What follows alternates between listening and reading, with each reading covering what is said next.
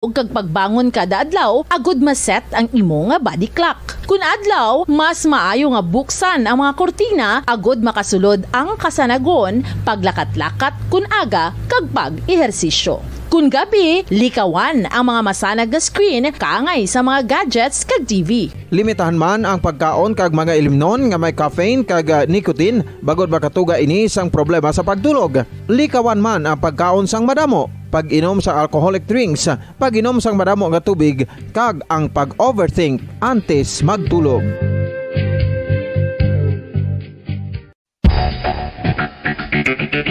Ang husto nga paggamit sang earphones o kon headphones.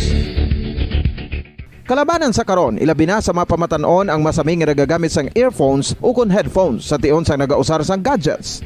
Apang, ano bala kalawig ang aton paggamit sang earphones kag headphones? Nakahibalo bala kamo mga kabombo nga ang tuman kalawig nga paggamit sini ang makatugas ang ear noise o kon acoustic trauma? May pila naman ka tips nga makabulig agud mahalungan naton ang aton dulunggan kag pamatinan. Dapat nga ipabilin nga yara lang sa 60% ang volume sang aton nga mga earphones o kon headphones. Likawan nga masobra sa 4 to 5 ka oras ang tayuyon nga paggamit sang earphones o kon headphones. Magtala na sang 15 minutos nga break matapos ang 1 ka oras agud nga makapahuway ang aton palamatinan. Masami nga tinuan ang earphones o kon headphones kag mas maayo nga gamiton ang duha ka earpiece sang aton nga mga earphones.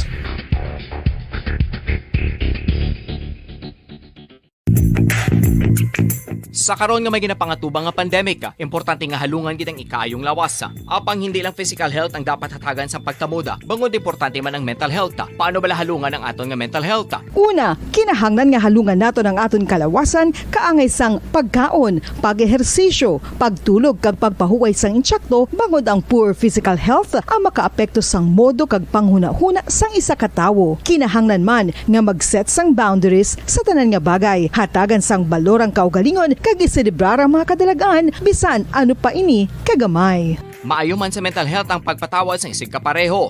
Bangod gina-release sini ang kabugat sa balatsagon subong man ang pagkamapasalamaton. Sunod sa research, dako man ang mabulig sa pagpangamuyo sa paglikaw sa stress.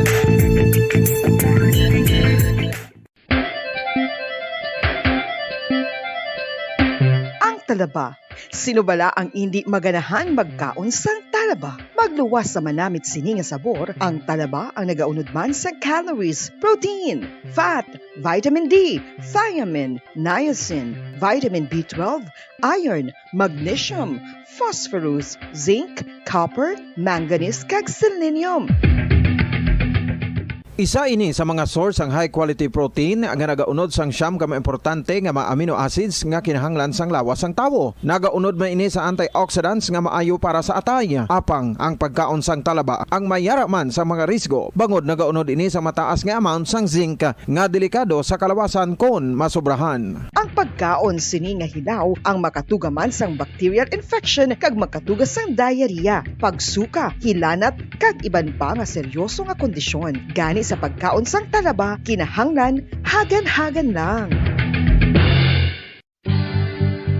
Oral disease, nagapadayon nga seryoso nga public health problem sa Pilipinas. Ang prevalence sang dental caries sa mga permanent teeth ang nagapabilin nga mataas sa 90% throughout the years. About 92.4% sa mga Filipinos ang may tooth decay, kag 78% ang may gum disease o kon periodontal diseases, santo sa report nagikan sa DOH. Bisan pa nga ini ang preventable o kung matapna, ini nga balatian ang nag-apekto sa halos kada Filipino at one point or another sa iya nga pagpangabuhi. Ang pag-practice sang good oral kag dental hygiene kaangay lang sa paghalong kag pagtatap mo sa imo kaugalingon. Nagatap na ini sang bad breath, tooth decay, gum disease, resulta ang healthy nga baba.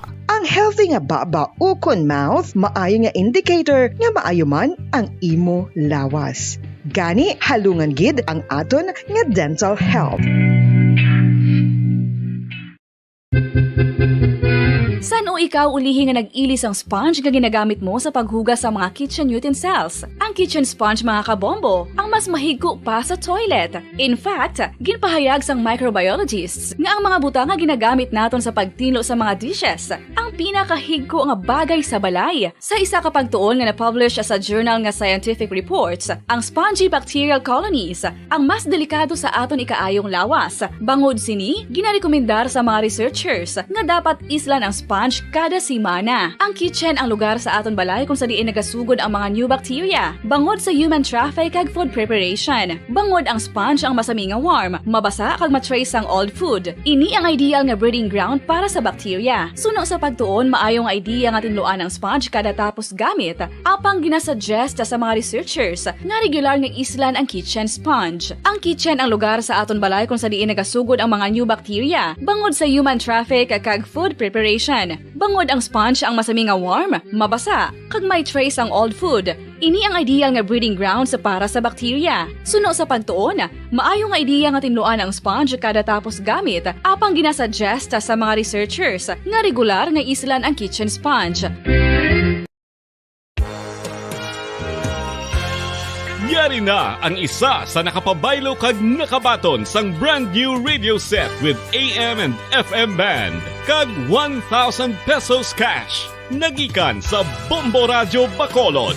Ko si Anisito Delicano, taga Libertad Extension, Bacolod City. Nagpabaylo ko sang radyo nga ginatag sapon sang Action Radio kay nagaungot sa ilalang estasyon. Hindi ko kapamati sang iyasang bumbo, mga lapit naman sa katuig ni nga ginatag nila sakon. Amo na mo lang ni ang imo nga mamatian ang Action Radio lang. Amo ini nga radyo ang ginapangatag nila. Gindala ko di sa bumbo kay pabayluan ko sang iyasang bumbo nga radyo nga wala sa ungot sa isa lang ka estasyon. Kag manami kay bag-o, kag wala guba, may suga pa. Kag ang 1,000 nga ginatag sang bumbo, mapasalamat gid ko kay may nagbakal na kusudan. Sing una ga vendors ko ti kay ginkakasama kami sa Libertad, di way nako kan sa balay na lang ang akon bata ang mga nagasuporta sa ako.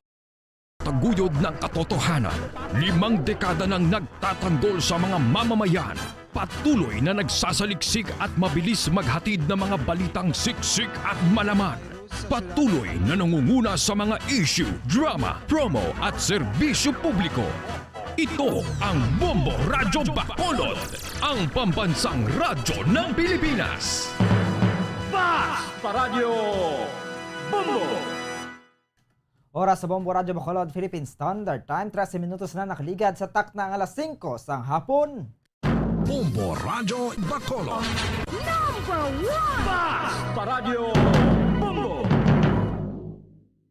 Mayong hapon syudad sa Bacolod, probinsya sa Negros Occidental, bugos nga Pilipinas sa bugos nga kalibutan. Yari na nga mo niya pagdulong sa inyo sa mga panibago, mainit yan nagabagang mga balita, diri sa Bombo News and Views Afternoon Edition. Subo nga adlaw, Lunes, petsa 1, una nga adlaw sa bulan sang Marso, sining ito 2022. Kagkaroon kanto na kita sa ato niya mga headlines. Sunog nga nagluntad sa Bacolod City subo nga 2022 kung tuig 2022, nagdangat sa 80. Sunog sa Negros Occidental, nagdangat naman sa 64.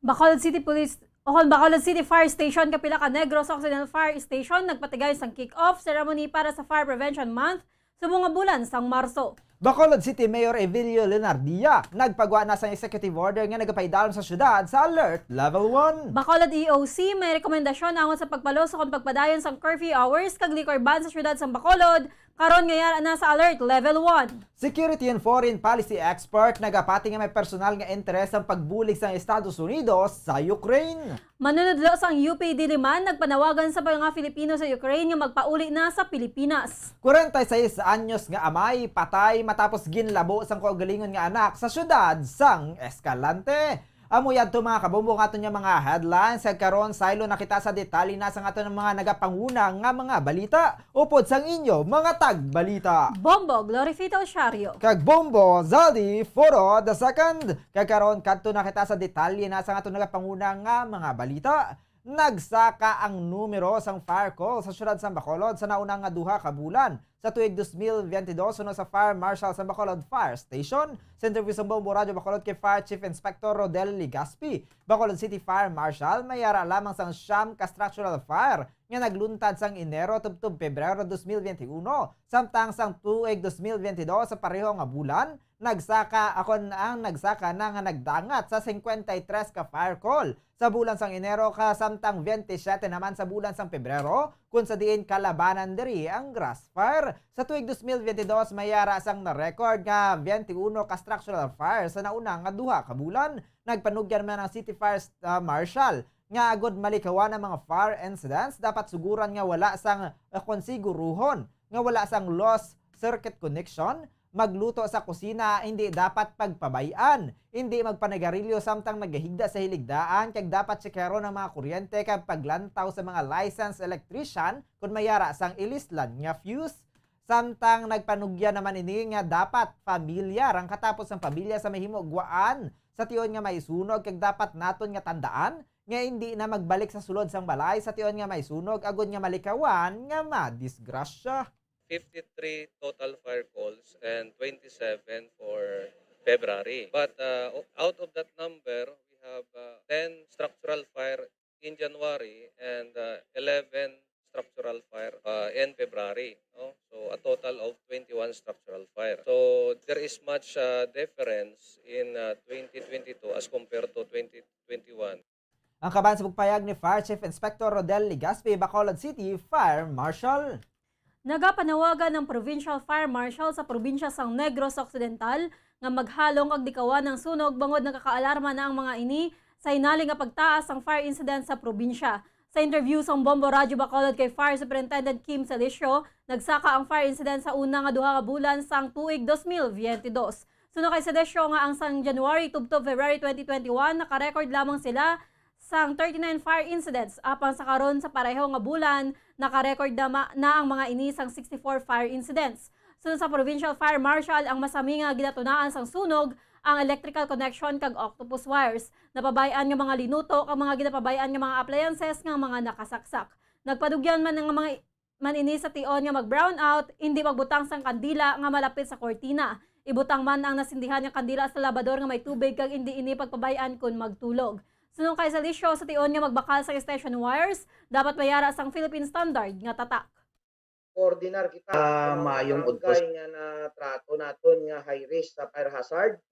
Kag mag-create sang community fire protection planning upod ang aton mga barangay kapitanes kag mga opisyales para matun-an naton kung paano mailikawan, especially ang sa mga barangay naton nga mga lakiton sa sunog ining sa aton urban core nga area nga damo sang light materials. Ang kabahin sang pahayag ni Fire Superintendent Kim Salicio, Provincial Fire Marshal sa probinsya sang Negros Occidental. Kadungan sa pag-umpisa sang Fire Prevention Month, nagpatigayon kaina sang aga asang kick-off ceremony ang katapos ng Bacolod Fire Protection. Ini ang ginalakipan sang motorcade sa simultaneous blowing of horns. Suno kay Fire Chief Inspector Rodel Ligaspi, ang Bacolod City Fire Marshal, kabahin man sang nagpatigayon man sila sa nga virtual lecture, kag symposium kag nagpanagtag sa mga flyers sa mga business establishment. Ang motorcade ang ginupdan sang private kag public sector, kasubong man nagupod man sa motorcade ang counterpart sang BFP nga uniform personnels. Ginpasalamatan man ni Ligaspi sa pag-upod ang pila ka mga media.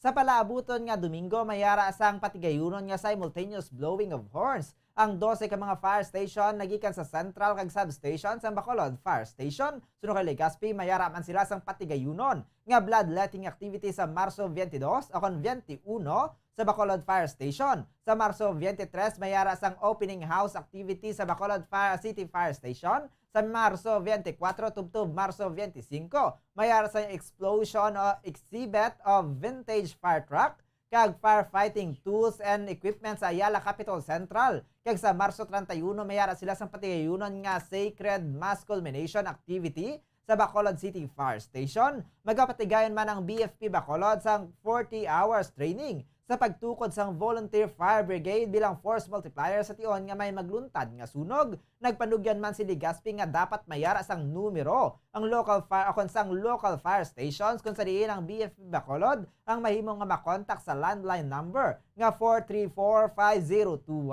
o kon 4345023 kag sa cellphone number nga 0921-341-7002. Gilayon man nga magpahibalo sa mga otoridad nga kung may magluntad nga mga sunog, agud gilayon nga marespondihan man sang mas madali nga panahon. Subong adlaw amo ang amon nga kick-off ceremony. So may ginhiwat kita nga motorcade, no?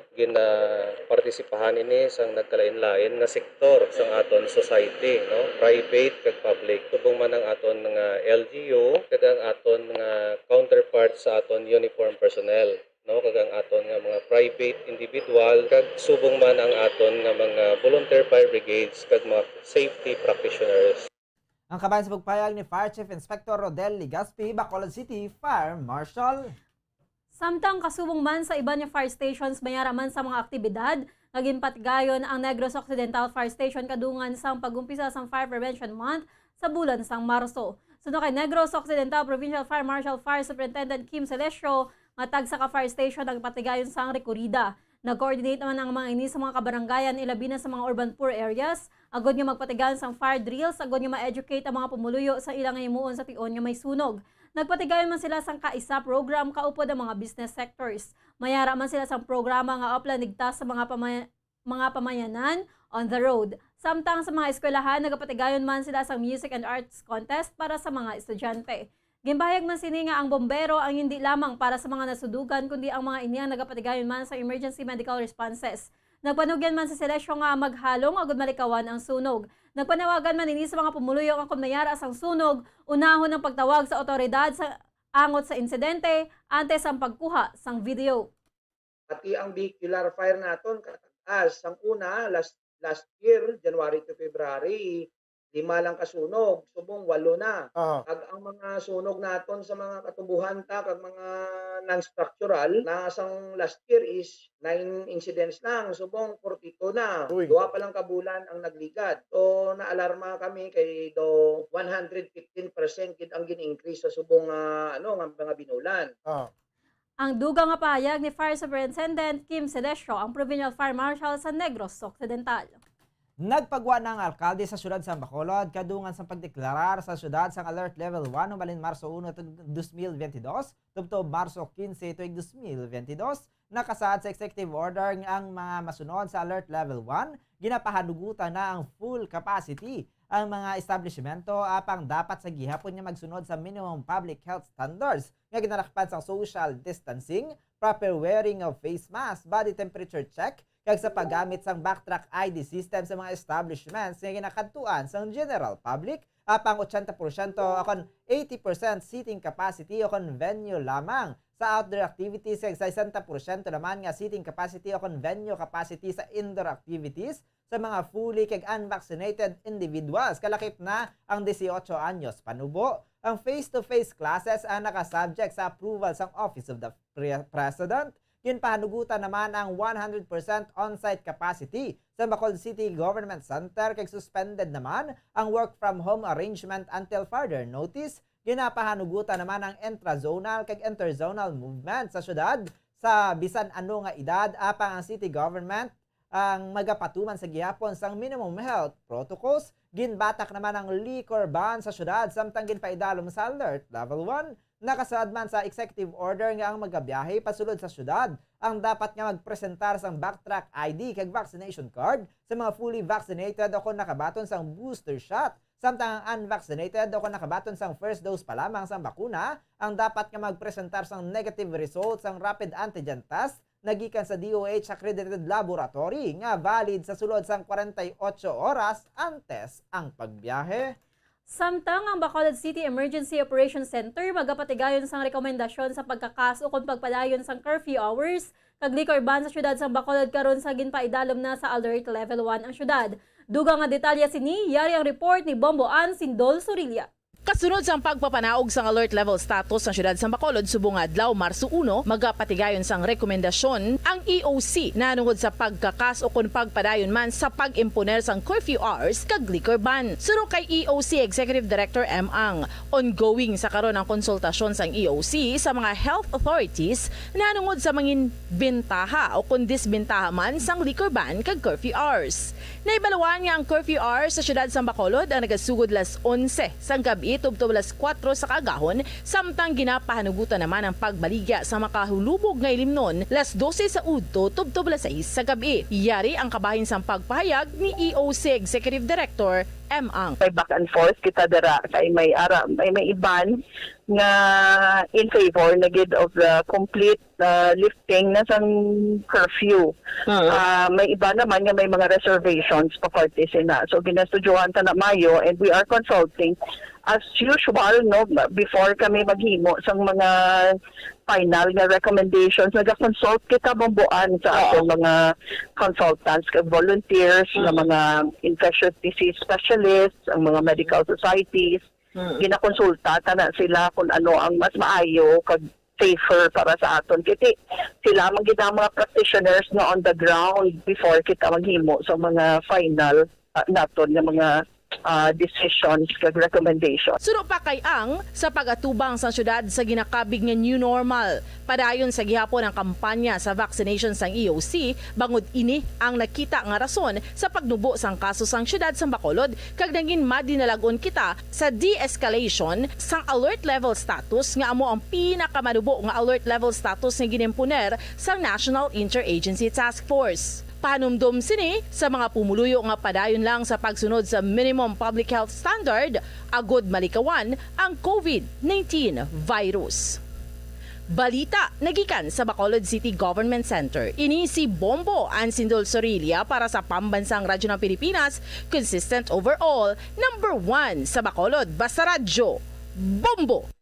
Samtang sa dugang panaton niya mga balita, natala na ang ipadala sang transport group ang ilang nga sulat sa gobernador sa probinsya sa Negros Occidental nga nagahingyo nga magpalabot ang gusto sa mga ini sa Department of Energy o kon DOE Secretary Alfonso Cosi agud niya mahatagan na sang hustisya. Sa interview sa Bombo Radio Bacolod kay Secretary General sang United Negros Drivers and Operations Operators Center o kon ONDOC Diego Malacad, luyag lamang sa mga ini nga mahatagan sang hustisya nga maghimo sang tikang ang DOE sa asod-asod nga pagsaka sang presyo sang petroleum products. Suno kay Malakad nagataas ang presyo sang petrolyo bangod sa buwis nga ginapatuman sang gobyerno kang isang value added tax o kon VAT kag excise tax kaya ginapangayo sa mga ini nga isuspende na ini agud niya magnubo man ang presyo sang gasolina. Sunod diri sa tion nga hindi matigayan ang magnubo ang presyo sang gasolina. Mapilitan ang mga ini nga pasaka ng pletehan sang 2 pesos and 50 centavos kung sa diin nakapadala man sila sang petition sa Regional Office ang Land Transportation and Franchising Board o LTFRB kag ginahulat na lamang nga madesisyonon. Suno kay Malakad nga masakit man ang pagpasaka sang plete apang kinahanglanon man sa mga ini bangod sa pagsaka sang presyo sang gasolina nagalaw man ang mga ini nga mahatagan sa nagkaigo nga solusyon ang ila nga ginahingyo. Naka-submit na sa position paper dito, no? Karong adlaw, i-submit ko ni kay Gop, kag kay Mayor Bing, ang apon nga sulat para dito sa reiteration na susong namon kay Secretary Cusi, in hoping, before sang campaign period, matagaan na ni Justice. Kaya kung hindi matagaan Justice, papatigayon kita sa nagkalain-laing nga forma sang protesta. Ang kabansog payag ni Secretary General sang United Negros Drivers and Operators Center, Diego Malacad. Samtang ginpahayag sang tagpamaba sang Police Regional Office 6 nga wala sang nabaton nga report ang Police Regional Office nga mayara sang nagaintra nga mga kapulisan sa rehiyon sa e-sabong o kon online sabong. Sa interview sang Bombo Radio Bacolod kay Police Lieutenant Colonel Arnel Solis, dapat sundon ang tanan nga mga ginamando sa mga higher authorities kaangay sang mando ni Police General Leonardo Carlos nga lantawon ng mga smartphone sa mga kapulisan agud masiguro nga ang mga ini nga wala nagaintra sa online cockfighting o kon isabong. Ini ang kasudod sa nadakpan nga pulis nga na-assign sa Campo Crame nga nagaintra sa nasambit nga sugal. Suno kay Solis, ang mga kapulisan sa reyon sa East ang hugot man nga gina-remind ni Police Brigadier General Flynn Dongbo ang Regional Director sa Police Regional Office nga hindi mag-intra sa sugal kag kun madakpan may pangatubangon nga kaso. Naibaluan nga ginsuspend na ni Presidente Rodrigo Duterte ang pagpatigayon sa online cockfighting yung kon isabong kasunod sa mga nagkaladula ng mga manugbulang sa Luzon. Sa PNP, pagkasundo natin na regarding sa order sa ating PNP, Police General Leonardo D. Carlos, ng mga kapulisan na hindi nag-involve sa isabong, no? Kasi na sila manuspo na magtaya or mag-engage sa isabong. So, inabawal yun, no? Sa PNP and also driven sa Police Regional Office 6. Ang kabahin sa pahayag ni Police Regional Office 6 spokesperson Police Lieutenant Colonel Arnel Solis. Aminadong isa ka security and foreign policy experts nga napunggan sang Russia ang orihinal nga plano sang Estados Unidos nga pagpakig-alyansa sa Ukraine paagi sa pagsakop sang Eastern European country. Sa interview sang Bombo Radio Bacolod kay Professor Chester Cabalza sang UP Diliman, may personal nga interes ang Estados Unidos sa pagbulig sa Ukraine. Suno kay Cabalza, bangod interes sa nasambit nga pungsod ginasustentuhan sang Estados Unidos ang Ukraine. Sunod diri ginahimos ang US nga panagang ang Ukraine batok sa Russia gani nagapatigayon ini sang training sa military forces sang Ukraine. Nagpahayag man ni Cabalza nga ang Estados Unidos man ang nagduso sa Ukraine nga mangin magpamiyembro sa North Atlantic Treaty Organization o NATO. Suno sa security and foreign policy expert nagikan sa UP Diliman, lain ang nangin paninduga ni US President Joe Biden bangod nagpahayag ini nga hindi maghilabot sa Ukraine akon Russia-Ukraine conflict. Amat-amat sini nga ginpang pull out ang mga puwersa sini sa European, Balkans kag Middle East bangod nagtutok ini sa Indo-Pacific regions. Gani nakibot na lang ini sang Russian aggression sa Ukraine. Suno kay Cabalza, nakita ni Russia nga ginhimo ni US akon ang ginhimo ni US kag nakahibalo gid ini sang taktika sa nasambit nga pungsod gani natigayon sini nga masulod ang Ukraine. Nagulat sila dahil sa Russian aggression ngayon at tinutuon ni Putin yung kanyang pakikipaggera. Naunahan ni Putin. Kumbaga, alam niya ang strategy ng US. Binabasa nila. So ngayon, na-provoke din ang Russia because of their interest over Ukraine. Ganun ang nangyayari ngayon. Ang kabayan sa pagpahayag ni UP Diliman Foreign Policy Expert Professor Chester Cabalza. Ginalantaw ni Professor Chester Cabalza nga hindi mapaktan kung ano kalawig ang peace talk sa tunga sang Ukraine kag Russia antes magkasugot ang magtimbang nga pungsod santo sa demand sang Kremlin. Nahibaluan nga nagsugod na kagabi ang peace talk sa border sang Belarus apang natapos lang nga wala sang breakthrough kag magabalik naman sa negotiating table sa masunod nga inadlaw. Suno kay Cabalza, madugayan ang ginapatigayon nga peace talk sa tunga sang Russia kag Ukraine bangod madamo pa sa mga diskusyon nga patigayunon. So diri tubtob nga wala pa makuha ni Putin o ni Putin ang luyag sini sa Ukraine, hindi na matapos ang giyera sa tunga sang duha ka pungsod. So diri ang gusto ni Putin ang mas subdue ang Ukraine bangod sa natural resources, military power, apisar nga mas mabakod ang Russia apang nagabato man si Ukraine bangod maayo man ang military force sini kag naga-invest naman ang mga ini sa military forces. Luyag man sang Russia nga makuha ang Ukraine bangod sa alyansa sini sa Estados Unidos, bangod suportado sang US ang Ukraine sa madamo nga pamaagi. This process, this agreement, maraming ganyan, no? Diyan lumalabas yung mga demand ng bawat parties, no? And definitely, ano ba ang isa sa mga demand din ng ng Russia? Of course, yung Crimea, no, na inanex nila na parte yan ng Ukraine. And secondly, yung pagtanggi ng Russia na maging parte ng European Union ang Ukraine. Ang kabahin sa uko ng duga nga pahayag ni UP Diliman Foreign Policy Expert Professor Chester Cabalza. Ginalantaw man ni Professor Chester Cabalza nga mag-aantos ang Russian government sang kakulang sang finances kung hindi magmadinalagon si President Vladimir Putin sa orihinal nga plano nga sakupon ng Ukraine sa mas madali nga panahon. Sa interview sang Bombo Radio kay Cabalza, naglapaw na ang self-imposed deadline ni Putin sa pagsakop sa Ukraine. Mangod nagapasulod na subong sa ika-6 nga adlaw ang giyera. Suno kay Cabalza, dako nga impact sa Russia ang ginapatigayon nga economic sanctions ang pila ka mga western countries bangod mahimo nga magkulang ang ilang nga pondo para sa military forces. Sunod diri posible man nga maubos ang kwarta sang Russia bangod wala sang makipag-trade niya iban nga mga pungsod kay na-focus man sila sa gyera kasubong man mahal ang gastuhon sa gyera sa subong nga sitwasyon bangod naga-recover pa sa pandemya ang bilog nga kalibutan. Sunod kay Cabalza, duha ang ginatutukan sang Russia sa karon ang economic recovery nagikan sa pandemya kag ang military expenses napaslawan si Russia sa plano sini bangod nagbato ang Ukraine kag mayara sang support sa Ukraine ang international communities gani mayara sang ginpatuman nga economic sanctions. Pwede rin mangyari na yung source of income and source of military power ng Russia medyo humina kasi nga kailangan nila ng pera. Definitely, once we have economic sanction, hindi makikipag-trade yung bansa, mauubos yung national coffers nila, yung pera nila sa Russia dahil nakatutok ngayon sila sa giyera and it's very expensive to wage war in this situation, and of course the world is still recovering from the pandemic. Ang dugang pangapahayag ni UP Diliman Foreign Policy Expert Professor Chester Cabalza. Samtang nagpanugyan ng security and foreign policy expert nga si Professor Chester Cabalza nga mas maayo kung temprano pa mapauli ang mga Pinoy nga nagatrabaho sa Ukraine bangod hindi mapaktan kung ano kalawig ang Russian invasion. Suno kay Cabalza, dapat nga siguron sa mga Filipinos nga nagatrabaho abroad ang kompleto nga mga papeles sagod hindi sila manginti-anti, labi na ang mangyayara sa European countries. Sunod diri ang mga Pilipino nga nagatrabaho sa Ukraine ang dapat nga magupod na sa tion sang repatriation bangod antes pa maglala ang sitwasyon sa Ukraine. Sunod kay Cabalza, dapat nga magpauli na mga Pilipino kag pabayan ang gobyerno nga magbulig sa ila kag kun wala na sa mabulig ang gobyerno, dapat mangita na lang sang iban nga pungsod nga mahimo trabahuan bangod mabudlay ang transborder sa European ilabi o kon sa European countries.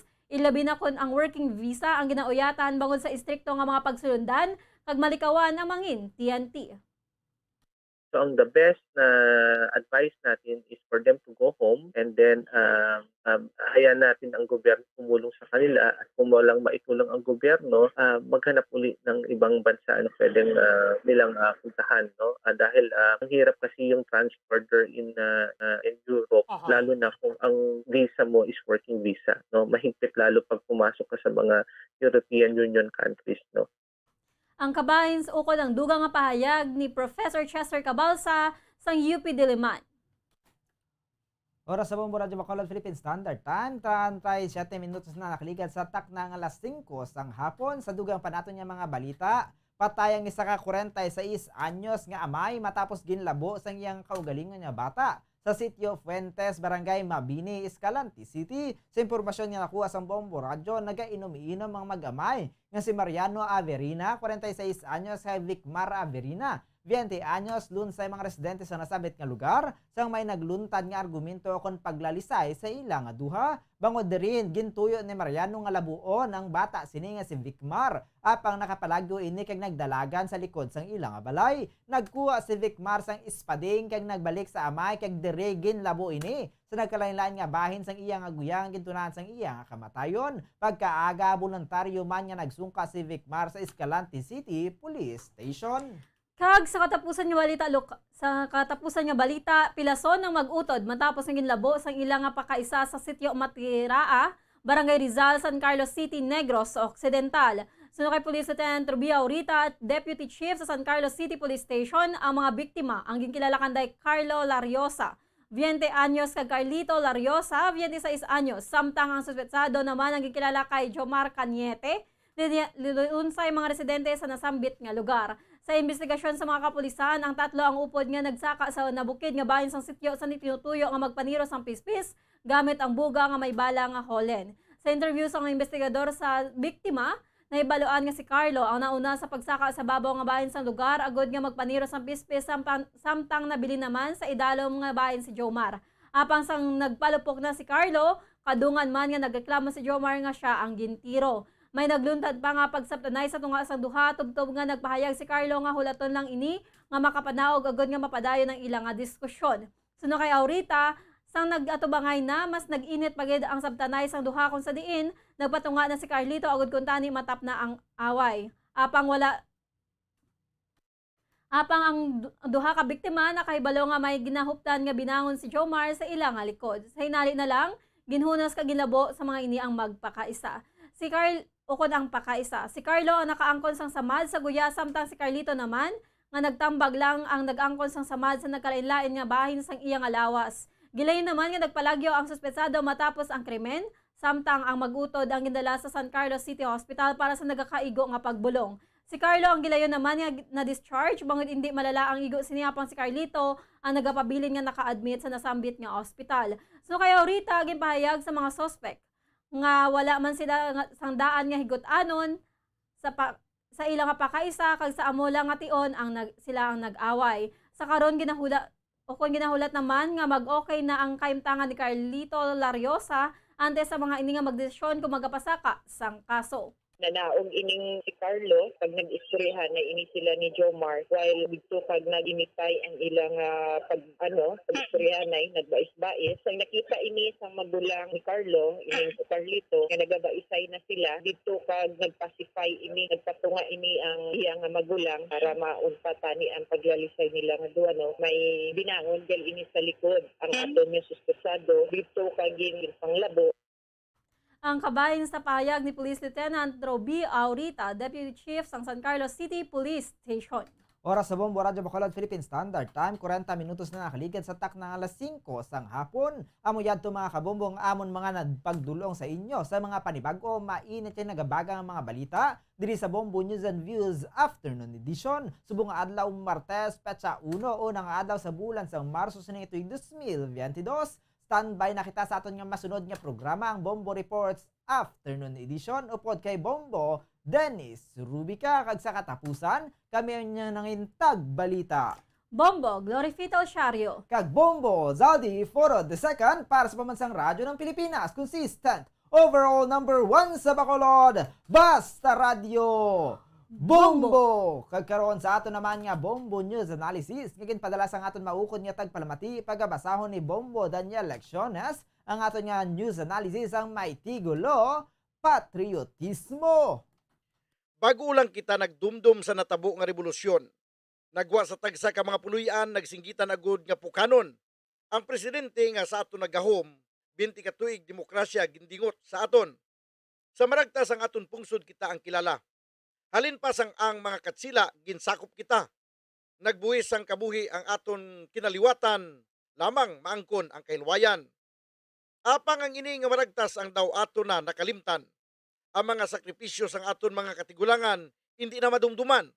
Nadula na ang pagka-nasyonalismo. Patriotismo, wala naman sa bokabularyo. Sa karon nga ginlusob sang Russia ang Ukraine, kag ang mga pumuluyo nagbato sa ila kabuhi wala mangilin, dili naman naton liwat mabatyagan, pungsod panginmatyan lamang ini ang mapangapinan.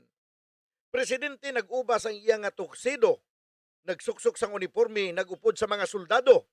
Beauty queen, boksidor, kay pila ka mga sibilyan, sila man ang nagpamatod, panginmatyan ang pagpangapin sang pungsod. Nagapangibabaw sa gihapon ang patriotismo, sa tagsa nga may mag-agaw sang kailwayan sang tawo, kabay nga sa sining natabo sa Ukraine. Kita ang makabugtaw kag patriotismo sa aton dughan magapabilin. Ang ini nga pangunahuna pananawan ang ginpadala ni Arnel Suplido sa Barangay Mansilingan, Bacolod City.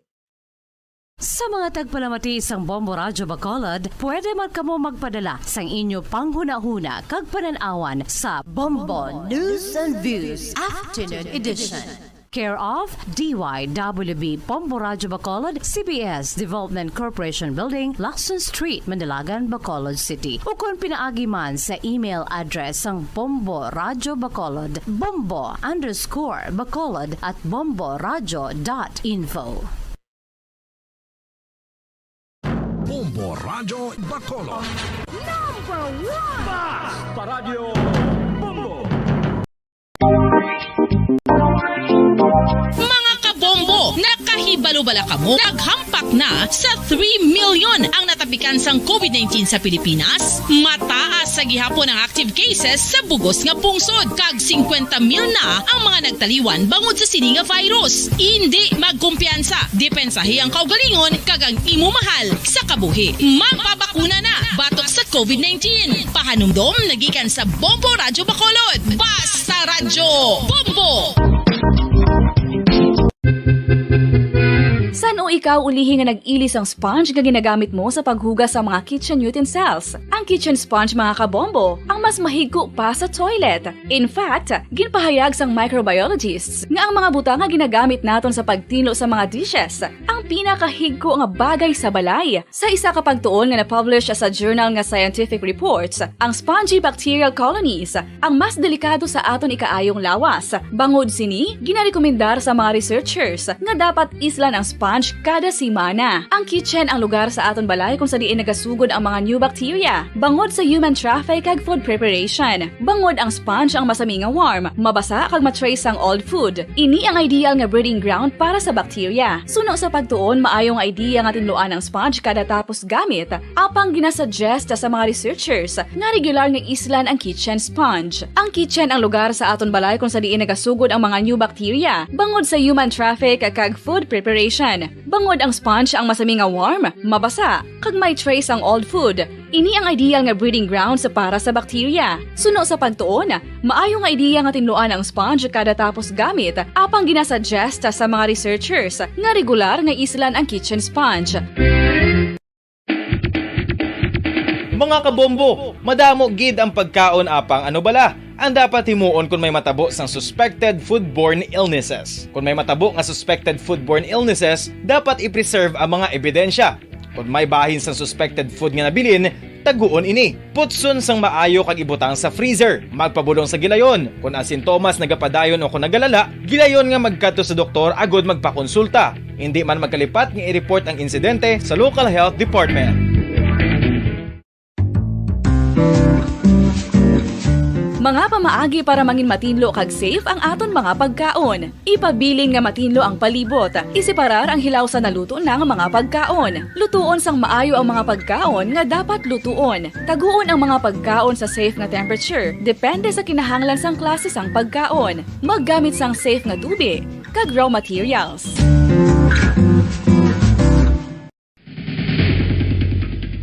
Ang food safety ang nagagarantiya nga ang pagkaon hindi makatugas sang anuman nga halit sa consumers o kung makakaon sini, samtang ini ang ginahanda o kung nakaon. May ara man sa ginatawag food and waterborne diseases o kung grupo sa mga balatian, tugas ang anuman nga infectious o kung non-infectious agents. Ang mga masunod ginakabig common causes ng food and waterborne diseases. Unsafe nga ginahalinan sa ginainom nga tubig, improper disposal of human waste, unhygienic practices, unsafe food handling and preparation practices.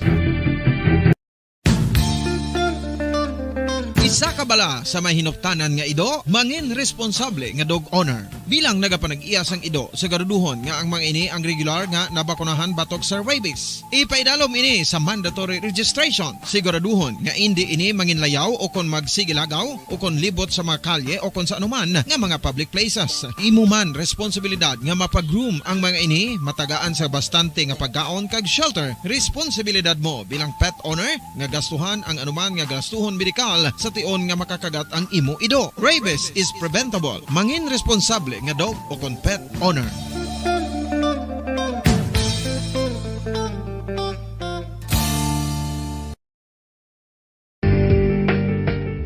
Kinahanglan mo bala nga mag-recharge? Hindi mo na kinahanglan nga magsalig pa sa caffeine. Bangod, ang pag-power nap ang makapaboost sang memorya, cognitive skills, creativity, kag energy level. Ang power nap o kon cat nap ang pagtulog sang malipot nga oras kag may tinutuyo nga i-revitalize ang isa ka persona. Masami ini nga nagadugay sang 15 to 20 ka minutos ginahimo kun udto o kun hapon. Santo sa pagtuon, mas mangin alerto ang isa ka persona kung maka-power nap ini. Nagapabuhin man ini sang stress kag nagapa-improve sang cognitive functioning. Isa ini kapamaagi agud nga ma-refresh ang utok sang tawo kung ginakapoy. Bagluwas diri, nagapanubo man ini sang risgo sang heart disease.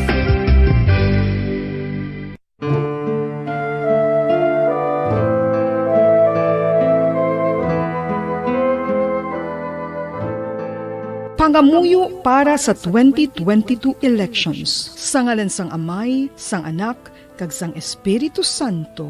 Amen. O Diyos nga amon amay, sa amon paghandom para sa maabot nga 2022 elections, nagasalig kami sa imo saad nga ipadala mo sa amon ang mga lideres nga nagatuman sang imo mga sugo kag may kinaugali nga nasanto sa imo tagi pusoon kag espiritu. Ginoong Jesus, hatagi sang inspirasyon ang tanan nga nagahandom nga magpungko sa pwesto, agud sila mangin lider kag alagad nga magabutang sang kaayuhan sang kadaman, ilabi na ang mga kubos, mga maluya, kag mga ginapigos, labaw sang sa ila personal nga interes. Tagdumala nga alagad nga nagahandom sa matudtud nga pag-alagad, kag indi nga sila ang pag-aalagaran. Tagdumala nga alagad nga may integridad, kag kaluoy para sa tanan. Ubalaan nga Espiritu Santo, sanagi ang amon mga huna-huna kag kasing-kasing, agud amon makita sang maathag ang mga kinahanglanon sang amon katawhan, ang mga promesa sang mga kandidato, kag ang ila ikasarang sa pagtuman sini tanan.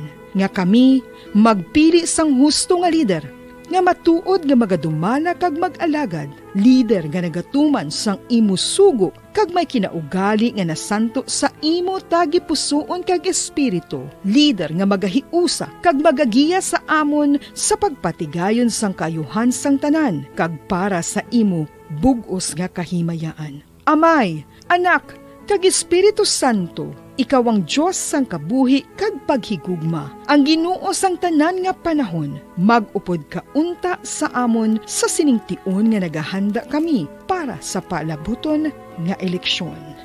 Amen. Sa ngalan sang Amay, sang Anak, kag sang Espiritu Santo. Amen.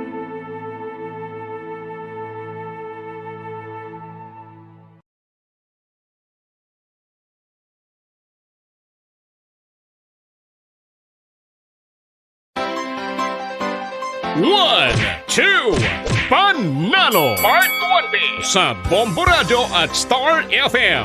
Heto ang isa sa mga nakatanggap na ng kanyang premyo sa Grand Draw. Ako si Sophie Marla Poos, tagahandumanan, nagbaton sang 5,000 pesos bilang third prize winner sa Grand Draw sa 1-2 Panalo Part 20. Madamo gid nga salamat sa Bombo Radio. Kay dako gini mabulig sa amon nga panimalay. E gasto namon sa sulod ng panimalay kay para madugang pangbayad bills. Papigado gid kaayo pero nang kaloyan sa kay Lord nga wala ya makamigapon gipabayan. Dako gid mabulig sa yang Bombo Radio kay damo gid mang babakal kag hindi mo napakitaon makita sa dalan kung amo ini kadako mo madagon. Ang tagahandumanan, mahulog ka mo diri sa Bombo Radio, agud makadaog makamo sang 5,000 pesos sa ilang mga raffle kay dako gini mabulig sa aton sa sini nga mga pandemic nga ginatawag. Ikanugon malang sa mga plastic nga ihaboy naton kundi i-purchase naton nga ihulog diri kay may benepisyo gid sa aton kag may bulig gid ang Bombo Radio. Basta radyo Bombo number 1. Number 1 ang Bombo Radio.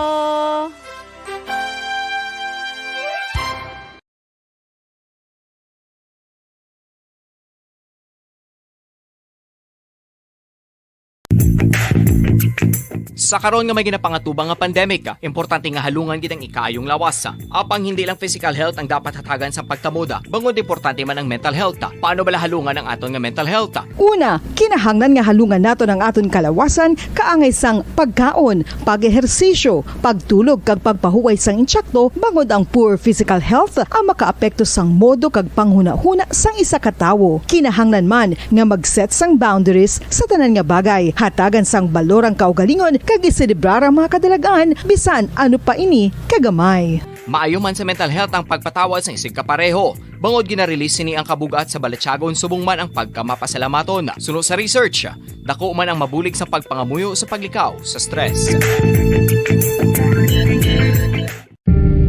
Tips agud malikawan ng insomnia. Ang pagtulog sang maayo ang makaapekto sa mental kag physical health sang isa ka tawo. Apang kung kaisa hindi maligar nga nagaka-eksperyensya sa ginatawag nga insomnia, gani ari ang matip sa gud malikawan ini kag mas makatulog sang maayo mga kabombo. Kinahanglan nga pareho ang oras ang imo pagtulog kag pagbangon kada adlaw agud maset ang imo nga body clock.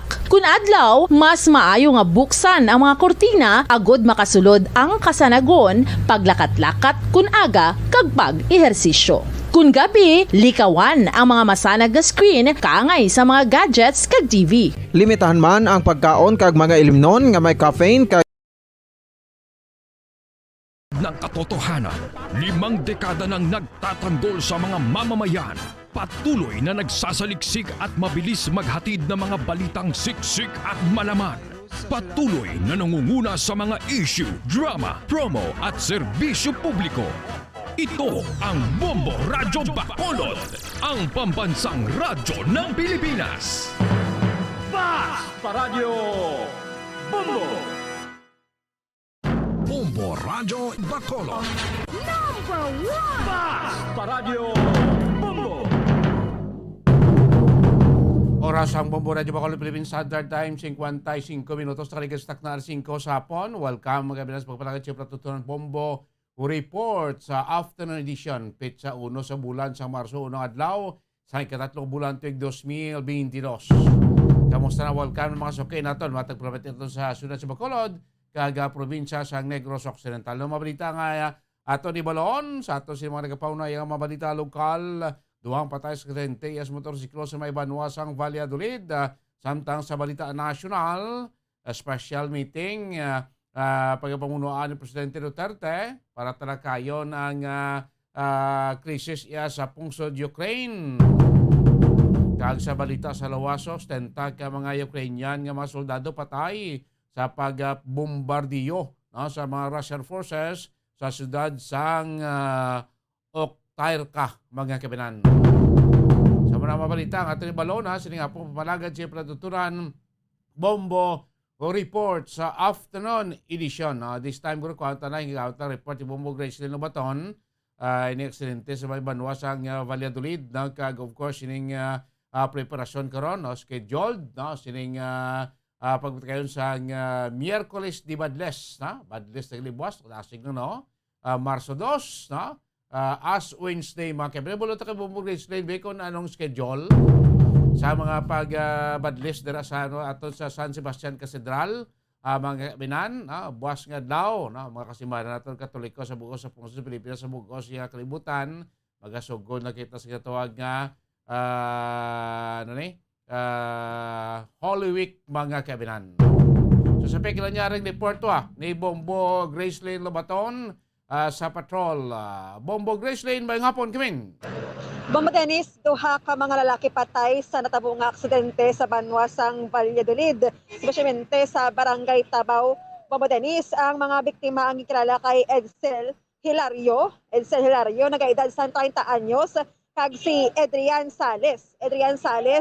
23 anyos ang nagamaneho Bombo Dennis ang ilang nasakyan nga motorsiklo amo si Hilario kag nagaangkas ining si Sales. So Bombo Dennis nakabunggo ining motorsiklo nila sa poste, no, kag nakaagom ni sila sa madamo nga pilas, especially sa ulo gid, no, nga gitanaan sang ila nga kamatayon. So dead on the spot ining si Hilario kag si Sales gidala sa ospital apang wala man natabangan Bombo Dennis. So suno sa pag-investiga sa atong mga kapulisan kay Police Major Wilfredo Binoman, no, ang iyang mga Bombo Dennis nga sa dira nga parte kurbada na nada kag madasig ang patlagan sang driver, no, kag wala na control. So nakabunggo sa poste kag nagresulta gid sang ilang kamatayon. So may ara man gani nagligad nga mga tinuig mga 2020 nga tuig Bombo Dennis nga may napatay man dira, no, duwa ka mga truck nga iyabla or wing van, no, 4 ka bilog patay. So ari may patay naman duha ka bilog Bombo Dennis. So matiyan ta, no, ang pahayag ni Police Major Wilfredo Binoan Jr. Bombo Dennis. Naton ang driver karong iya back rider nag-traverse ini from north to south direction. Pag-abot sa wooden na poste sa place of incident, nabungkuan niya ang poste sa musiko sa kilid sang highway. Kagbot ang driver kag ang back rider gindala sa Valladolid District Hospital for medical treatment, but declared dead on arrival by Dr. Jolie Ea, attending physician. So, aton ginasyon naton dasig na pagpadlagan sa driver sa susuko reader that cause may impact din sa pagkabunggo niya sa kahoy na according sa aton na investigation may mga body injury ato kag head injury ang motong gintunaan sa ilang Ang area kasi din sa Bumbo Gracelyn. Bumbo Gracelyn. Bombo Dennis, amo to no. So condolence na lang sa pamilya sa duwa ka mga biktima Bombo Dennis. Portion ng ito kay Lala, Chimpo Tigres Center ta. Bumbo Gracelyn, salamat Ked. Yes, Bombo Dennis, live kita dire sa Bacolod City Public Plaza. Ini si Bombo Grace in wato nag-report pa sa Mamansang Radyo ng Pilipinas. Consistent. Overall number 1 sa Bacolod Basta Radyo. Bombo! Damo salamat Bombo Gracelyn Lobaton sa motor duwang pataya sa aksidente sa motorsiklo sa may Banwa iya sa Valladolid, Macabena. Oras sa Bombo Radyo Bacolod, impunto las 6 na sa gagabi. Salbay na kami sa internet kayo masunod ko labas ng mga repaw ng mabalita nasyonal. Ang Presidente Duterte magkapatawag sa special meeting sining gabi upod sa PNP, AFP, business sector, kay iban pa membro sa kabinete no, para hambalan ang posible gawin mahimo man sa ato siya pungsod particularmente sa mga Pilipino sa sinigalod tayo karon nga krisis dito iya sa pungsod Ukraine. Kagiwan pa, Are News Center sa ato sa Bombo Network News. News Center, coming!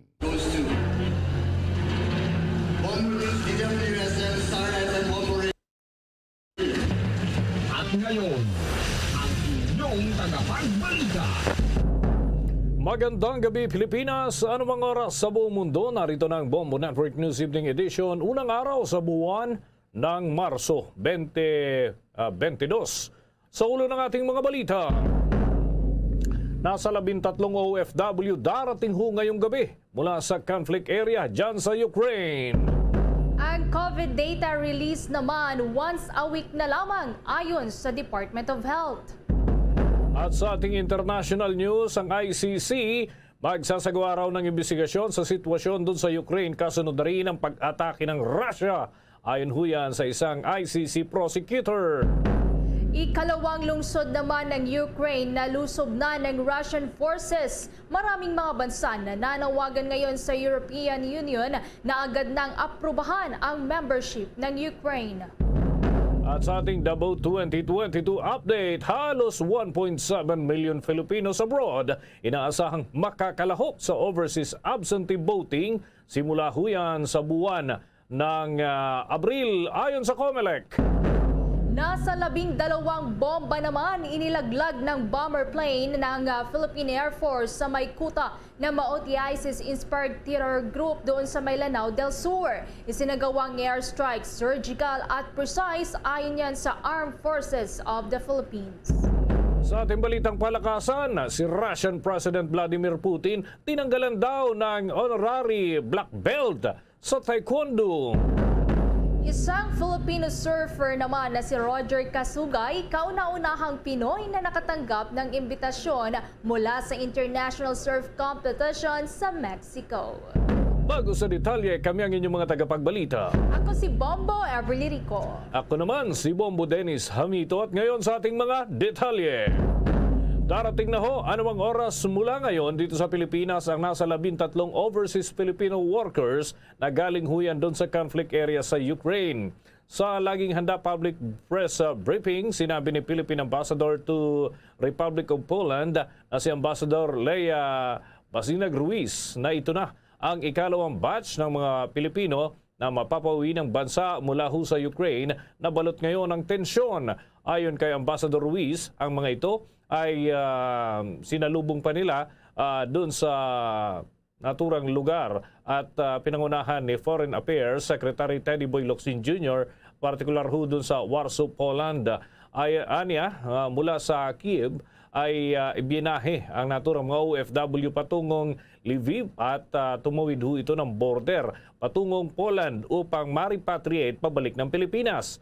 Sagutan niya ng gobyerno ang transportation, food and accommodation ng mga ito, maging ang kanilang RT-PCR test at flight tickets pabalik naman ng ating bansa. Una nang napauwi ang 6 na mga Pinoy mula sa Ukraine habang sa ngayon ay inaayos na rin ang pagsasapinal doon sa ikatlong repatriation flight. Sumatotal mga kabombo, 215 ang mga Pinoy sa Ukraine at handa silang asistihan daw ang mga ito sa oras na magdesisyon na bumalik sa ating bansa. Sa karagdagan pang balita, gagawin na lamang lingguhan ang paglalabas ng bilang ng Department of Health sa mga bagong kaso ng COVID-19.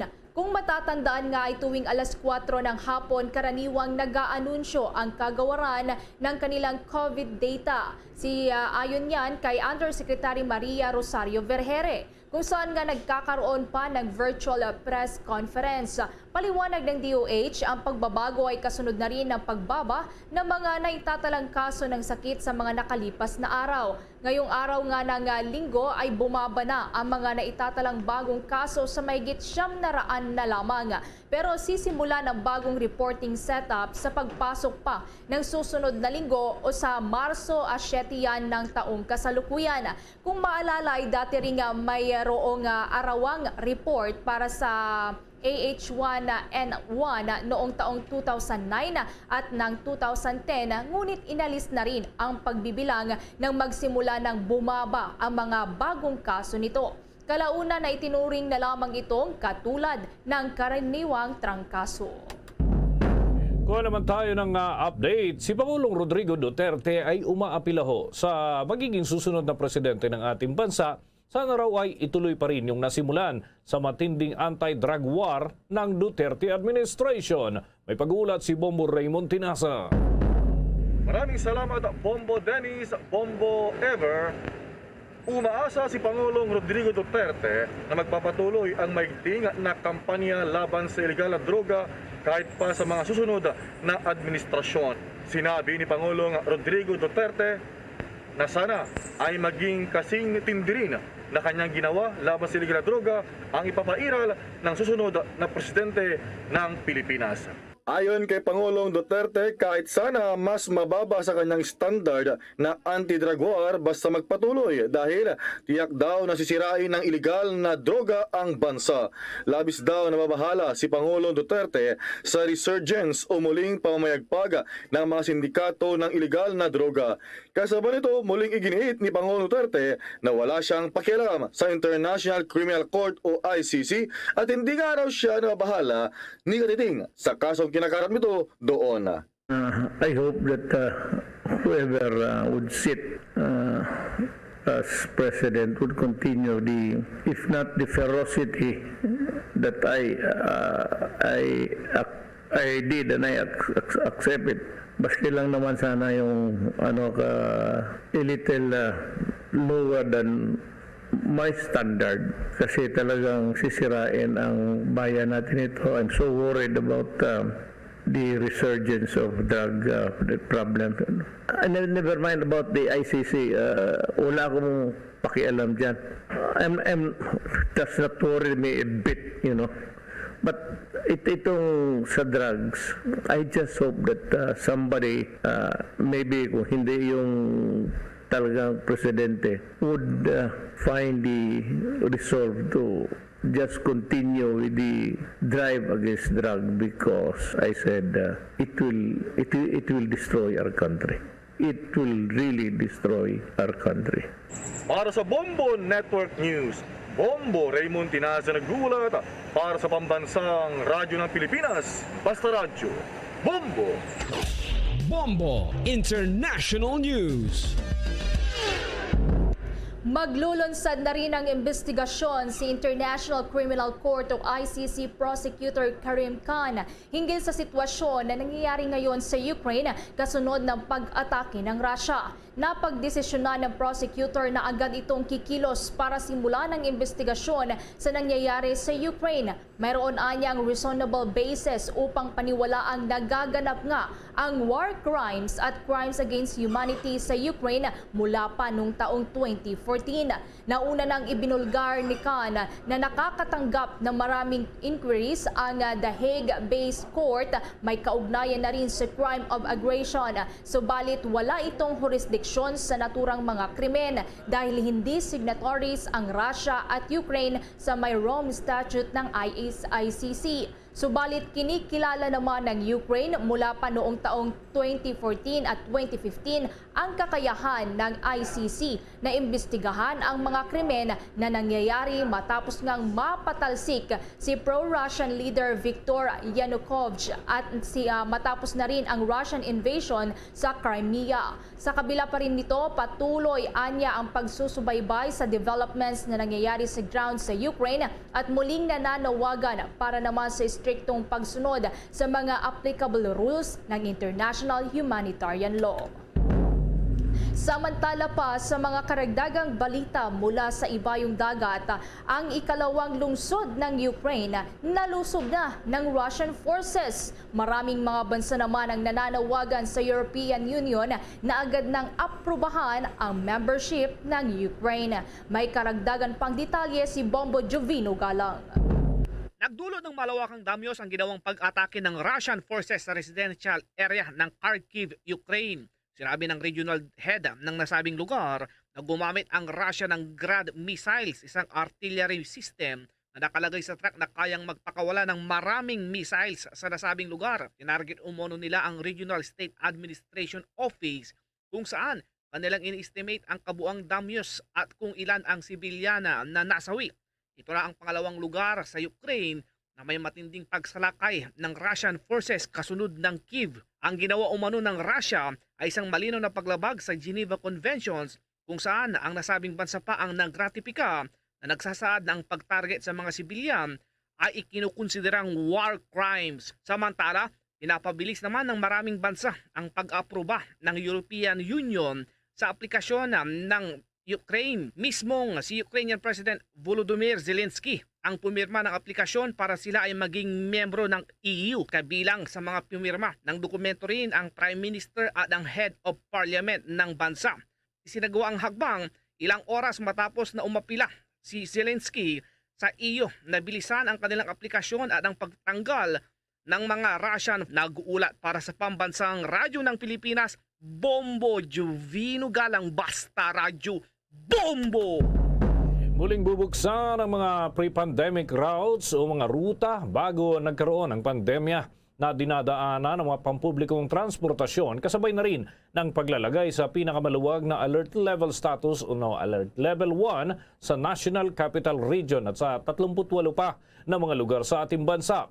Ayon sa Metropolitan Manila Development Authority o MMDA at may pagtitiyak na ang Transportation Undersecretary na si Stephen Pastor at LTFRB Chairman Martin Delgra na muling ibabalik ang mga ruta para na rin sa lahat ng mga pampublikong transportasyon maliban na lamang sa ilang ruta ng mga jeepney.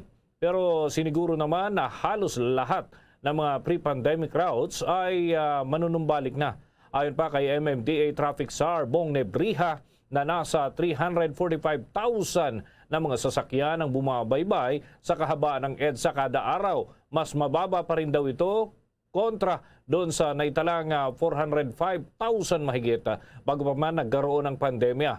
Maalala mga kabombo na isinara ng pamahalaan ang mga public transport system at mga kalsada na rin noong Marso ng taong 2020 nang tumama ang pandemya dito sa ating bansa upang mapigilan daw ang hawaan ng deadly virus. Bombo Radio and Star FM, The Vote 2022 Updates. Inaasahang aabot sa halos 1.7 million Filipinos abroad ang makikibahagi sa Overseas Absentee Voting o OAV na nakatakda naman hong simulan sa susunod na buwan ayon sa Commission on Elections. Base nga sa latest data, nasa kabuuan na 1,697,200 215 ang nakapagparehistro bilang overseas voters kung saan karamihan na nasa 1.6 million dito ang land-based voters habang nasa 19,000 mahigit naman ang sea-based voters. Karamihan dito yung mga nagtatrabaho, mga kabombo, bilang crew ng mga barko at iba pa. Nakabase ang halos kalahati ng mga butanteng Filipino abroad sa Middle East at Africa na nasa 786,997. Sinusundan ng Asia Pacific region na mayroon naman na 450,000 mahigit ng mga butanteng Pilipino. Sa North at Latin American region ay meron namang 306,000 mahigit na voters habang nasa European region ay umaabot naman sa 153,000 mahigit ang rehistradong botante. Lumalabas na sa data ng majority ng mga botante ay mga kababaihan na papalo sa 1 million mahigit habang nasa 625,000 mahigit naman ang mga kalalakihang botante. Ang mga boboto sa ibayong dagat ay magsisimulang proseso ng kanilang pagboto. Isang buwan ho yan bago pa man simulan sa Pilipinas ang nakatakdang halalan o yung May 9, 2022 elections. Maaari lamang hong makaboto yung mga overseas voters para sa pagkapangulo, pangalawang pangulo, senador at yung party list representatives. Samantala, mga kabombo, ay abangan ho mamaya. May sinusubukan ho tayong makausap mula ho dyan sa Lanao upang makakuha po tayo ng mga update hinggil ho dyan sa nangyayaring airstrike sa kuta ng mga rebelde. Samantala, sa iba pang balita, Bombo Ever. Samantala, ang Department of Trade and Industry naman hinimok na ang mga empleyado na pumasok sa trabaho imbes na mag-work from home. May karagdagang detalye pa si Bombo Gerald ulit. At samantala, Bombo Ever, bago tayo kumuha ng linya dyan ni Bombo Gerald, ay tunguhin muna natin dun sa Lanao. Kukumustahin na natin kung nasa linya na itong ating makakausap si Philippine Army Major Andrew Linaw. So, kukumustahin natin yan na maya-maya lamang. So, dako muna tayo sa iba pa nating mga balita. At ito muna, Bombo Ever. 7 pulis yung nasampulan ng Philippine National Police na ito yung pinaigting na kampanya laban sa illegal na sugal, lalo na dun sa online sabong. Ayon kay PNP Chief General Junardo Carlos, batay daw dun sa kanilang data ng Directorate for Investigation and Detective Management mula January 2022 hanggang February ng etong taon din na ito, nakatanggap daw sila ng 7 reklamo laban sa mga pulis na may kinalaman sa online sabong. 3 sa mga ito ay nakatalaga sa Police Regional Offices 4A, isa sa PRO 5 o dyan sa Bicol Region, isa sa Eastern Visayas at isa rin sa PNP HPG. At meron ding nakasali galing ho sa NCRPO. Naharap na ngayon ang mga ito sa administrative complaint ang 3 pulis sa PRO 4A, habang naharap naman sa iba pang mga kasong administratibo ang mga tinukoy na sina Police Sergeant Jeffrey Cabilin na suspendido ng 60 araw, Senior Sergeant Hassan Tugana na naharap naman sa 6 na buwan na suspensyon, habang sibak naman sa serbisyo ang iba pang mga pulis na sinasabing involved nga dito sa naturang pangyayari at sunod-sunod na mga kaso ng may kaugnayan dito sa online sabong. So mga kabombo, mga ka-Star Nation, yan yung ating mga update. So ingat-ingat ho at iwasan na makisali yung mga pulis dyan sa naturang mga aktibidad. Samantala, tutunguhin na natin itong tagapagsalita ng Western Mindanao Command, si Major Andrew Linaw. Welcome sa Bombo Radio Philippines, where nationwide, worldwide, si Bombo Dennis po ito. Together with me, si Bombo Ever Lerico. Magandang gabi po sa inyo, Major.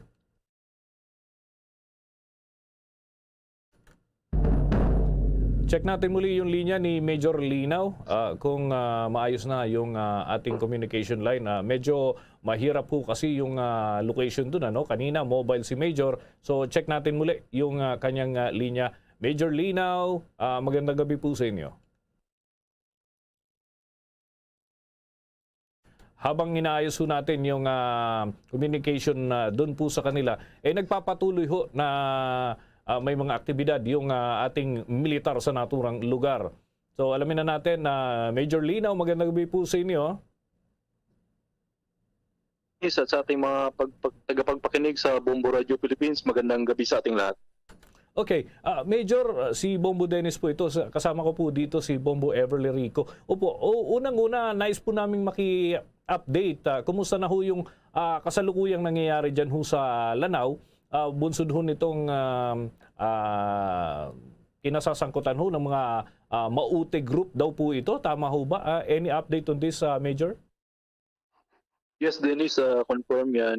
Nagkaroon tayo ng combat operation last 2 a.m. kaninang madaling araw, and with our combat group element from the 1st Infantry Division of under the Western Mindanao Command, nagkaroon ng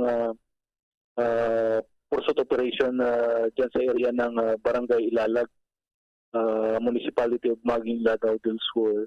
And prior to that, Dennis, mayroon tayong intelligence report which prompted our troops for that operation. And then follow-up operation is yung close air support ng ating air assets. Kaya nga nagkaroon ng mga malalaking pagsabog dyan sa area ng Maging. As of now, ilan ho yung sinasabi, yung target ho talaga ng tropa ng militar kasi kinailangan na gamitan ng air assets. Ibig sabihin, hindi lang iilan ho yung inyong kalaban dyan. Ano ho yung, hindi man buong detalye ho, pero ito ho ba kuta o ano pa man itong target ho dito ng militar? Major, please. Based sa intelligence report ng ating ground units is may namumuong sightings or presence ng mga armed group composed of violent extremist organization diyan sa hinterlands ng Maging, Lanao del Sur, and then which prompted our troops around more or less 50 individuals, armed individuals yung nandyan sa area, and confronted by our combat units. Hindi ko lang i-specify yung mga specific units dito para for the safety and security ng ating mga combat groups na ongoing na nandyan nag-ooperate sa area ng Lanao del Sur. So nasa around 50 to days together with their leader, si Abo Sacaria, leader ng Maute Group, operating in the area of Lanao. Okay. Ito ho bang area na ito ay populated din po ba ito? May mga residente ba na nandyan ho sa area? Kasi ang pangamba ng iba, baka raw madama yung civilian. Ano ho? Kung ito'y airstrike, syempre hindi malayo na may madamay kung yan ho ay lugar ng mga civilian, Major. Yes, Dennis, magandang tanong yan. Yun din yung isa sa mga panawagan natin sa ating mga kababayan na itong military operation na kinakandak natin in the area of Western Mindanao Command is hindi ito populated area. Hinterland area ito, walang mga bahayan, walang mga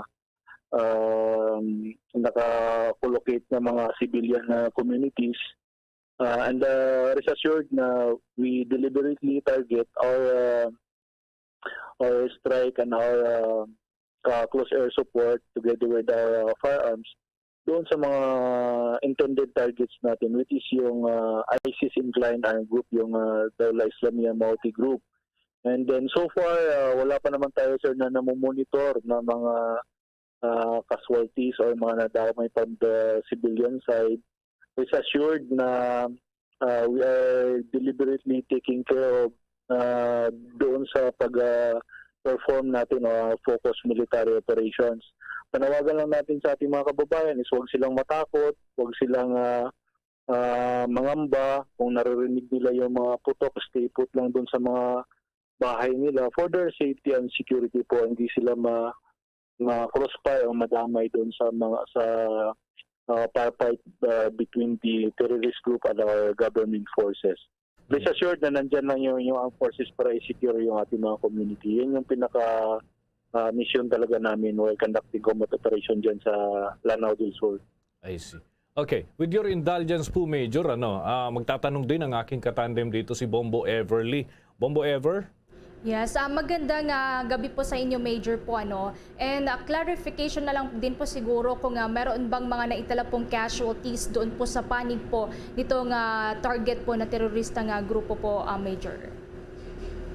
Yes, Bombo Everly, meron tayong casualties na na-inflict on the terrorist group. 2 casualties from the Dawla Islamiyah. And then, but unfortunately, meron din tayong casualty from our troops sa government side na isa, together with 3 wounded. So meron tayong wounded.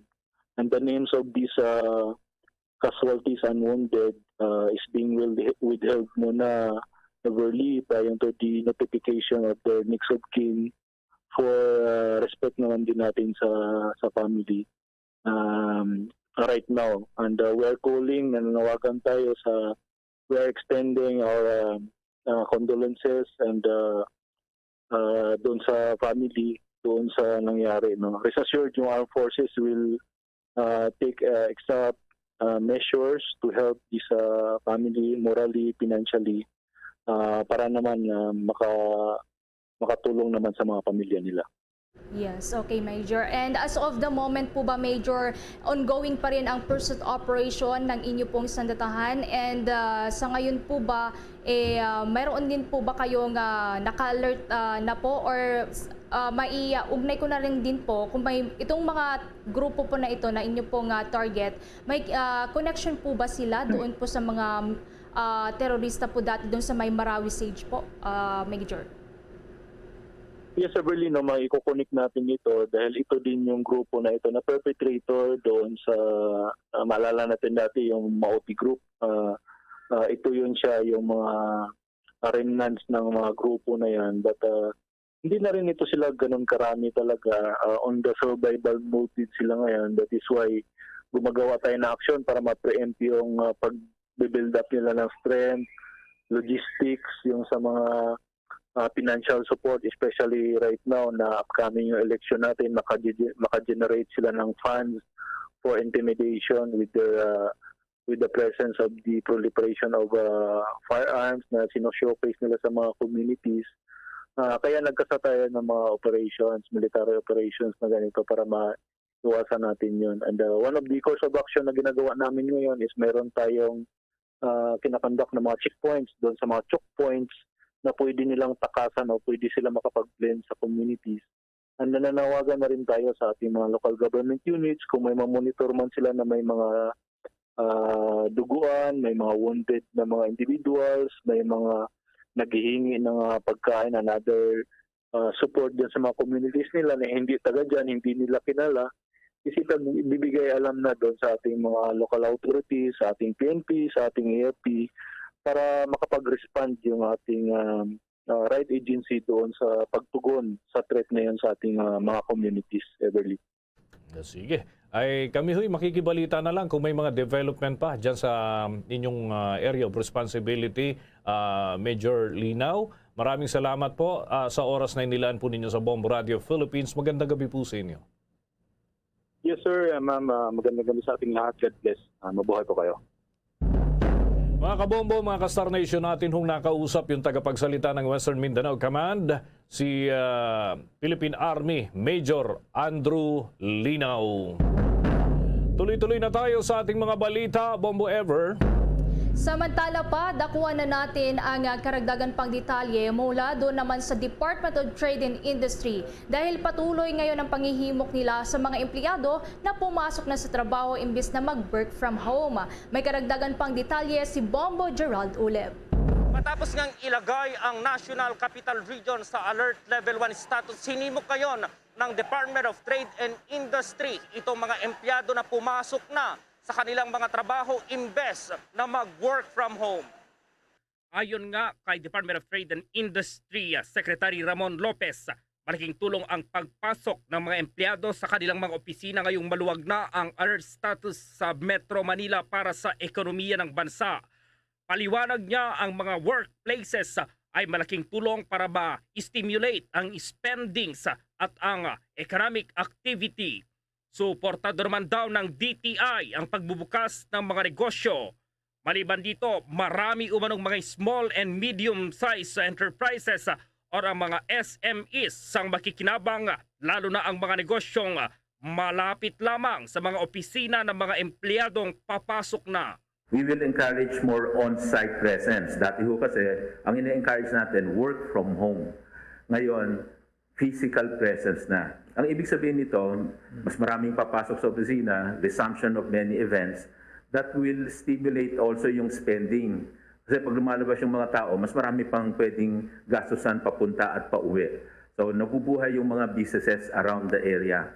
Maraming natutulungan dito ng mga SMEs, ng mga nagnenegosyo sa malapit sa opisina. Nabubuhay. Ngayon, konti ang tao sa kanila kasi konti pumapasok sa mga opisina. So, yun ho yung maganda pang benefit dito. Sa kabila nito, nilinaw naman ni Lopez na hindi naman sa pilitan o optional lamang ang pagpapapasok ng mga employers sa kanilang mga empleyado sa ilalim ng Alert Level 1 status. Allowed pa rin ang work from home. So, mga gustong magtanong, allowed pa rin yan, pero optional. Hindi po yan ine-encourage ngayon now that we are moving to Alert Level 1 and we want to stimulate more economic activities. Umaasa rin si Lopez na sa pamamagitan ng pagluluwag ng status ay magkakaroon ng maraming turistang papasok sa bansa at hindi na i-require ang quarantine protocols para sa mga international travelers, pati na rin ang domestic travel. Sa kasagsagan nga ng COVID-19 pandemic, marami yung mga kumpanyang nagsara. Marami rin yung mga kumpanya na pinayagan ang work from home arrangement. Pero meron yung mga kumpanya na ipinagpatuloy itong kanilang serbisyo sa pamagitan ng pagpasok ng mga empleyado nila dito sa kanilang mga establishmento at sa kanilang mga opisina. Kabilang narito ang mga bangko, mga media outfit at mga fast food chains. Sa kabila nito ay marami pa ring mga naghahanap buhay na nasa transport sector ang hindi lubusang makabiyahe naman dahil na rin sa dami pa rin ng mga nagwo-work from home. Kaya naman labis na ikinatuwa ng isang habal-habal driver ang paghimok ng Department of Trade and Industry na pumasok na sa trabaho ang mga empleyado. Sinabi ni Edwin Baldovino, isang habal-habal driver na karamihan daw kasi sa kanilang mga customer ang mga office workers kaya humina ang kanilang kita noong nagkaroon ng pandemic dahil marami ang naka-work from home. Pabor kami, siyempre kahit papano, kumikita kahit kaunti, nakakatulong sa pamilya. Nakakatulong kami sa mga customers namin, hindi sila nalilate. Yan lang masabi ko.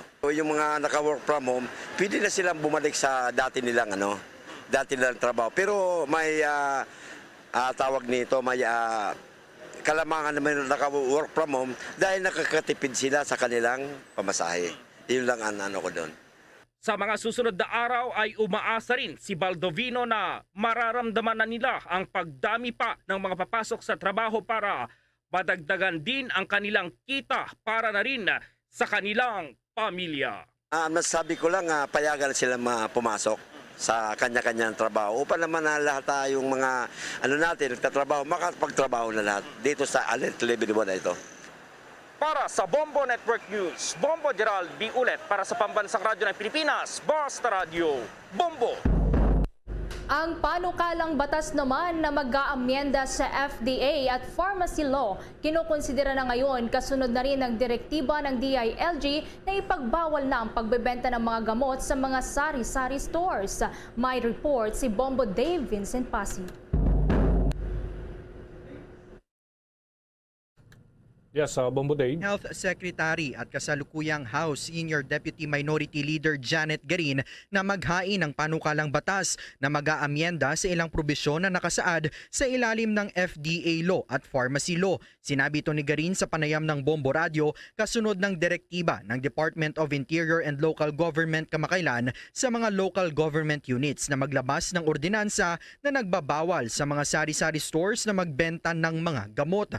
Ayon kay Garin, ang direktibang ito ng DILG ay makakaapekto sa access ng publiko sa mga gamot, lalo na iyong mga nakatira sa mga kanayunan na nasa bayan pa matatagpuan ang pinakamalapit na butika. Is it practical to implement the law, or will it be better to revisit the FDA law and the pharmacy law and make the sari-sari stores our partners in making drugs and medicines available and accessible? Doon naman sa issue na may mga pekeng gamot daw, ang katanungan ko dito, why are we going to let our people suffer? Kasi kung pekeng gamot, dalawa ang pwedeng pagsimulan yan. Una, paano sila nakapasok sa Pilipinas? Oo, tama. Hindi po ba ang dapat nating i-punish are the traders who are trading fake or substandard medicines? Pangalawa, if locally manufactured, paano sila pinayagang gumawa ng substandard medicine? Nauna nang dinipensahan ni DILG spokesperson Jonathan Malaya ang hakbang na ito ng kagawaran. Ayon kay Malaya, hindi sila basta gumagawa lamang ng mga protocols na walang basihan dahil ang mga direktiba nila ay salig sa umiiral na mga batas. Mula sa lungsod ng Pasay, Bombo Dave Vincent Pasit nag-uulat para sa Pambansang Radyo ng Pilipinas. Basta Radyo, Bombo. 33 minuto na makalipas ang ika-6 ng gabi. Nilinaw ng Palasyo Malacanang na hindi pa nag-issue ang Pangulong Rodrigo Duterte ng kautusan sa pagpapahinto ng operasyon ng electronic o online sabong. Ginawa ni Acting Presidential Spokesperson Carlo Alexei Nograles ang naturang pahayag isang araw matapos na i-anunsyo ni Senate President Vicente Tito Soto III na sang-ayon ng Pangulo na suspindihin ang lisensya ng mga e-sabong operators sa gitna na rin ng kontrobersyal na pagkawala ng nasa mahigit 30 sabungero. Base nga sa procedure, kailangan na maisumiti muna ang Senate resolution sa PAGCOR na siya namang magpapaalam ng naturang panukala kay Pangulong Rodrigo Duterte kaugnay pa rin sa naturang issue. Sa ngayon, nakatakda pa lamang na ipadala ng PAGCOR o sa PAGCOR o kaya naman ay sa Office of the President ang naturang resolusyon na ayon pa kay Nograles, nauna na rin daw na inaprubahan ng Senate Public Order and Dangerous Drugs ang naturang hakbang. Ito ho ay pinamumunuan naman ni Senator Ronald Bato de la Rosa ang isa nga na resolusyon na naghihimok sa PAGCOR na suspindihin ang lisensya ng online sabong operations. Kinwestiyon naman ng ilang mambabatas ang tila pagpabor nila ng Sugar Regulatory Administration o SRA sa mga pribadong kumpanya sa naging desisyon nilang mag-angkat ng nasa 200,000 metric tons ng refined sugar. Sa pagdinig nga ng House Committee on Agriculture and Food, iginiit ni na Deputy Minority Leader Carlos Isagani Zarate at ni Deputy Speaker Arnolfo Teves na magiging kawawa ang mga magsasaka kapag matuloy ang pag-aangkat ng ilang mga bultong refined sugar. Ayon kay Zarate, alarmist ang pahayag ni SRA Administrator Hermenegildo Serafica na mauubusan ng supply ng refined sugar ang Pilipinas kapag hindi matutuloy ang nakaplano sanang pag-aangkat. Mali rin na niyang maturingan ang Pilipinas bilang agricultural country pero umaasa lamang din pala ito sa pag-aangkat kaysa naman tulungan ang mga local producers. Sinabi naman ni Teves na kung totoo mang tinitingnan talaga ng SRA ang sinasabi nitong big picture ay dapat hindi umaasa sa importation ng murang asukal. Bukod pa rito ay dapat din anyang bigyan pansin ng SRA ang meal districting kasi kaya mataas o tumataas ang presyo naman ng asukal sa mga pamilihan dahil nasasama na rin ito ang mga problema sa produksyon. Sa naturang pagdinig, nagpahayag ng suporta ang mga pribadong kumpanya sa desisyon ng SRA na mag-angkat ng asukal. Banta pa nila na kung hindi matuloy ang pag-aangkat ng premium grade na asukal ay maaring hindi na sila makipag-operate pa pagsapit ng buwan ng Abril. Mababatid nga na mayroon ng cease and desist order ang Negros Occidental RTC Branch 73 na nagpapatigil sa Sugar Order 3 para sa importasyon ng nasa 200,000 metric tons ng asukal. Oras natin mga kabombo, 37 minuto na makalipas ang alas 6 ng gabi. Ang MMDA ay may paalala doon sa mga drivers na bawal pa rin ang standing passengers sa ilalim huyan ng Alert Level number 1. Yung number coding scheme naman, ano kaya magiging kapalaran nito mga kabombo? Alamin natin ang kabuuang detalye niyan sa report ni Bombo Jane Buna. Inihayag ng Metropolitan Manila Development Authority na pinagbawalan ang mga jeepney at bus na magkaroon ng mga nakatayong pasahero sa ilalim ng Alert Level 1. Sila ay pinapayagan lamang na gamitin ang kanilang buong kapasidad ng upuan. Sinabi ni MMDA Officer in Charge at General Manager Romando Duartes na tinalakay nilang bagay na ito sa Land Transportation Franchising and Regulatory Board. Anya, exempted lang dito ay ang MRT. Ang MRT at LRT ay designed na kaunti lang ang nakaupo at mas maraming nakatayo. Simula Marso 1 ngayon hanggang Marso 15 ay National Capital Region at 37 iba pang lugar sa bansa ay sa ilalim sa Alert Level 1, ang pinakamababang COVID-19 risk classification. Samantala, babalik na ang pre-pandemic na mga ruta ng pampublikong transportasyon. Ayon kay Artes, nabinigyan siya ni Transportation Undersecretary Steven Pastor at Land Transportation Franchising and Regulatory Board Chairman Martin Delgra ng kasiguruhan sa muling pagbubukas ng mga rota. I received the assurance yesterday kay Yusek Pastor at kay Chairman Jack Delgra na lahat po na ng pampublikong transportasyon yung mga ruta ay kanilang ibabalik except for some I think mga ruta ng jeepneys na hindi na po nila ibabalik. Pero as a general rule, yung mga pre-pandemic routes po ay halos lahat ibabalik na po nila.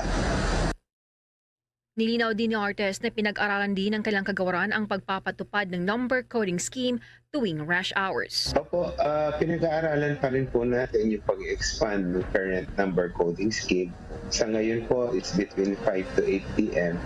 Pero po sa aming pag-meeting po, kasama ang ating mga sector heads at base sa datos ng ating Traffic Engineering Center, sumiskip na rin po yung morning rush hour between 7 to 9. Kaya po pinag-aaralan natin mabuti yung pag-expand nito. So if ever po magiging coverage na po ng number coding scheme ay 7 to 9 a.m. At ganoon din po yung mananatili yung 5 to 8 p.m. Ito po ay para bigyan din po ng opportunity yung ating mga kababayan, lalong-lalo na po yung isa lamang sasakyan na makapasok sa trabaho ng mas maaga before 7 at makauwi po ng bahay before 5 p.m. At ganoon din po, aaralin po natin yung pong ating pampublikong transportasyon kung it will be sufficient to cater po yung ating mga mananakay. Dahil po kung i-expand natin full day yung nabing scheme, ayaw naman po natin na mapahalo pa sila sa pampublikong transportasyon. Sa ngayon, maayos na ang pagpapatupad ng full capacity sa pampublikong sasakyan. Ayon sa kanya, disiplinado at self-regulate na ang mga pasahero. Ay yung pag-face mask at yung paghuhugas ng kamay. So nasa tao na rin naman po yung nakasalalay itong patuloy na pagbaba ng kaso. Unang-una po, dapat mag-self-regulate tayo at para po ma-ensure natin na talagang hindi na po mauulit yung mga paghihigpit. Ang ibang Metro Manila mayors naman po kasama MMDA ay magpapatupad dito, pero at the end of the day, yung tao po ang kailangan mag-cooperate. Pero sa nakita po namin dito sa pag-angat ng Omicron variant, ay ginawa naman po ito ng ating mga kababayan. Kaya mas mabilis po tayong nakaahon dito sa Omicron, sir. Ikinatuwa naman ng PUJ operator na si Aling Magi ang pagpababa ng Alert Level 1 sa Metro Manila. Anya, malaking tulong ito sa mga PUJ drivers na makabawi, lalo pat patuloy ang pagtaas ng presyo ng gasolina. Dumami na rin ang pasahero para naman po konting kumita dahil sa gawa ng taas ng diesel, kukunti rin po ang pasahero, konti rin po kita, halos wala na pong maiuwi, pupunta po sa diesel. Dati po ba magkano po yung kinikita ninyo? Kung saan ma'am, nung pandemic pa? Magmula nung pandemic ma'am, taghirap talaga, konti lang, pangkain lang kung tutuusin. Gawa rin po ng sumasabay ng pagtaas ng lahat ng bilhin at lalong-lalo na po sa diesel. Doon kami nahihirapan.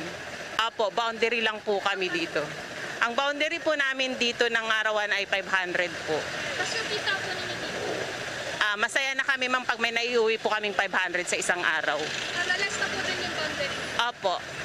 Mula rito sa Pasay City, ito si Bombo Jane Buna nag-ulat para sa Pambansang Radyo ng Pilipinas, Basta Radio.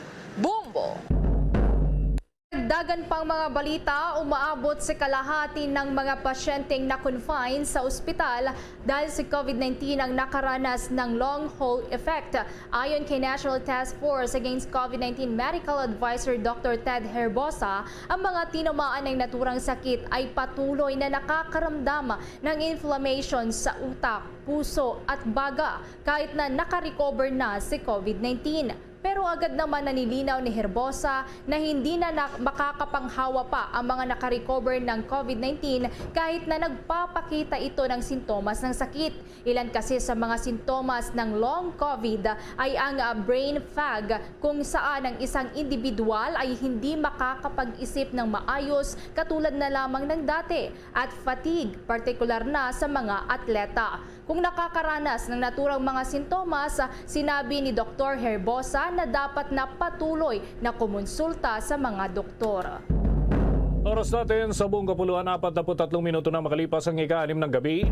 Gagamitin na ang air assets ng gobyerno para sa pagpapawi o repatriation para sa mga OFW. Apektado naman ng pagkalat ng sakit doon sa Hong Kong dahil nga dito sa COVID pa rin. Sinabi ni PCOO Secretary Martin Andanar na inatasan na ni Pangulong Rodrigo Duterte si Defense Secretary Delfin Lorenzana na pangunahan ang operasyon para sa repatriation services. At ayon kay Andanar, mahigpit ngayon na nakikipag-ugnayan si Secretary Lorenzana sa Department of Foreign Affairs at yung konsulada ng ating bansa para sa gagawing deployment ng air assets tulad na lamang ng C-130 chartered commercial flights at iba pang mga hakbang. Ang utos na ito ng Pangulo ay makarating na sa kanyang impormasyon yung ulat na hirap yung mga OFW na tinamaan ng naturang sakit. Ang ilan nga ay tinatanggal pa sa trabaho ng kanilang mga amo matapos na magpositibo sa sakit.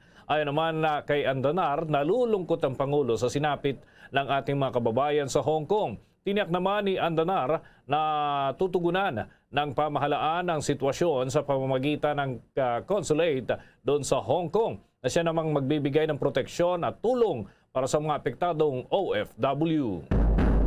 Positibo naman si Socio-Economic Planning Secretary Carl Kendrick Chua na mailalagay sa pinakamaluwag ni quarantine alert level ang buong Pilipinas sa susunod na linggo. Ayon din kay National Economic and Development Authority Chief o NEDA Chief, magdadagdagan niya ito ng kabuang 16.5 billion pesos kada linggo sa Gross Domestic Product o GDP o ekonomiya ng ating bansa at 5.2 billion pesos naman para sa sahod kada linggo sakaling ilagay sa Alert Level 1 ang buong Pilipinas. Makakamitan niya ito sa pamamagitan ng pagtutulungan ng lahat at pagsunod sa minimum healthy standards para maging green o Alert Level 1 na ang buong bansa.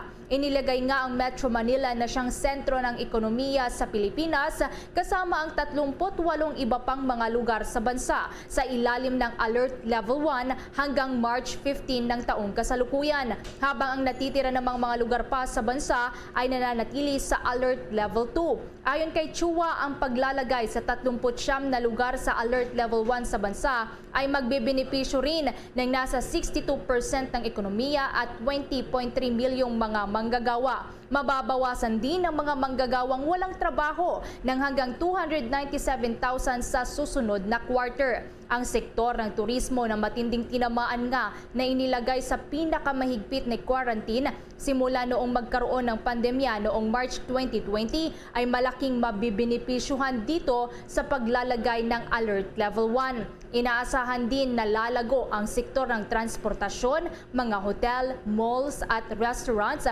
mula sa 40% hanggang 85% na actual capacity sa ilalim niya ng Alert Level 2 bago sumibol ang Omicron surge na nasa 70% hanggang 100% sa ilalim naman ng Alert Level 1. Mga kabombo, mga ka-Star Nation, yung pagsalakay o pag-atake ho ng mga tropa ng pamahalaan doon sa mga terorista kanina, may interview ho tayo. Pero alamin pa natin ang iba pang detalye hinggil ho doon dahil tuloy-tuloy pa rin ang hakbang ng mga tauhan ng pamahalaan. At ilan na kayang bomba yung nailaglag doon ng bomber plane pala yung ginamit doon. At alamin natin yung mga dagdag pan detalye mula kay Bombo Annalise Soberano. 12 bomba ang inilaglag ng 2 bomber planes ng Philippine Air Force sa kuta ng teroristang Maote ISIS sa Lanao del Sur kaninang madaling araw matapos matumbok ang kanilang kinaroroonan. Ayon kay AFP Western Mindanao Command Commander Lieutenant General Alfredo Del Rosario, ang operasyon kaninang madaling araw ay major operation ng Joint Task Force Zampelan sa pangunguna ng Philippine Army 103rd Brigade.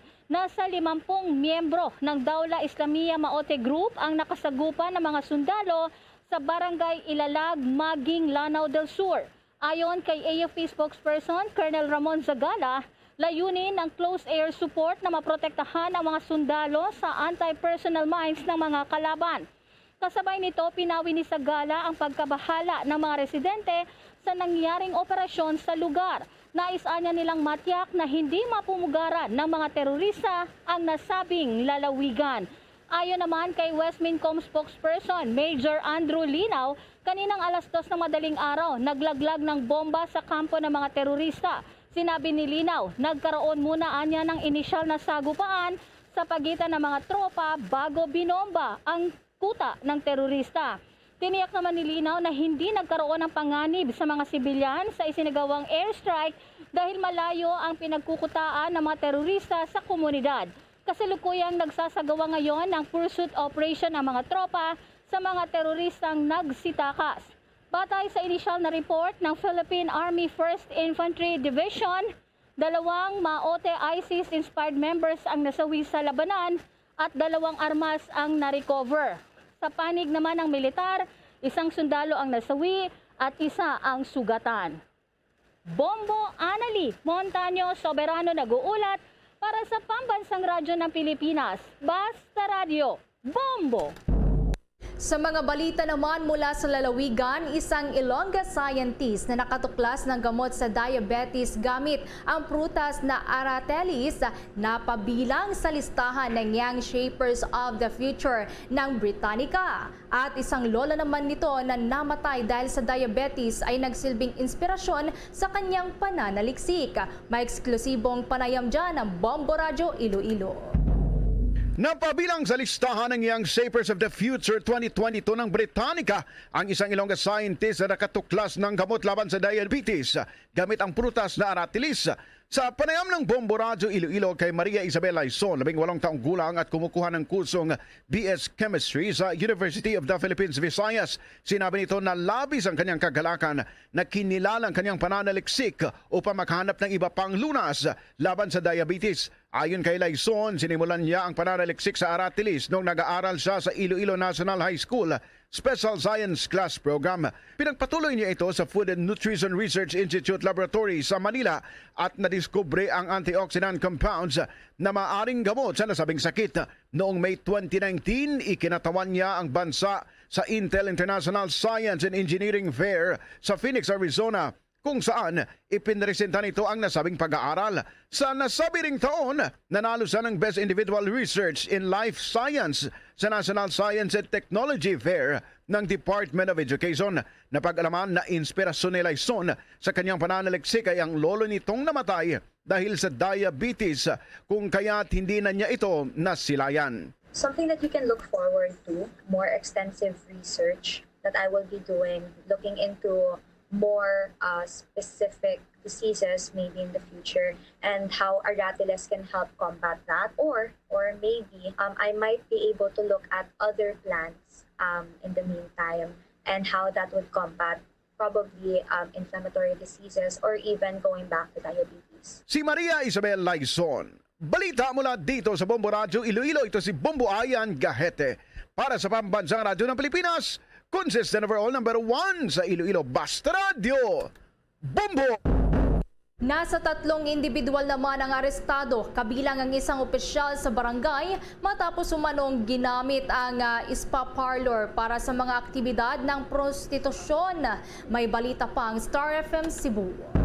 Inaresto ng mga sakop ng National Bureau of Investigation ang 3 individual matapos ang isinagawang raid sa 2 spa parlor sa lungsod ng Mandaue. Ito ay kasunod sa umano'y paggamit ng spa sa mga aktibidad ng prostitusyon. Isa sa mga nahuli ay opisyal ng barangay sa Barangay Linaw, lungsod ng Talisay, na nagsilbi pa umanong tagahatid sundo sa kliyente at biktima mula sa parlor patungong hotel. Nakilala ang mga naaresto na sina Jaren Senica, Joel Capida at Dexy Marie Vega. Nagsisilbi ang mga ito bilang managers at cashiers ng establishmento. Aabot naman sa 9 na female attendants ang narescue ng mga otoridad na may edad 22 hanggang 30 anyos. May napaulat na rin umano na nagsasagawa din ng kaparehong modus ang iba pang establishmento. Nahaharap naman ang mga naresto sa kasong paglabag sa Republic Act 10364 o ang Qualified Human Trafficking. Mula Star FM Cebu, para sa Bombo Network News, Star DJ Sophie Ember naguulat para sa Pambansang Radyo ng Pilipinas at number 1 radio network in the country,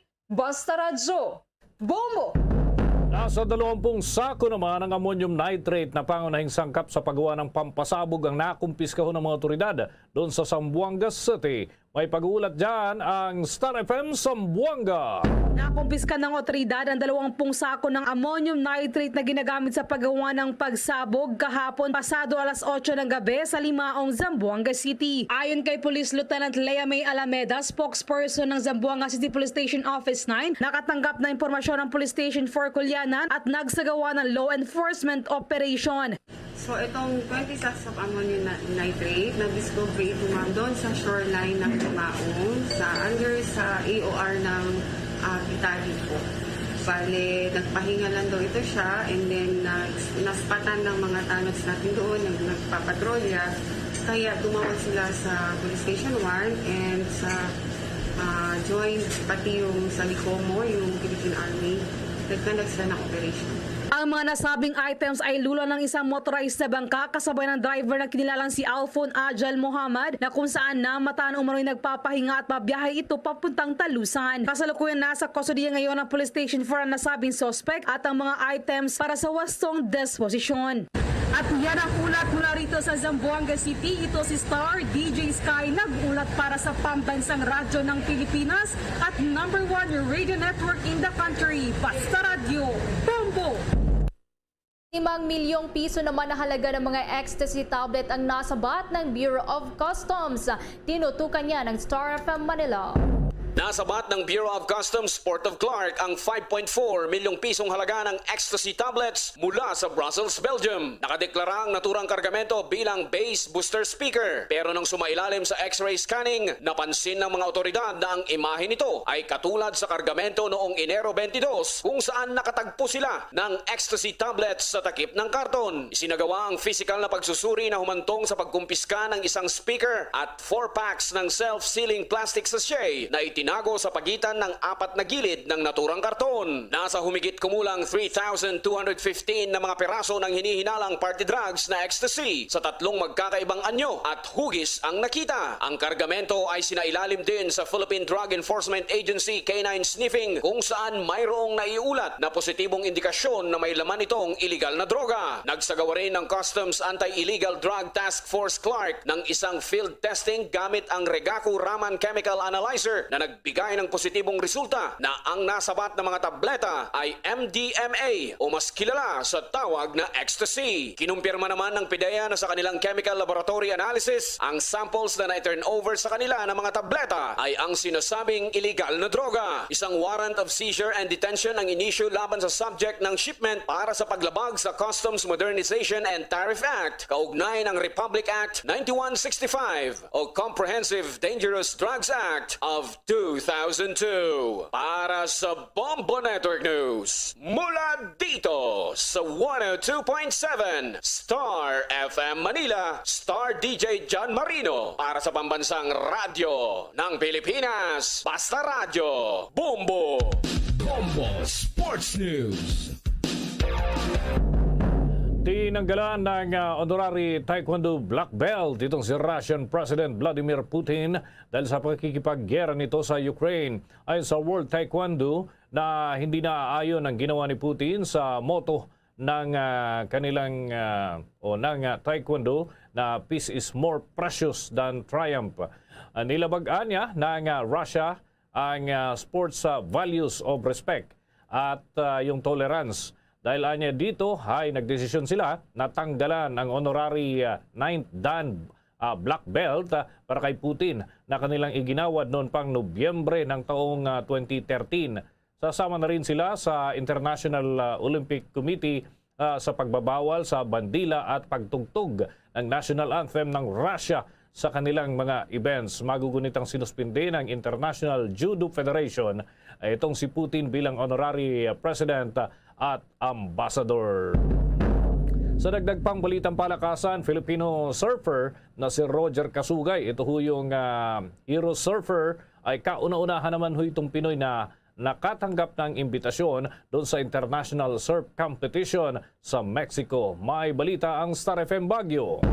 Nakatanggap ng imbitasyon ng Filipino surfer at SEA Games gold medalist na si Roger Kasugay para maging bahagi ng isa sa pinakamalaking international surf competition na Mexilog Fest sa bansang Mexico. Si Kasugay nga ang kauna-unahang Pinoy surfer na magre-representa sa Pilipinas sa naturang kompetisyon. Ang kompetisyon ay lalahukan ng mga top single fin traditional longboarder mula sa iba't ibang bansa. Ilan sa mga naging bahagi na ng Mexilog Fest ay ang mga top surfers na sina Kaniel Stewart, CJ Nelson, Kevin Escavarna at Kai Takayama. Matatandaan na si Kasugay ay nakatanggap ng the Pierre de Coubertin Act of Fair Play Award na iginawad ng International Fair Play Committee dahil sa kanyang ipinakitang kabayanihan noong 30th SEA Games sa Pilipinas matapos nitong sagipin ang kanyang Indonesian opponent. Ang Mexilog Fest ay gaganapin sa Sayulita, Mexico sa April 19 hanggang 28. Iyan ang balita mula Star FM Baguio para sa Bombo Network News. Star DJ Nash para sa pambansang radyo ng Pilipinas. Basta Radyo, Bombo!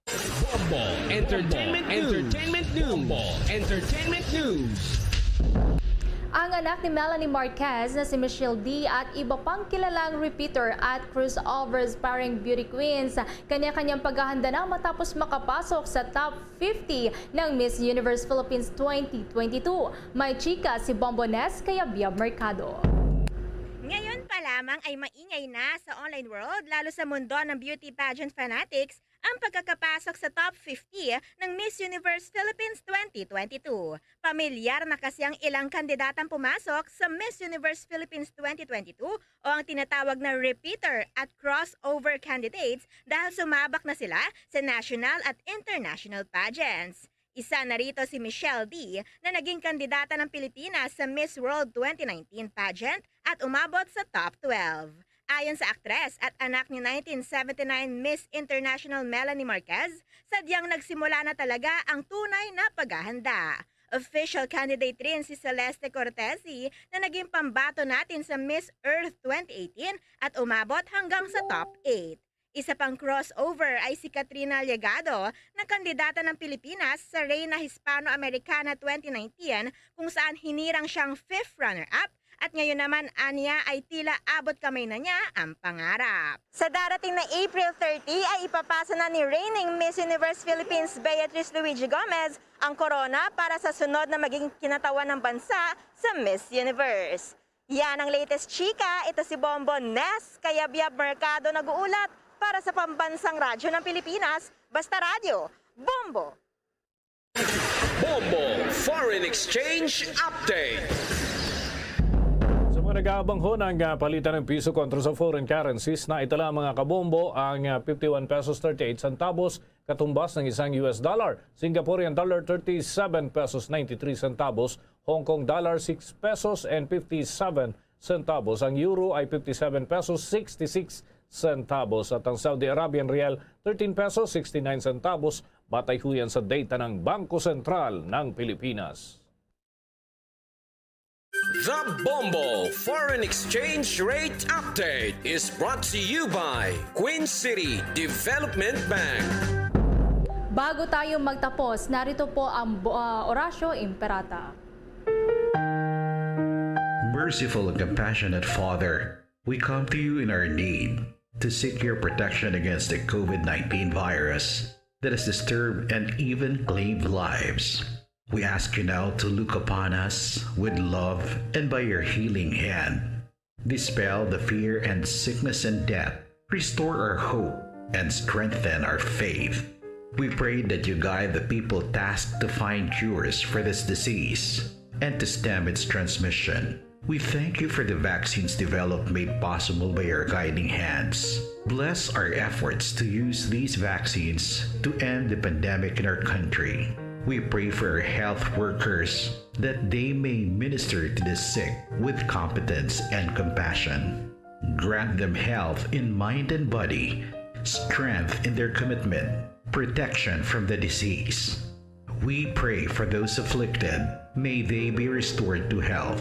Protect those who care for them. Grant eternal rest to those who have died. Give us a grace in these trying times to work for the good of all and to help those in need. May our concern and compassion for each other see us through this crisis and lead us to conversion and holiness. Grant all these through our Lord Jesus Christ, your Son, who lives and reigns with you in the unity of the Holy Spirit, God, forever and ever. Amen. Yan ang Bombo Network News. Kami ang inyong mga naging tagapagbalita. Ako si Bombo Everly Rico. Ako naman si Bombo Dennis Hamito para sa Pambansang Radyo ng Pilipinas, Basta Radio, Bombo! At sumainyo ang kalipunan ng maiinit at pangunahing mga balita sa Bombo Network News. Hatid sa inyo ng Pambansang Radyo ng Pilipinas, Bombo Radio Philippines. Basta Radio, Bombo!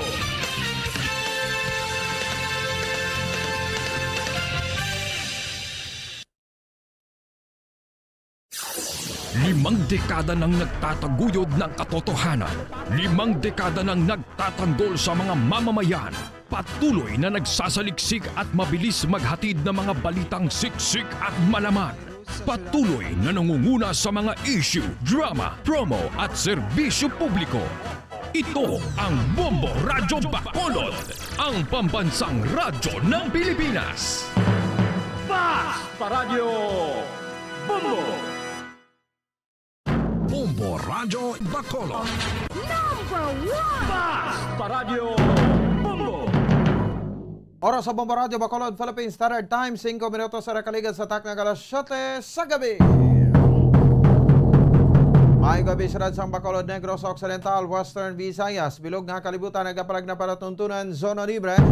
Karon dia daw sang Martes, Petsa 1 sa bulan sa Marso tuig 2022. Sa ato sa liga pagparagan paglob na ita, karon nga gabi, may kapuri alagad Bombo Ponce Espino. Tubtob na makita alas sa 9 ang takna sa ring gabi sa pagdulong sa kapagpatpat sa pinakamadalagkuan nga mga balita. Balita lokal, balita national, balita sa luwas sa pungsod, pila ka madalagkuan ng mga balita sa patag sa nampang kag sa artista. Siyempre kita pag-aopdan man sang bugos sa pwersa sa DYWB Bombo Radio Pato Reporter. Sa aton sa ring nga mga Bombo correspondents, Bombo volunteers ang maghatagman sa pila ka madalagkuan nga mga balita. Pinakuling nga ma-report nga nagkanabo assign sa resetag sa kamera sa of responsibility. Entrada kita karon nga daw sa bulan sa Marso tuig 2022. Kagamo man ni ampag sa ulog naton niya makabanan sa Fire Prevention Month. Una nga daw sa gratlo nga bulan sa tuig panugod sang summer season. Diri sa may bahin sa pungsod Pilipinas, pero galing kiti hindi naman ta mabag-o Kaya hindi naman ta matingala. Kung summer, naga-ulan. Kung tingulan, puwerte ang init. Please be remind lang yung makabalan sa aton sa ring makato at the same time sa aton sa ring mga kabombo. Sa ring obligasyon naton kay isa dra ang paghalong. Kati pagkabaghalong kapag likaw sa sunog. Basante naman guro kita sa mga reminders. So galing kay ko sa hindi tagid manakawan, may mga kalipatan sa aton sa kaugalingon. Kaya ang kalipatan unay sa aton sinitagsa ka makalawasan. So para nga makalikaw kita sa sunog ya makabanan, ti mga simple nga mga hilikoton bagay, nga aton sa ring muon diri ya makabanan isa na dra ang pag safety ta sa aton nga mga kusina. Kaya sa kusina tiara da ang mga lighters naton ginabutang dira, mga posporo, mga LPG ta. Kag ti kung ano pa nga mabagay dira kay syempre pagluwasin na ang koneksyon sang aton sa ring linya sang kuryente isituit tagid na i-check tagid na sang maayo kay ti mabudlay na. So ti mga kabataan dapat ang mga ginpang mention ko nga ini ibutang naton ini sa mga matagas nga lugar nga hindi malabot sang mga kabataan. Fire Prevention Month pero ti para sa akon ang matag-adlaw sa nga tanan kung adlaw-adlaw himuon tas Fire Prevention Day. Hindi lang ya sa bulan sang Marso. Kaya ang sunog wala sa may ginapili nga adlaw ka wala man sa may ginapili nga bulan. Di kung kaysa kibot kita nagaabot lang. 10 minutos na nakaligat sa tak ng alas 7 sa gabi sa aton sa riga pagpanagad butyog na kita. Sa pila ka mga labing tulapang doon dalagkuan nga mga balita. Top stories of the day dalagkuan nga mga balita lokal. Report karon ni Bombo Ansindol Surilla ang LGU Bacolod ang hindi pa handa sa jeepney modernization program ang hangyo sa bahin sang siningti kung pwede sa diri makabanan ipauntat anay ang ining implementasyon sang sining nga nasambit iya nga programa. So may pahayag diri karon iya makabanan si Councilor Dindo Ramos, ang chairman sa Committee on Transportation sa bahin sang City Council. Samtang dugang pa sa diri nga mga balita update kita dugang sa bahin sa ato sa ring LTFRB sa bahin sa Land Transportation Franchising and Regulatory Board LTFRB Region 6 sa diri makabanan sa bahin man sa aton sa ring Bacolod at the same time sa aton sa ring mga kabombo. Kay mahibalo kita mga nakabanan sa ring mga pinaka-latest nga mga update sa pila ka mga pagpatigayon sang pagduso ang aton sa ring mga transport groups. Isa na dra pagpadala sang sulat dito sa bahin sang DOE ang pag-suspender sa pagpatuman sang excise tax mga kabaran sa bahin sang produktong petrolyo. May mga kuan man may mga bagay diri nga ginalantaw nga ti kun excise tax ang i-suspender. Posible nga ti manubo pang aton sa ring pletehan. Kay kung magduso kuno sang fare increase ang mga transport groups naton diri sa pungsod Pilipinas bangod sa sining pag mahal na sang presyo sa produktong petrolyo di damo-damo ang maapektuhan. Pero kung imando labi sang DOE kaya take action ang DOE angon sa sining hangyo ti tanan kita diri maka benepisyo. Samtang dugang pa sa diri nga mabalita dalon ta na lang ang ining report nga nakita naton kaysa nagligad may isahanon to blang modernization na jeepney ang nagabiyahe Eroreco downtown area nga nagapanukot sa plete iya makabanan nga pulo ka pesos, no? So air condition ang ilang salakyan, no? Kag hindi pa man gid full sadto nga makakuha sa mga pasahero. Pero subong ati ari nagta sa alert level 1, no? So posible nga ti capacity na ni o ang iya nga makarga, no? Ka mga pasahero, no? So may nakitaan lang kita diri makabanan sa napagkit bala kita nyo na, no? Ang sa napagkit bala sa sining modernized jeepney sa kilid niya, no? May ara iya makabanan sang kwan sang nakatapik nga picture ano ginhungod gid na, no? Nga ibutang dang picture sang mga politiko o nagapaladalagan pa. Ang ining nasambit niya makabanan nga unit, although private ini, pero under ini sa bahin sang LTFRB.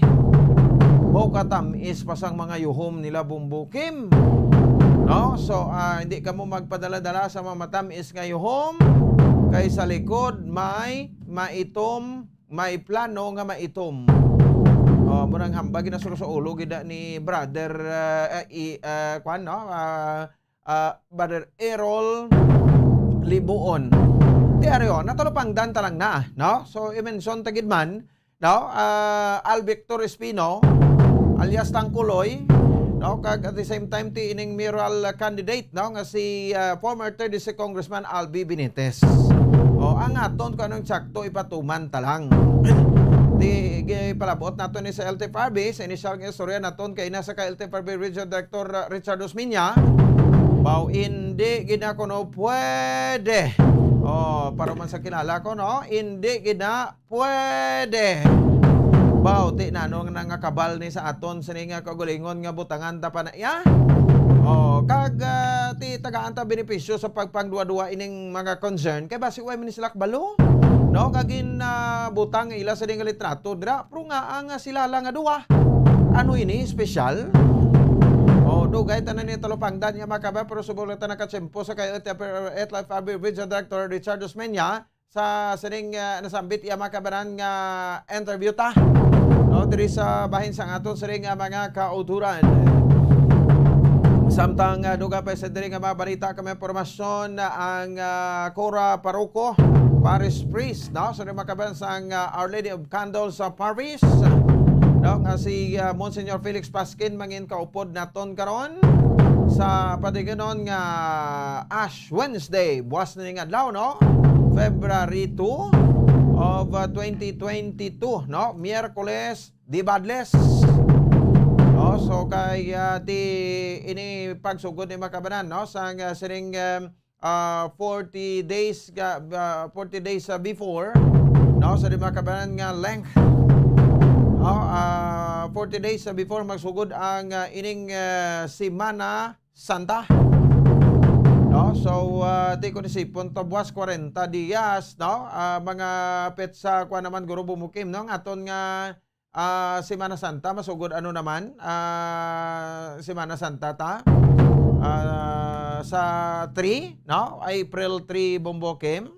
Linglinga bida April 2, no? 1 2 sa 3 gigro kay Domingo de Ramos na masugod mo. 2 3 guro April 3 ang aton nga Semana Santa. Ti sige, no? Sa makabaran sa bayan sa aton sa makoto at the same time sa aton sa mga kabombo.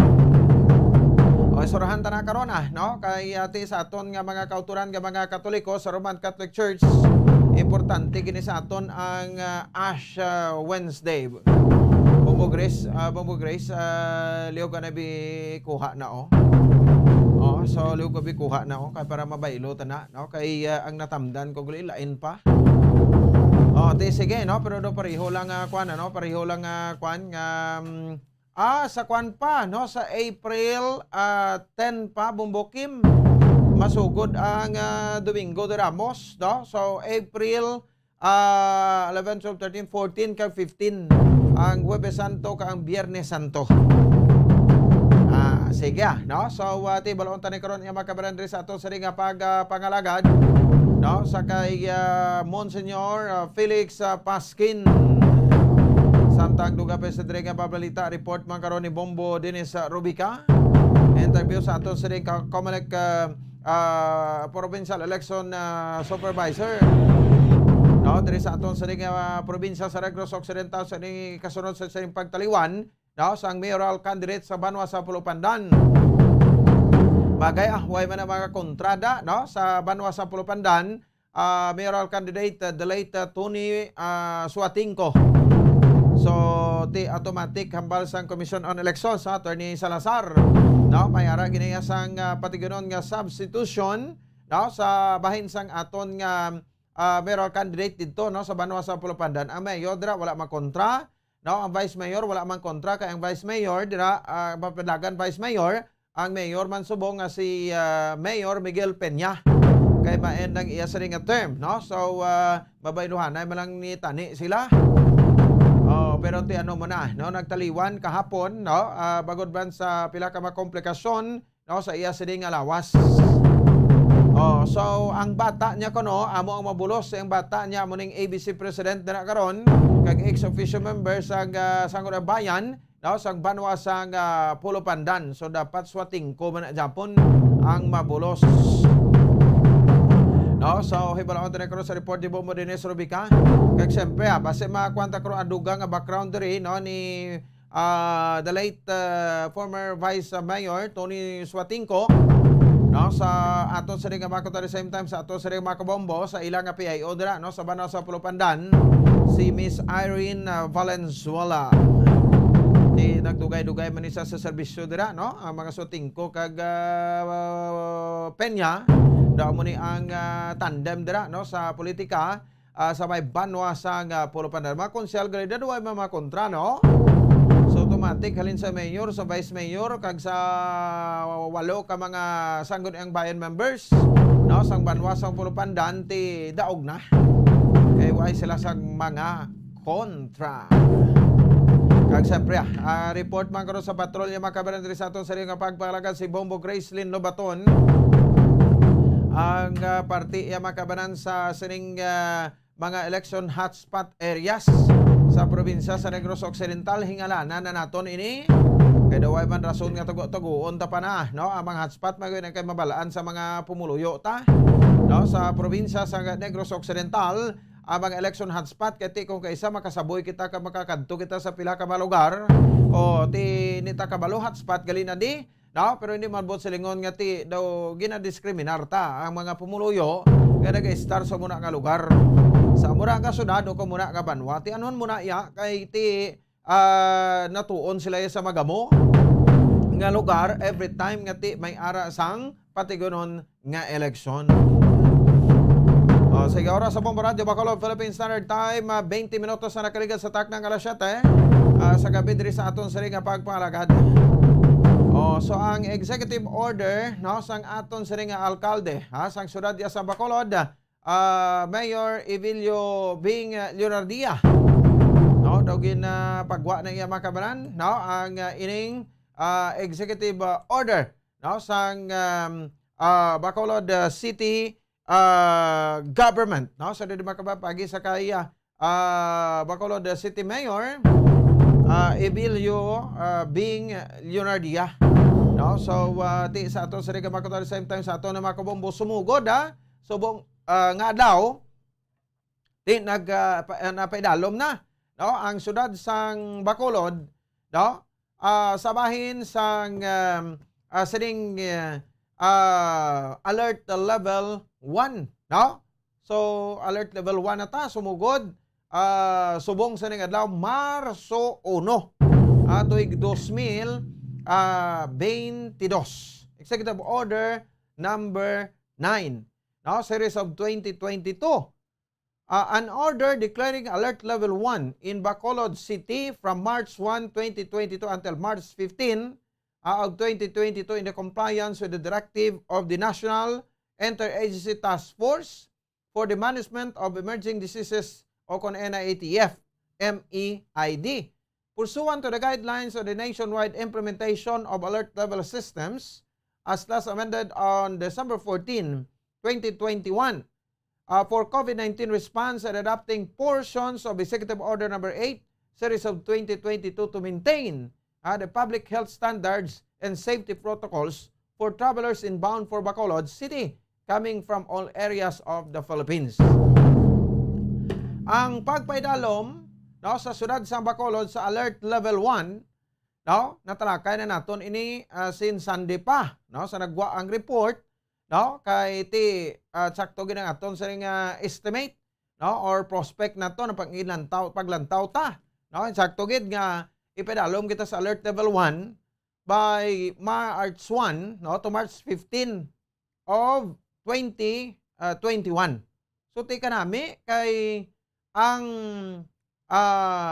Iloilo sa Iloilo ang Metro Manila ang Metro Manila alert level 1 man so daw nagdungad kita sa bahin sa Metro Manila sa implementasyon sang alert level 1 tido ka time ligid para sa aton sa ringa mga kauturan at the same time sa bahin sa aton sa ringa mga kabombo so halos tanan senadari ang naga-enjoy na tanan naga-enjoy na yung mga kabanan sa sining alert level 1 so open na ini sa tanan ang pagwa naton so wala na mga limitations so ti panugyan ta lang hindi mangin overexcited sa aton nga mga kabombo hindi kita mangin overexcited sa sining pagpidalom ta sa alert level 1 same protocol sa gyapon extra cautious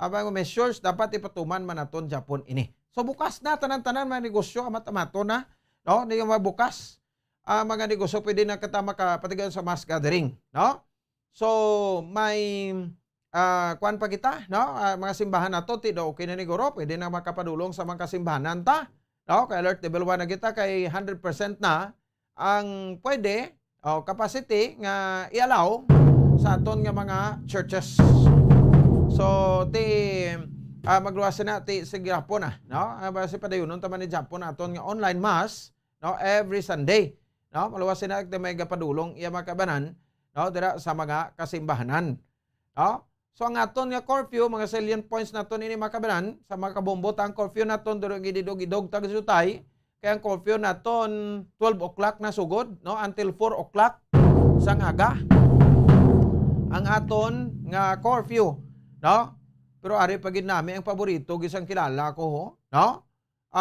ang implementation sang liquor ban ginlift na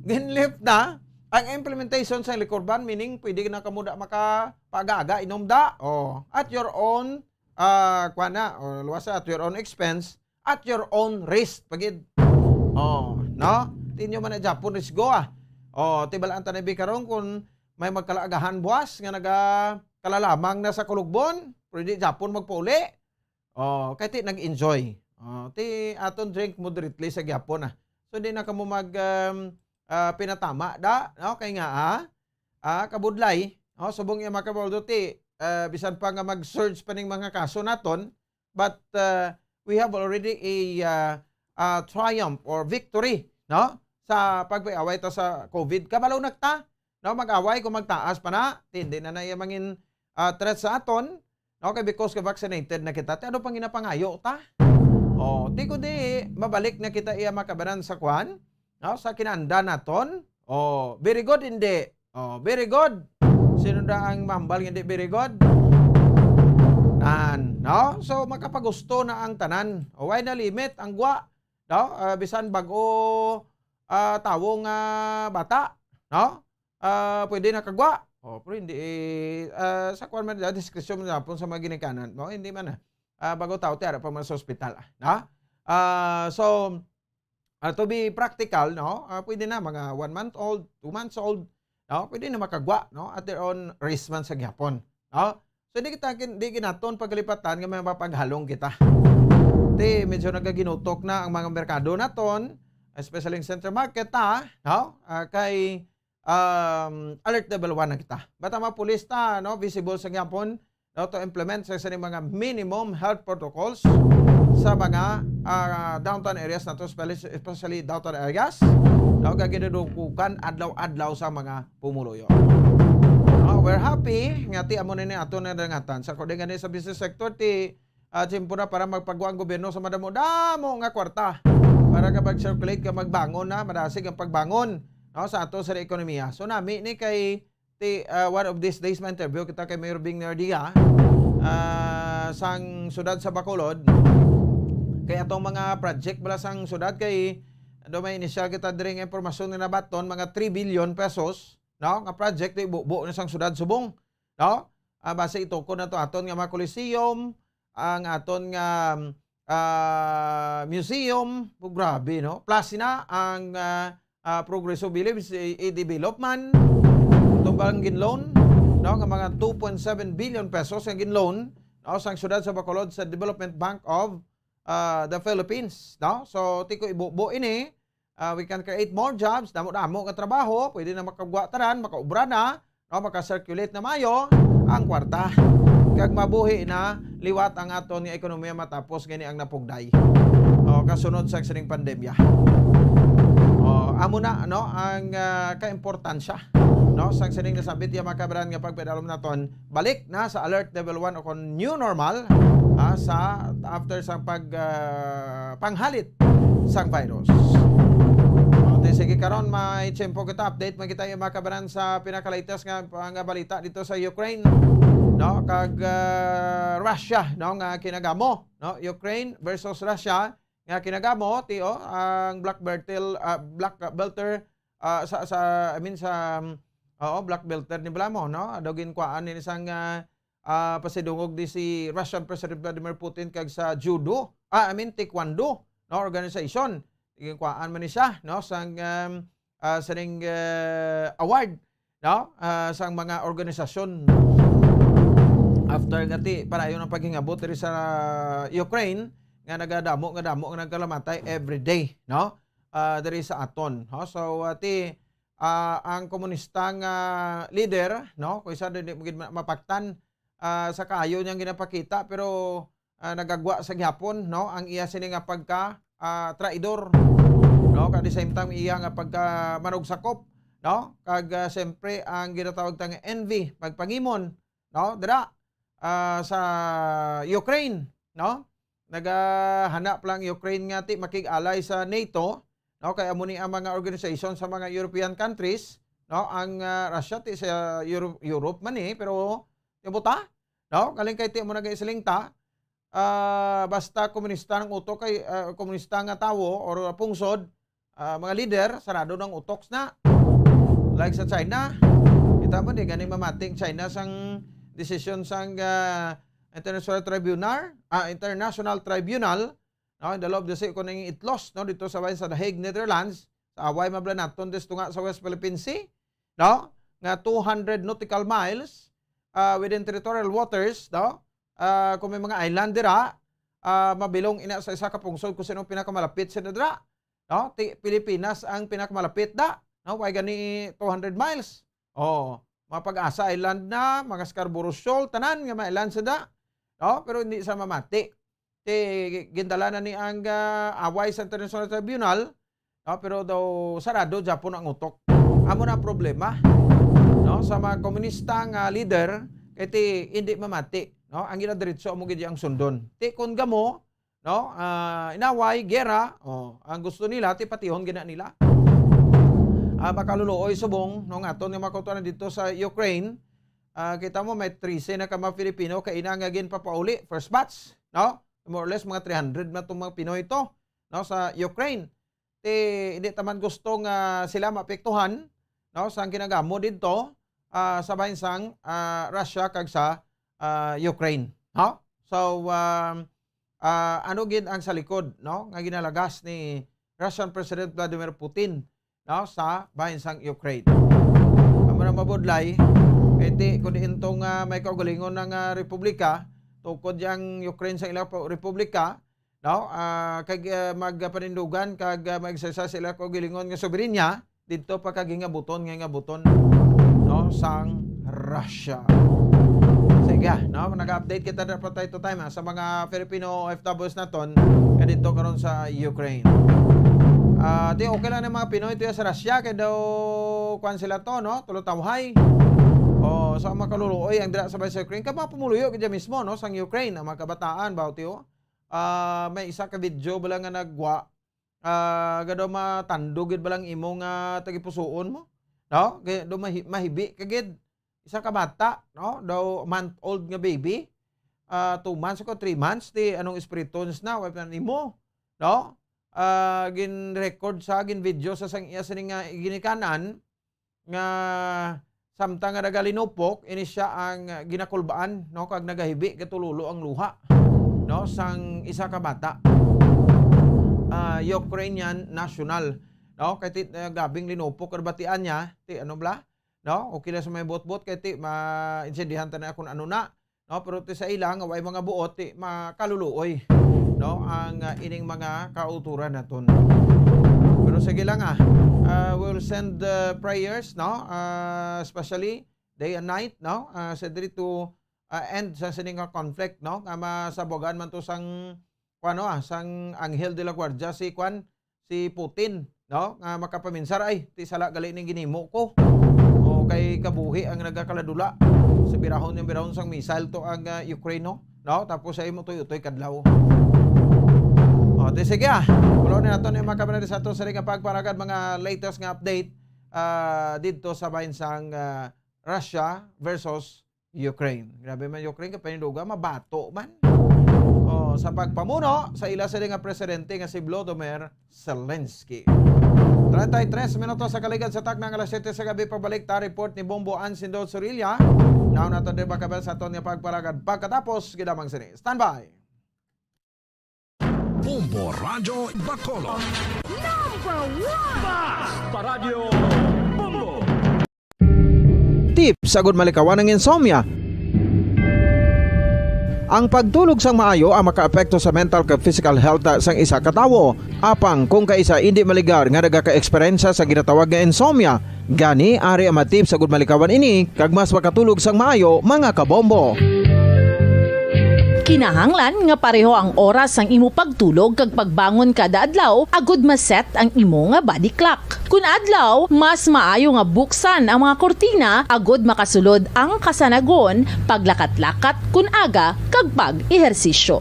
Kun gabi, likawan ang mga masanag nga screen kaangay sa mga gadgets kag TV. Limitahan man ang pagkaon kag mga ilimnon nga may caffeine kag nicotine bagod makatuga ini sang problema sa pagtulog. Likawan man ang pagkaon sang madamo, pag-inom sa alcoholic drinks, pag-inom sang madamo nga tubig kag ang pag-overthink antes magtulog.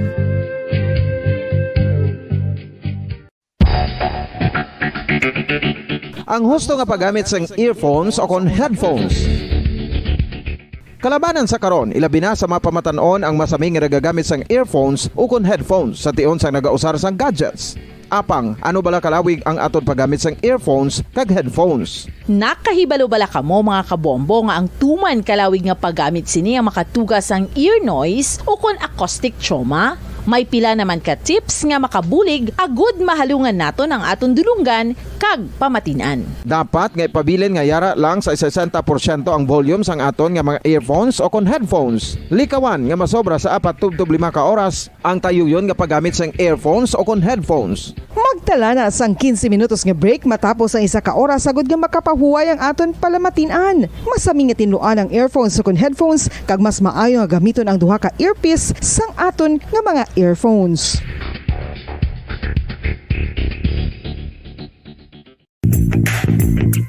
Sa karon nga may ginapangatubang nga pandemic, importante nga halungan gid ang ikaayong lawas. Apang hindi lang physical health ang dapat hatagan sa pagtamuda, bangod importante man ang mental health. Paano bala halungan ang aton nga mental health? Una, kinahanglan nga halungan naton ang aton kalawasan kaangay sang pagkaon, pag-ehersisyo, pagtulog kag pagpahuway sang insyakto, bangod ang poor physical health ang makaapekto sang modo kag panghuna-huna sang isa ka tawo. Kinahanglan man nga mag-set sang boundaries sa tanan nga bagay, hatagan sang balorang kaugalingon kag iselebrar ang mga kadalagaan bisan ano pa ini kagamay.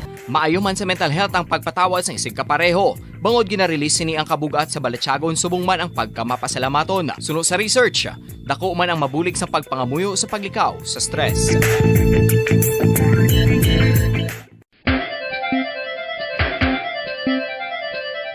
Ang talaba.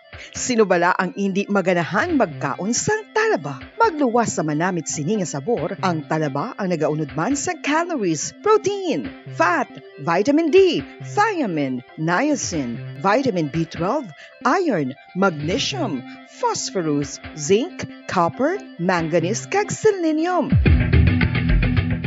Isa ini sa mga source ang high quality protein nga nagaunod sang siyam ka importante nga mga amino acids nga kinahanglan sang lawas sang tawo. Nagaunod man ini sa antioxidants nga maayo para sa atay. Apang ang pagkaon sang talaba ang mayara man sa mga risgo. Bangod nagaunod ini sa mataas nga amount sang zinc nga delikado sa kalawasan kon masobrahan. Ang pagkaon sini nga hilaw ang makatugaman sang bacterial infection kag makatugas sang diarrhea, pagsuka, hilanat kag iban pa nga seryoso nga kondisyon. Gani sa pagkaon sang talaba, kinahanglan hagan-hagan lang. Oral disease, nagapadayon nga seryoso nga public health problem sa Pilipinas. Ang prevalence sang dental caries sa mga permanent teeth ang nagapabilin nga mataas sa 90% throughout the years. About 92.4% sa mga Filipinos ang may tooth decay, kag 78% ang may gum disease o kon periodontal diseases, santo sa report nagikan sa DOH. Bisan pa nga ini ang preventable o kung matapna, ini nga balatian ang nagapikto sa halos kada Filipino at one point or another sa iya nga pagpangabuhi. Ang pag-practice sang good oral kag dental hygiene kaangay lang sa paghalong kag pagtatap mo sa imo kaugalingon. Nagatap na ini sang bad breath, tooth decay, gum disease, resulta ang healthy nga baba. Ang healthy nga baba o kon mouth, maayo nga indicator nga maayo man ang imo lawas. Gani halungan gid ang aton nga dental health. San o ikaw ulihi nga nag-ilis ang sponge nga ginagamit mo sa paghugas sa mga kitchen utensils? Ang kitchen sponge mga kabombo, ang mas mahigko pa sa toilet. In fact, ginpahayag sang microbiologists nga ang mga butang nga ginagamit naton sa pagtinlo sa mga dishes ang pinakahigko nga bagay sa balay. Sa isa ka pagtuon nga na-publish sa journal nga Scientific Reports, ang spongy bacterial colonies ang mas delikado sa aton ikaayong lawas. Bangod sini, ginarekomendar sa mga researchers nga dapat islan ang sponge kada simana. Ang kitchen ang lugar sa aton balay kung sa diin nagasugod ang mga new bacteria. Bangod sa human traffic kag food preparation. Bangod ang sponge ang masami nga warm, mabasa kag matrace ang old food. Ini ang ideal nga breeding ground para sa bacteria. Suno sa pagtuon, maayong idea nga tinluan ang sponge kada tapos gamit. Apang ginasuggest sa mga researchers nga regular nga islan ang kitchen sponge. Ang kitchen ang lugar sa aton balay kung sa diin nagasugod ang mga new bacteria. Bangod sa human traffic kag food preparation. Bangod ang sponge ang masami nga warm, mabasa, kag may trace ang old food. Ini ang ideal nga breeding grounds para sa bacteria. Suno sa pagtuon, maayo nga idea nga tinluan ang sponge kada tapos gamit, apang ginasuggest sa mga researchers nga regular nga islan ang kitchen sponge. Yari na ang isa sa nakapabaylo kag nakabaton sang brand new radio set with AM and FM band kag 1,000 pesos cash. Nagikan sa Bombo Radio Bacolod. Ko si Anisito Delicano, taga Libertad Extension, Bacolod City. Nagbabaylo ko sang radyo nga ginatag sapon sang Action Radio kay nagaungot sa ilalang estasyon. Hindi ko kapamati sang iyasang bumbo, mga lapit naman sa katuig ni nga ginatag nila sa akon. Amo na mo lang ni ang imo nga mamatian ang Action Radio lang. Amo ini nga radyo ang ginapangatag nila. Gindala ko di sa bumbo kay pabayluan ko sang iyasang bumbo nga radyo nga wala sa ungot sa isa lang ka stasyon. Kag manami kay bag-o, kag wala guba, may suga pa. Kag ang 1,000 nga ginatag sang bumbo, napasalamat gid ko kay may nagbakal na kusudan. Sing una ga vendors ko ti kay ginkakasama kami sa Libertad, di way nakukan sa balay na lang ang akon bata ang mga nagasuporta sa akon. Bakal ko bulong ko may ko may apo ko kag taas akon sugar. Ga pasalamat gid ko sa Bombo Radio sang ginatag nila nga 1,000 kag ang radyo. Salamat gid. Basta Radio Bombo number 1.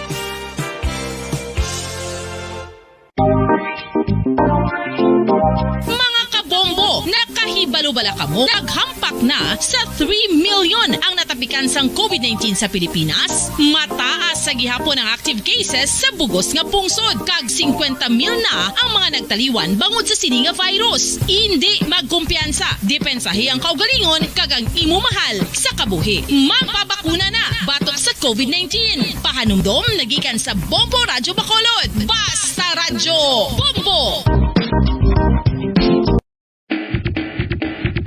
Mga kabombo, madamo gid ang pagkaon apang ano bala. Ang dapat himuon kung may matabo sang suspected foodborne illnesses. Kung may matabo nga suspected foodborne illnesses, dapat i-preserve ang mga ebidensya.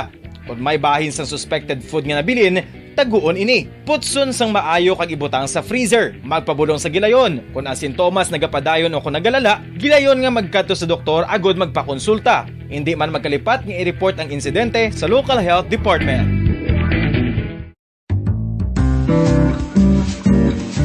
Mga pamaagi para mangin matinlo kag safe ang aton mga pagkaon. Ipabilin nga matinlo ang palibot. Isiparar ang hilaw sa naluto ng mga pagkaon. Lutuon sang maayo ang mga pagkaon nga dapat lutuon. Taguon ang mga pagkaon sa safe nga temperature. Depende sa kinahanglan sang klase sang pagkaon. Maggamit sang safe nga tubig kag raw materials.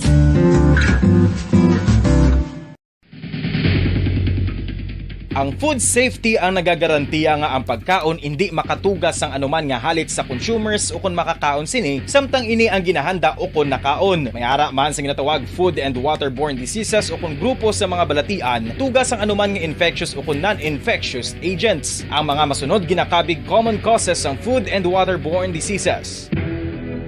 Unsafe nga ginahalinan sa ginainom nga tubig, improper disposal of human waste, unhygienic practices, unsafe food handling and preparation practices.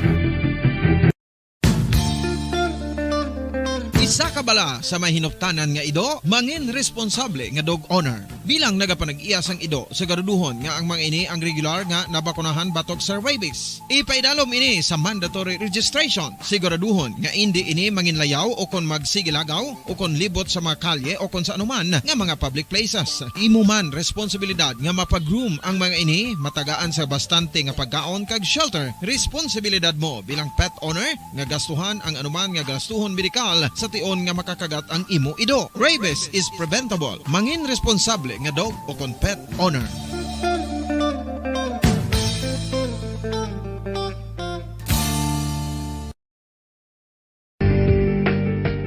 Kinahanglan mo bala nga mag-recharge? Hindi mo na kinahanglan nga magsalig pa sa caffeine. Bangod ang pag-power nap ang makapaboost sang memorya, cognitive skills, creativity, kag energy level. Ang power nap o kon cat nap ang pagtulog sang malipot nga oras kag may tinutuyo nga i-revitalize ang isa ka persona. Masami ini nga nagadugay sang 15 to 20 ka minutos ginahimo kun udto o kun hapon. Santo sa pagtuon, mas mangin alerto ang isa ka persona kung maka-power nap ini. Nagapabuhin man ini sang stress kag nagapa-improve sang cognitive functioning. Isa ini kapamaagi agud nga ma-refresh ang utok sang tawo kung ginakapoy. Bagluwas diri, nagapanubo man ini sa risgo sang heart disease.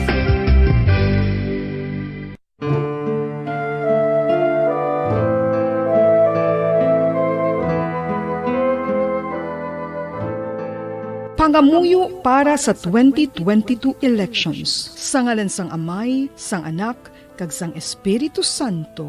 Amen. O Diyos nga amon Amay, sa amon paghandom para sa maabot nga 2022 elections, nagasalig kami sa imo saad nga ipadala mo sa amon ang mga lideres nga nagatuman sang imo mga sugo kag may kinaugali nga nasanto sa imo tagipusoon kag espiritu. Ginoong Jesus, hatagi sang inspirasyon ang tanan nga nagahandom nga magpungko sa pwesto, agud sila mangin lider kag alagad nga magabutang sang kaayuhan sang kadaman, ilabi na ang mga kubos, mga maluya kag mga ginapigos, labaw sang sa ila personal nga interes. Tagdumala nga alagad nga nagahandom sa matudtud nga pag-alagad kag indi nga sila ang pag-aalagaran. Tagdumala nga alagad nga may integridad kag kaluoy para sa tanan. Ubalaan nga Espiritu Santo, sanagi ang amon mga huna-huna kag kasing-kasing, agud amon makita sang maathag ang mga kinahanglanon sang amon katawhan, ang mga promesa sang mga kandidato, kag ang ila ikasarang sa pagtuman sini tanan. Nga kami magpili sang husto nga lider, nga matuod nga magadumala kag mag-alagad, lider nga nagatuman sang imo sugo kag may kinaugali nga nasanto sa imo tagi pusoon kag espiritu, lider nga magahiusa kag magagiya sa amon sa pagpatigayon sang kayuhan sang tanan kag para sa imo bug-os nga kahimayaan. Amay, Anak, kag Espiritu Santo, ikaw ang Diyos sang kabuhi kag paghigugma. Ang Ginoo sang tanan nga panahon, mag-upod ka unta sa amon sa siningtion nga nagahanda kami para sa palabuton nga eleksyon. Amen. Sa ngalan sang Amay, sang Anak, kag sang Espiritu Santo. Amen.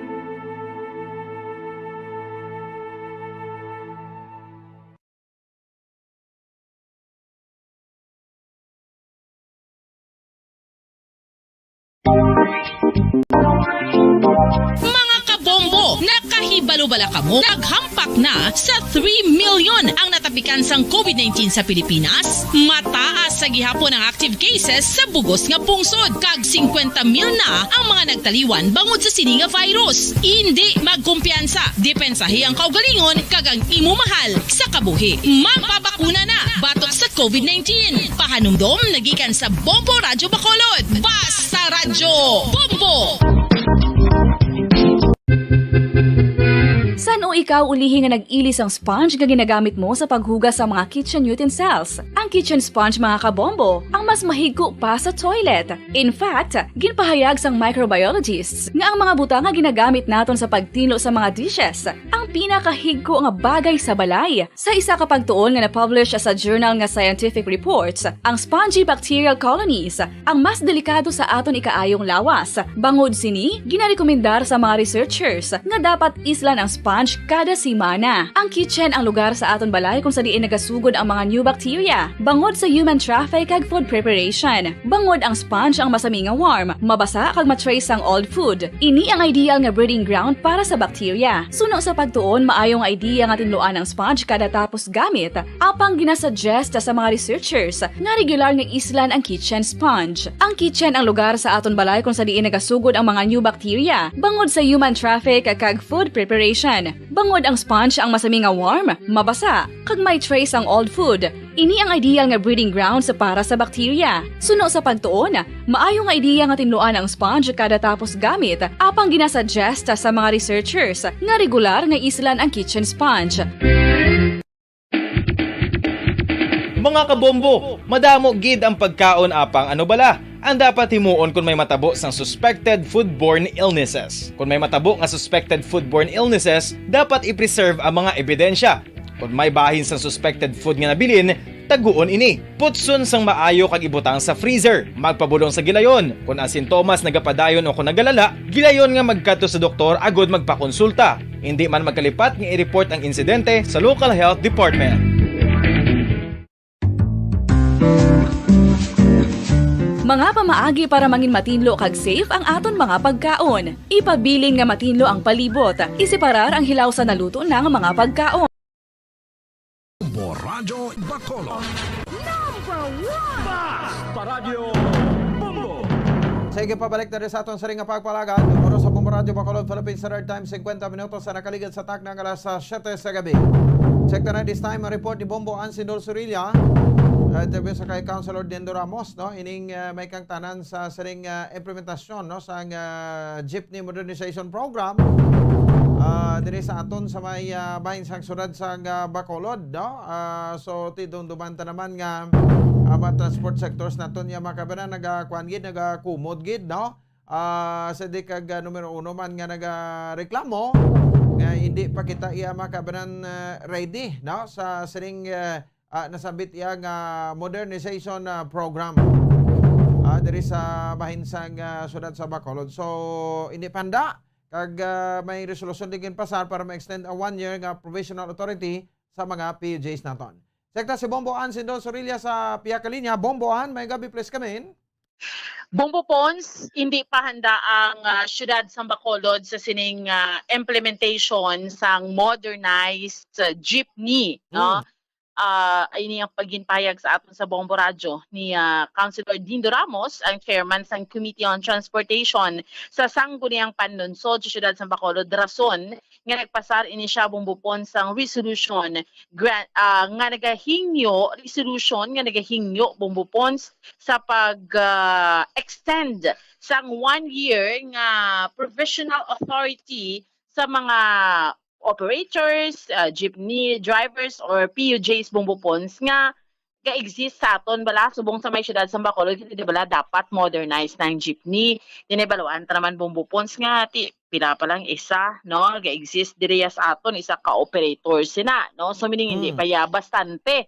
So sunod sa kay Councilor Dindo Ramos kaya mo ning Claymore, hindi gusto ang syudad or siya abi bilang chairman sang Committee on Transportation, but since nga gapangatubang kita Bumbo Pons sa COVID-19 pandemic, no, although gahingapos naman ini, tapos apektadong mga drivers ang kita nila Bumbo Pons subong man way kuntat ang pagsinaka sang presyo sang gatong, no, tapos subong lang ka gali isa pa lang ka operator ang nag-grant sina Bumbo Pons kay kinahanglan mo na siya nga magpetisyon ka agud mag-grant ka mayara na sang prerequisites or mga requirements nga gina-require ang Land Transportation and Franchising Regulatory Board o kon LTFRB. So nahanungod sina Bumbo Pons ang banyati ginalauman niya nga mapamatian, no, ang pag-extend sang 1 year nga provisional authority. Although sa national Bumbo Pons, no, diway pa man gini ginapuwersa sa national government, ang banyati nabatian gani nila kundi naga-announce ni ang transport group sa aton nga marali sila diri sa aton Bumbo Pons sa may syudad sa Bacolod. Ang mali Councilor Dindo Ramos sa manyati ang pag-rally nila hindi manabot ang balon dapat nga basulon nilang local government unit. Pero Bumbo Pons ang banya kay ining implementation national. Manyati may mga representative ni sila sa kongreso nga nagapakigbato, di ba may ara ng Bumbo Pons nga pakigbato sa kausa sa mga drivers, sa mga party list representative. So why not nga amo nang toktokon nila para makagiho, mapamatian sila sang national government sa ila siniya nga Claymore. Kag speaking man Bumbo Pons sa pagtaas ang presyo sang gatong, no, kahapon another price hike naman, no, way na giniyaga panaog Bumbo Pons kundi nagaduso ning mga drivers sa national 5 pesos nga fare rate increase diri sa local 250. Ang bani Councilor Dindo Ramos sa manyati although pabor siya bi Bumbo Pons nga patas lang kumbaga win-win lang nga hindi man na perding commuters, hindi man na perdi ang mga drivers, pero dapat gid bantik kung nga sakaan, no, ang pletihan. But as to how much, syempre LTFRB naman ang ahensya sang gobyerno nga makabulubanta sa ni Bumbo Pons, no? So Bumbo Pons sa dugang nga pagpahayag pamatiyan naton si Councilor Dindo Ramos. Ang na siya, no, the LTFRB matter na siya. Na i-determine sa LTFRB ay mga matrix na sila, may mga factors na sila nag-consider. For example, ang price increase, may mga sila formula na sila. So nakatag lang na yung decision ng LTFRB. But ako I am in favor sa increase ng fare rate. So, it should be reasonable. At nang hindi man taman ka burdensome para sa aton ng mga commuters. Sa pinaka-latest, Councilor, anong mga or may mga complaints or something na receive ka halin sa transport sector or nag-reach out sila sa imo sa sining problem naton kay weekly na ang ang oil price increase, just like yesterday increase na naman, Councilor. Nang ini mga fare increase nila ng mga petition ay naninilag na agiman sa Sanggunian or sa LGU ay kabalo ni mga transport leaders na nga i-address nila dahil sa LTFRB kaya mo na nag-decide. No, in fact, ang tingog sa LGU doon wala man na napamatian sa LTFRB ay nag-rely na sila kay PAC. No, ang gasolina, amo na siya. Amo na nila basis siya for their decision. In fact, wala na rin coordination niya sa LGU kasi hindi man siya rutang. So yan, it's all about fair increase kasi based pa na sa data na supply nila sa mga petitioners. But ang mga problema lang rin palabot sa ato muna ang ma-end ng ilang provisional authority sa pagbiyahe as for hire ang ato mga traditional ng mga PUJ. Na so nakapasada ko na resolution sang last week na i-extend for another year ang pag-grant ng provisional authority sa mga traditional na ng mga PUJs tungod nga ng hindi pa ready ang LGU. In fact, ang Asian countries not yet ready for modernization. Kaya kung stop na by or hindi na pag-grant ang provisional authority, kagsay sige yaw pon biyahe ang mga jeep traditional tungod nga wala sakyan ng atong mga pasahero. The event abi no kay layo lang ma-discuss siya, hindi pa sila yung ma-compensate ng mga pasahero kasi nag-violate sila mo, hindi sila kulurong sila. They don't have to ferry passengers. So kung may ara na sila, hindi na sila ma-cover sa insurance. So either way, kapag di gaya ang pumuluyo sa insurance kung hindi mag-grant ang provisional authority.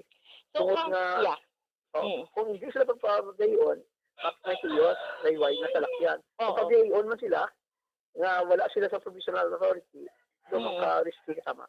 Councilor, you're hoping nga mamatian ang imong resolution, Councilor? Hopefully, no? Pag siya, nang immediately para labotan na sa central office to the regional office. Dahil kaya mula na blabombuan ang problema. Ang siya ang problema, in modernization, hindi niya yakol sa LGU mo.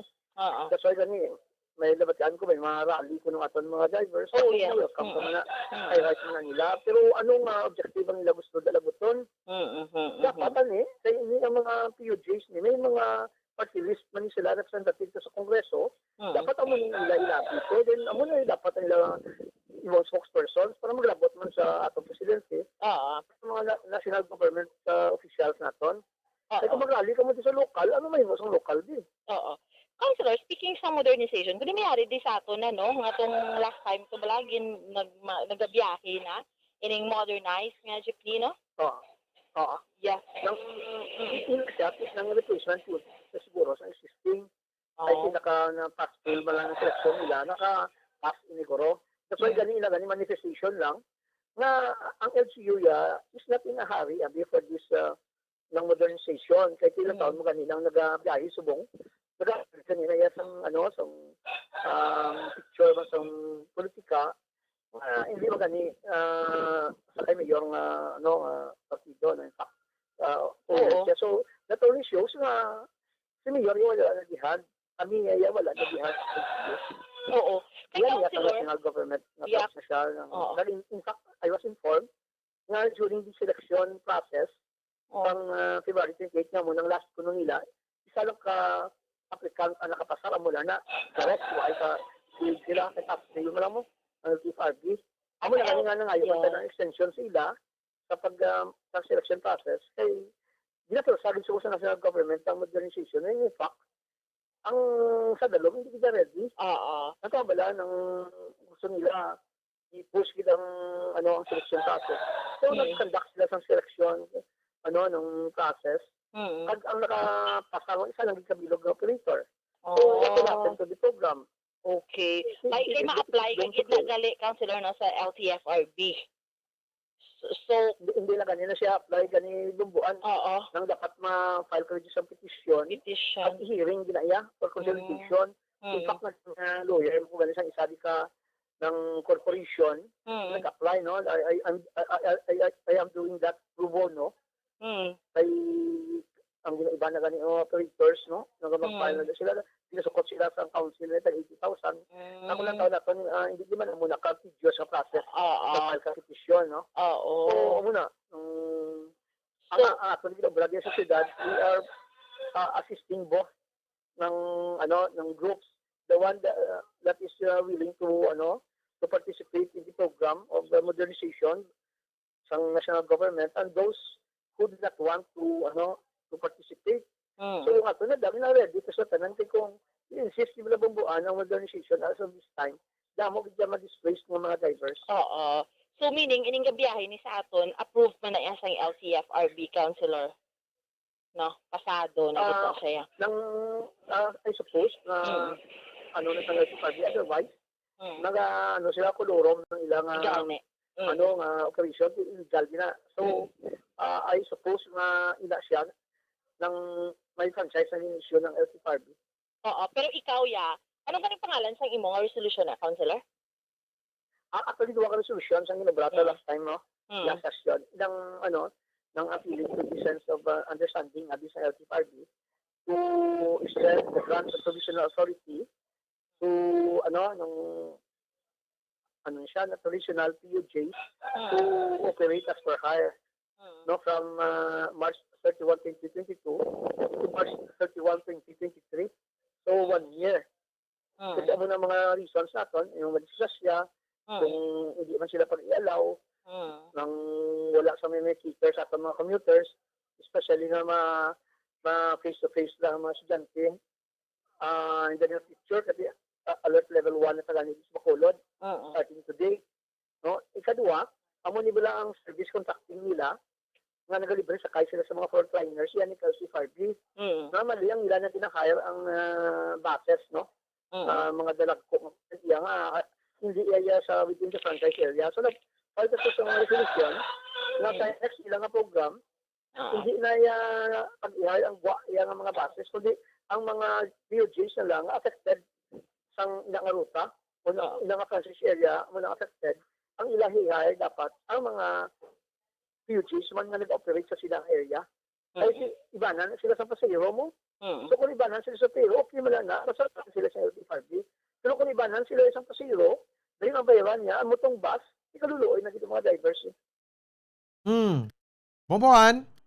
Man bumbupons, di ba may isa diri ka bus company na amo na sa ikaduha nga resolution ni Councilor Dindo Ramos, aside sa provisional authority nga granting for 1 year.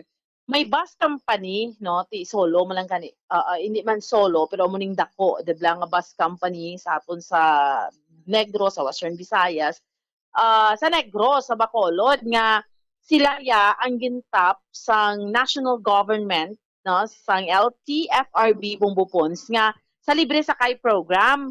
So sila yang ginabayran sang gobyerno. Ang punto dre ni Councilor Dindo Ramos, tiyatag sa ila, kung tiyatag na rin sa mga affected ng mga drivers, kaya nagka-out of route man lang na sila, no?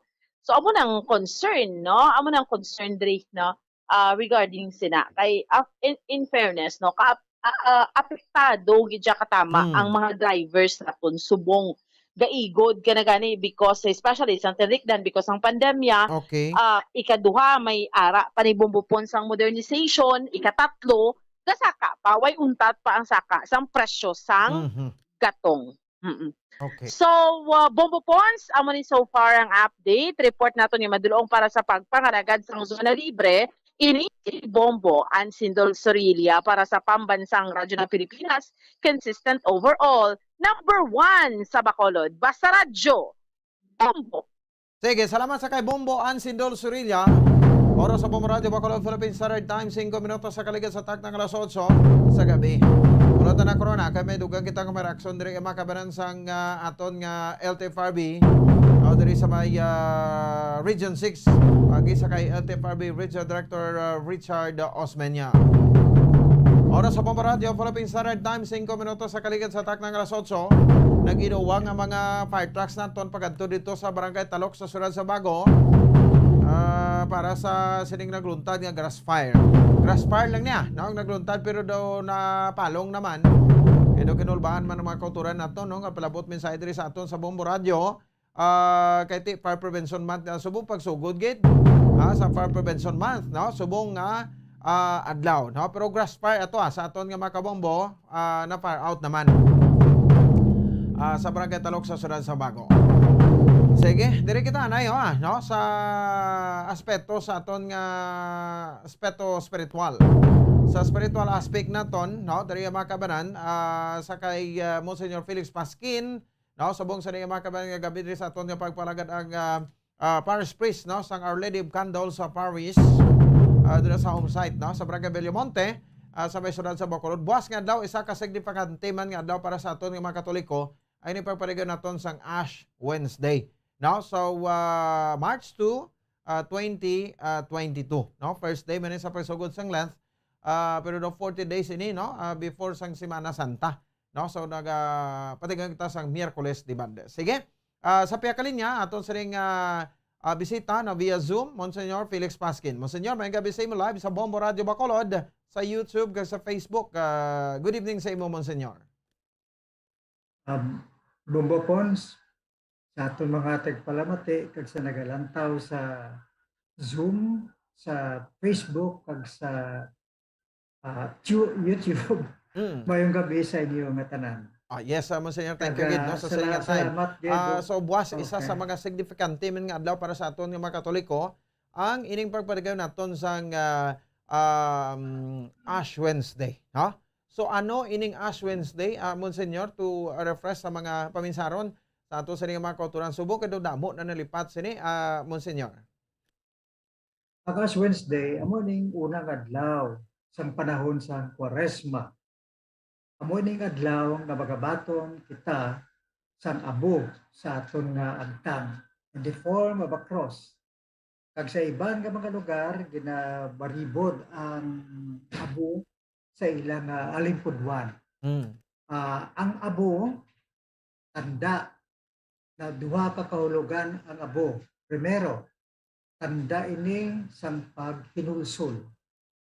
Paghinulsol, repentance ang aton ng mga sala. Ikaduha, ang abo nag-remind sa aton nga mortality, ang aton nga kamatayon.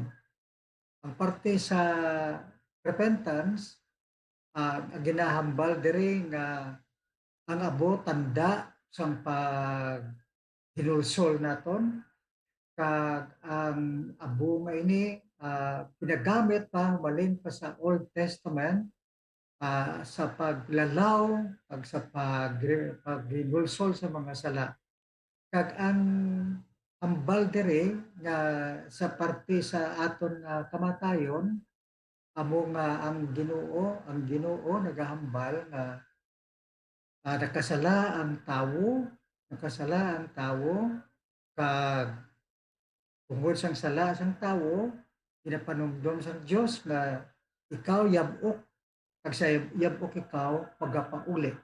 So ang abo nagapatimaan sang aton nga kamatayon kag ang paghinulsol naton tanan. So isa ini ka balaan nga adlaw para sa aton nga mga Katoliko kay mo ni pagsugod sang panahon sa Kwaresma sa aton nga liturhiya sang aton nga simbahan. Kag ini isa ka tion panahon nga espesyal sa aton kay pagi sa sini mapanumdum naton ang aton nga pagpangabuhi. Mapanumdum naton ang estado sang aton nga kalag, ang estado sang aton nga pagpangabuhi sa aton relasyon sa Dios kag sa aton relasyon sa aton nga mga isig katawo.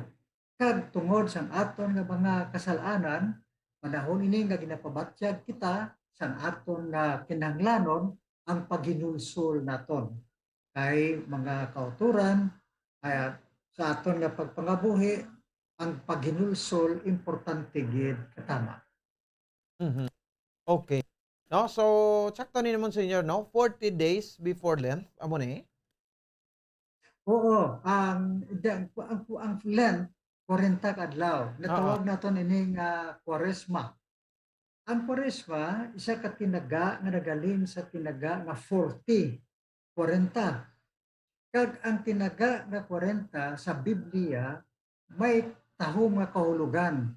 Ang kahulugan sa 40 sa Biblia is a period of preparation.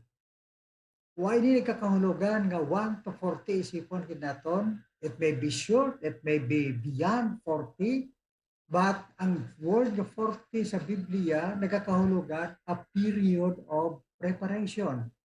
Ang atong natsulundan amo ini. First, ang baha dumduman naton, ang baha, ang anaw. Ang anaw tungod sang sala sang mga katawhan, nag-anaw ginpaanaw sang Dios ang kalibutan. 40 ka adlaw, 40 man kagabi. Now, daw pareho ina sa preparation for the emergence of a new and a better humanity. Kay halin sa mga mga katawhan nga makasasala, ginanaw, ginpreparar para nga magwa ang ginatawag naton nga new and better humanity. Ang ikaduha, kakahulugan, ang mga Israelites, paghalin nila dito sa Ehipto, ginpromisahan sila sang Diyos nga malabot nila ang promised land. Para makalabot sila sa promised land, nagpanglakaton sila 40 katuig sa disyerto. So tandaan naton ang tinaga na 40. Ara man gyapon ang tinaga nga 40. So it was a preparation for their entrance to the promised land. Dason, sa Ninive, may isa ka lugar sa natawag na Ninive. Ang mga tao makasasala, ang mga tao ginapaandaman sa resulta sa ilang sala.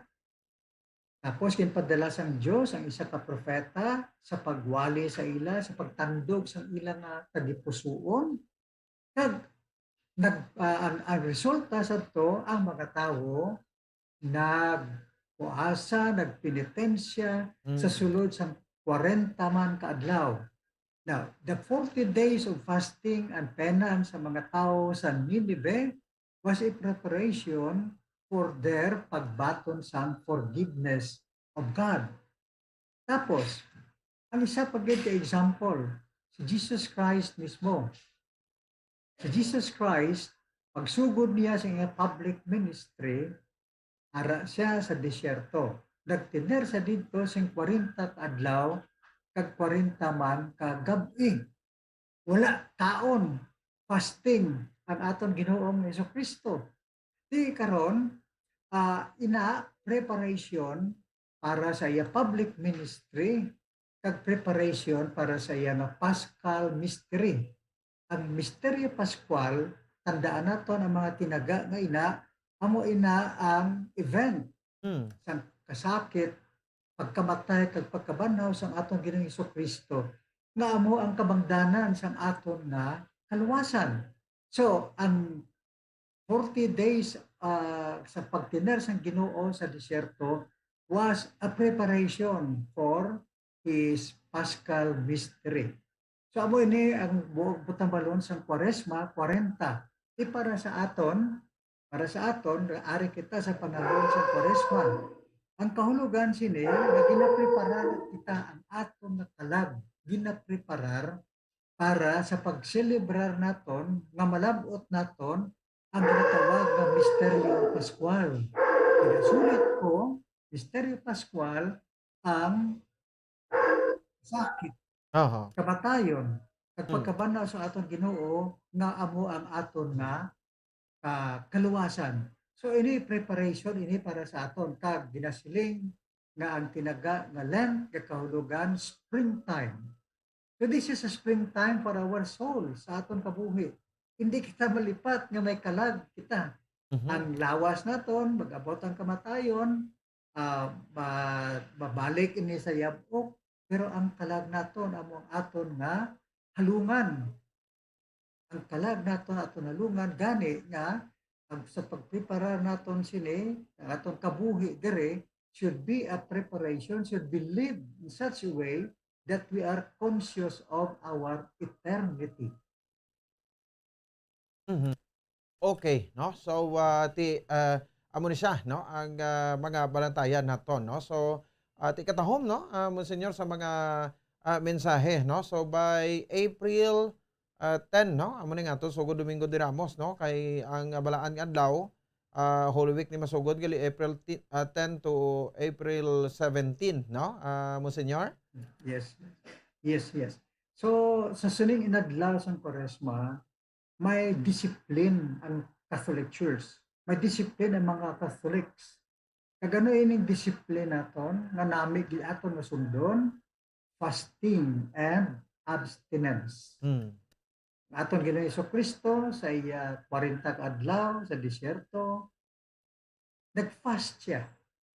Kagang kahulugan sang fasting, amo ang pagdisiplina sang aton kaugalingon because left to our own selves, may mga tendencies kita as a human being. Oho. May mga tendencies kita na magalabot kung kaisa sa inatawag nga abuse, misuse, nga to the point nga malimta naton kag pagguba naton ang aton na pagkatao, ang aton na humanity. So kinahanglan dira ang disiplina sa aton pagbalingon. And fasting is a way of disciplining ourselves. Now, ang fasting kundi masiling kita, may gutom kita, no? Ginagutom kita.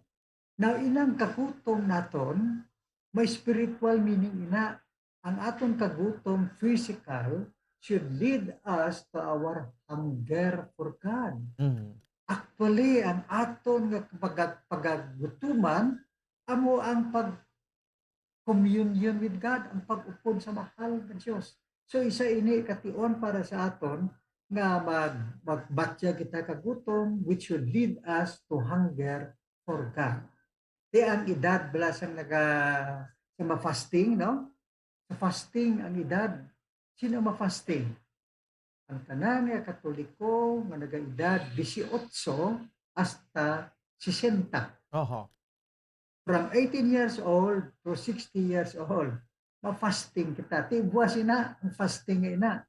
Ang abstinence, 14 years old kagpasaka.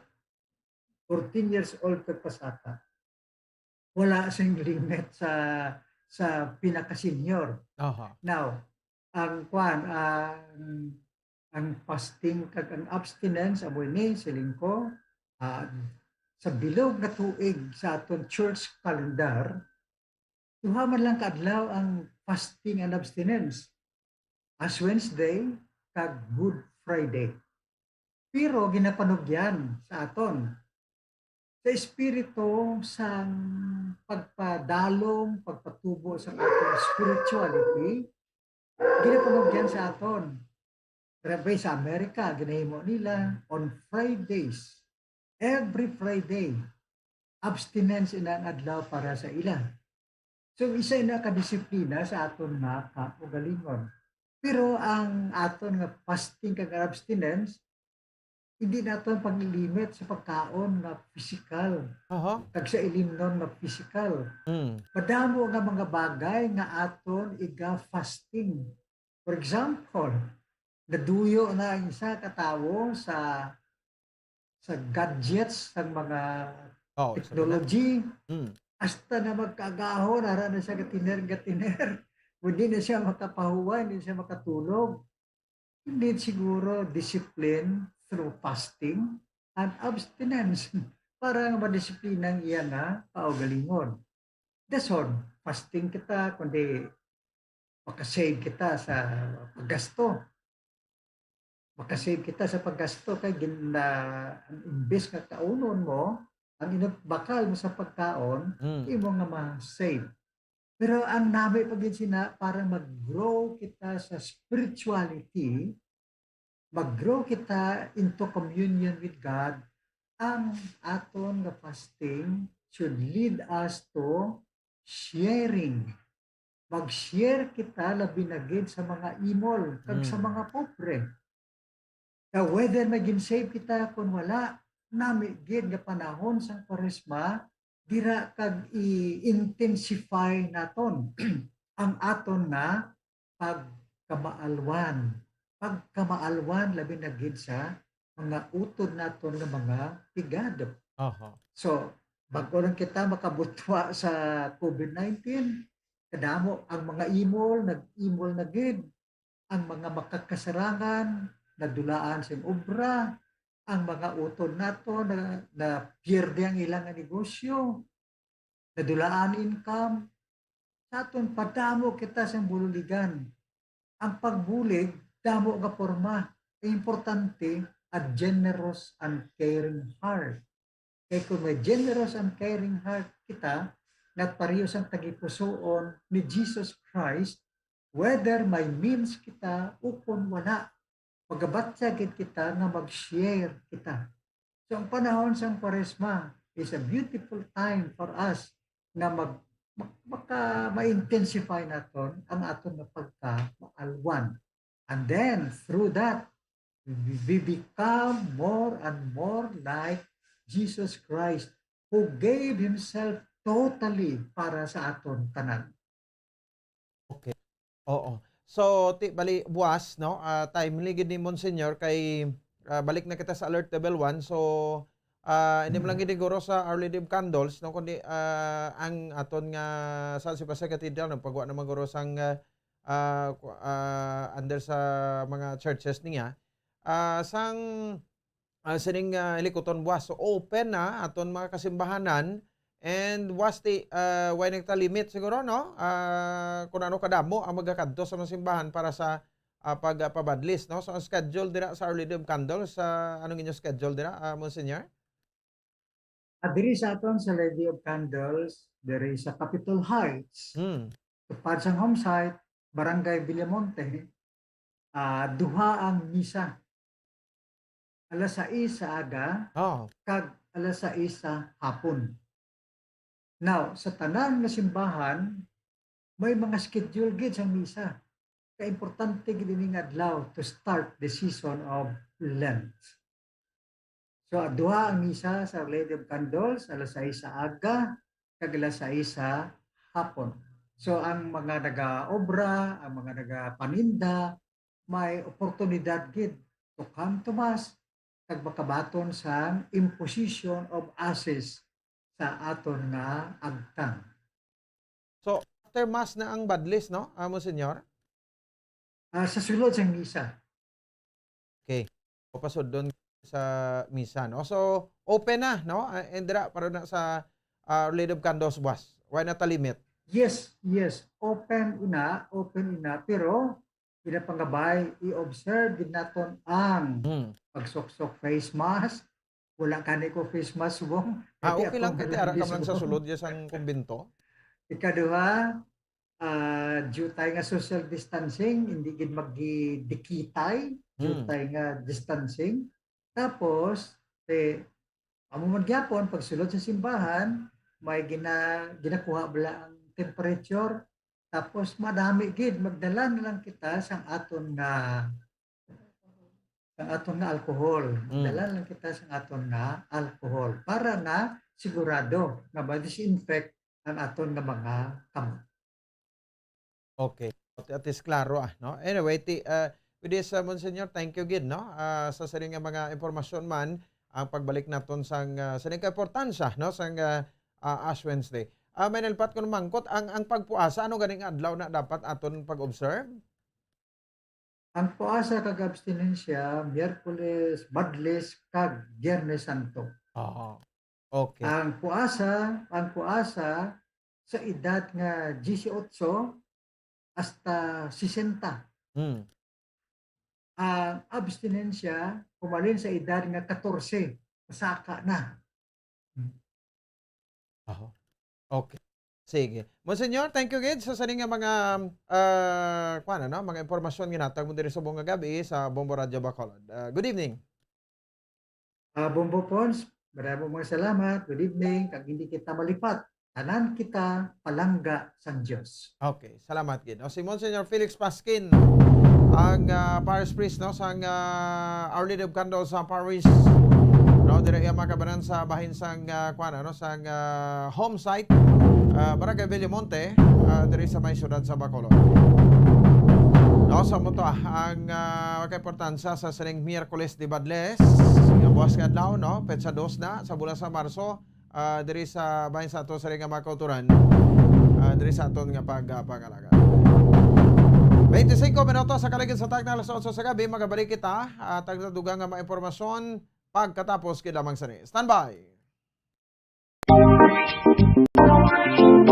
Mga kabombo, nakahibalo-bala ka mo, naghampak na sa 3 million ang natapikan sang COVID-19 sa Pilipinas. Mataas sa gihapon ang active cases sa bugos nga pungsod, kag 50,000 na ang mga nagtaliwan bangod sa sini nga virus. Hindi magkumpiyansa, depensahi ang kaugalingon kag ang imo mahal sa kabuhi. Magpabakuna na batok sa COVID-19. Pahanumdom nagikan sa Bombo Radio Bacolod. Basta Radyo Bombo!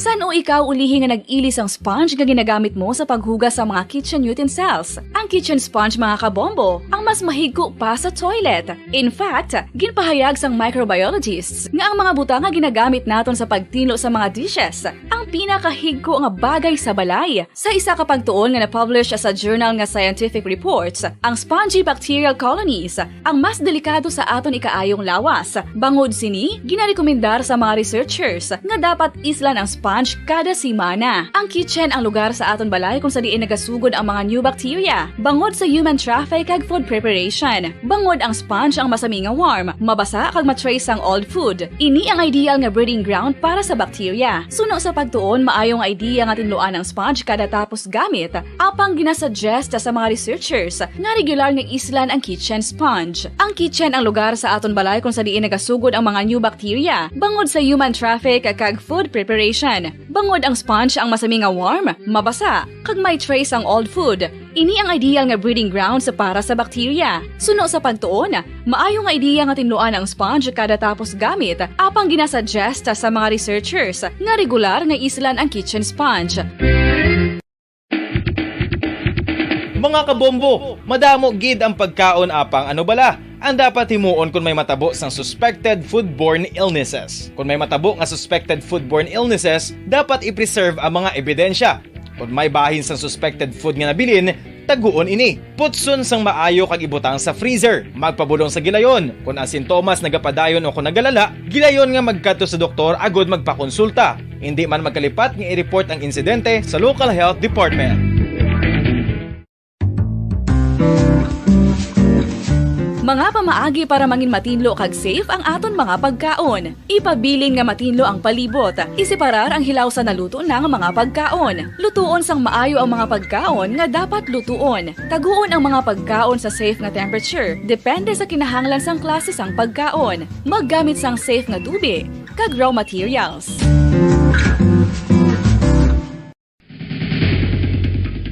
Ang food safety ang nagagarantiya nga ang pagkaon hindi makatugas sang anuman nga halit sa consumers o kung makakaon sini, samtang ini ang ginahanda o kung nakaon. May ara man sa ginatawag food and waterborne diseases o kung grupo sa mga balatian, tugas ang anuman nga infectious o kung non-infectious agents. Ang mga masunod ginakabig common causes ng food and waterborne diseases. Unsafe nga ginahalinan sa ginainom nga tubig, improper disposal of human waste, unhygienic practices, unsafe food handling and preparation practices. Isa ka bala sa may hinuptanan nga ido, mangin responsable nga dog owner. Bilang nagapanag-iyas ang ido, siguraduhon nga ang mga ini ang regular nga nabakunahan batok sa rabies. Ipaidalom ini sa mandatory registration. Siguraduhon nga hindi ini manginlayaw o kon magsigilagaw o kon libot sa mga kalye o kon sa anuman nga mga public places. Imo man responsibilidad nga mapag-groom ang mga ini, matagaan sa bastante nga pagkaon kag shelter. Responsibilidad mo bilang pet owner nga gastuhan ang anuman nga gastuhon medikal sa tion nga makakagat ang imo ido. Rabies is preventable. Mangin responsable nga dog o kon pet owner.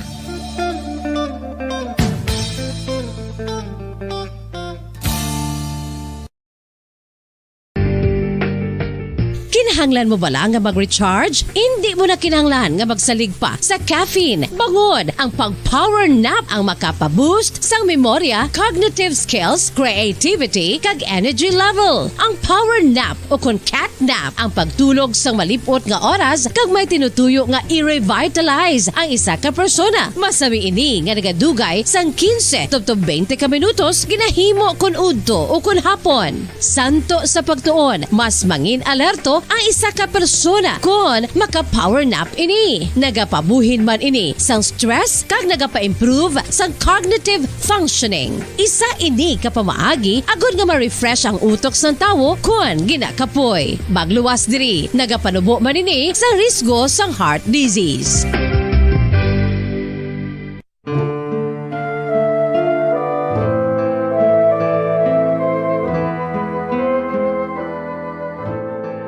Pangamuyo para sa 2022 elections. Sa ngalan sang Amay, sang Anak, kag sang Espiritu Santo. Amen. O Diyos nga amon amay, sa amon paghandom para sa maabot nga 2022 elections, nagasalig kami sa imo saad nga ipadala mo sa amon ang mga lideres nga nagatuman sang imo mga sugo, kag may kinaugali nga nasanto sa imo tagi pusoon kag espiritu. Ginoong Jesus, hatagi sang inspirasyon ang tanan nga nagahandom nga magpungko sa pwesto, agud sila mangin leader kag alagad nga magabutang sang kaayuhan sang kadaman, ilabi na ang mga kubos, mga maluya, kag mga ginapigos, labaw sang sa ila personal nga interes. Tagdumala nga alagad nga nagahandom sa matudtud nga pag-alagad, kag indi nga sila ang pag-aalagaran. Tagdumala nga alagad nga may integridad, kag kaluoy para sa tanan. Ubalaan nga Espiritu Santo, sanagi ang amon mga huna-huna kag kasing-kasing, agud amon makita sang maathag ang mga kinahanglanon sang amon katawhan, ang mga promesa sang mga kandidato, kag ang ila ikasarang sa pagtuman sini tanan. Nga kami magpili sang husto nga lider, nga matuod nga magadumala kag mag-alagad, lider nga nagatuman sang imo sugo kag may kinaugali nga nasanto sa imo tagi pusoon kag espiritu, lider nga magahiusa kag magagiya sa amon sa pagpatigayon sang kayuhan sang tanan kag para sa imo bug-os nga kahimayaan. Amay, Anak, kag Espiritu Santo, ikaw ang Diyos sang kabuhi kag paghigugma. Ang Ginoo sang tanan nga panahon, mag-upod ka unta sa amon sa siningtion nga nagahanda kami para sa palabuton nga eleksyon. Amen. Sa ngalan sang Amay, sang Anak, kag sang Espiritu Santo. Amen.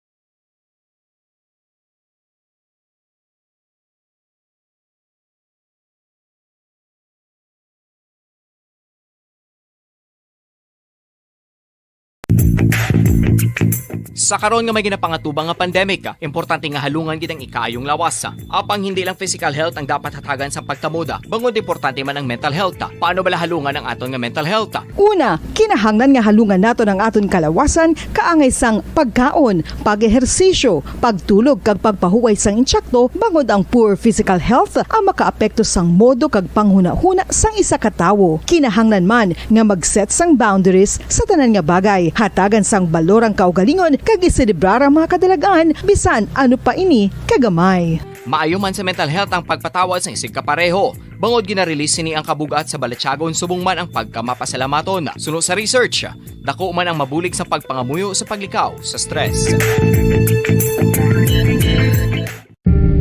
Tips agud malikawan ng insomnia.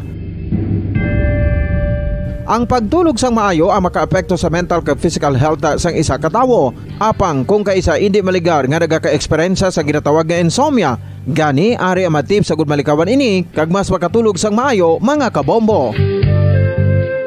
Kinahanglan nga pareho ang oras ang imo pagtulog kag pagbangon kada adlaw agud maset ang imo nga body clock. Kun adlaw, mas maayo nga buksan ang mga kortina agud makasulod ang kasanagon, paglakat-lakat kun aga kag pag-ehersisyo. Kun gabi, likawan ang mga masanag nga screen kaangay sa mga gadgets kag TV. Limitahan man ang pagkaon kag mga ilimnon nga may caffeine kag nicotine bagod makatuga ini sang problema sa pagtulog. Likawan man ang pagkaon sang madamo, pag-inom sa alcoholic drinks, pag-inom sang madamo nga tubig kag ang pag-overthink antes magtulog.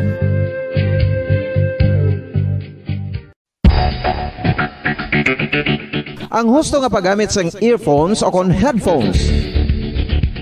Kalabanan sa karon, ilabi na sa mga pamatanon ang masaming nga nagagamit sang earphones o kon headphones sa tion sang nagausar sang gadgets. Apang, ano bala kalawig ang aton paggamit sang earphones kag headphones? Nakahibalo bala kamo mga kabombo nga ang tuman kalawig nga paggamit sini ang makatugas ang ear noise o kon acoustic trauma? May pila naman ka tips nga makabulig agud mahalungan naton ang aton dulunggan kag pamatinan. Dapat nga ipabilin nga yara lang sa 60% ang volume sang aton nga mga earphones o kon headphones. Likawan nga masobra sa 4 to 5 ka oras ang tayuyon nga paggamit sang earphones o kon headphones. Tala na sang 15 minutos nga break matapos ang isa ka oras sagod nga makapahuway ang aton palamatinan. Masami nga tinluan ang earphones sukon headphones kag mas maayo nga gamiton ang duha ka earpiece sang aton nga mga earphones.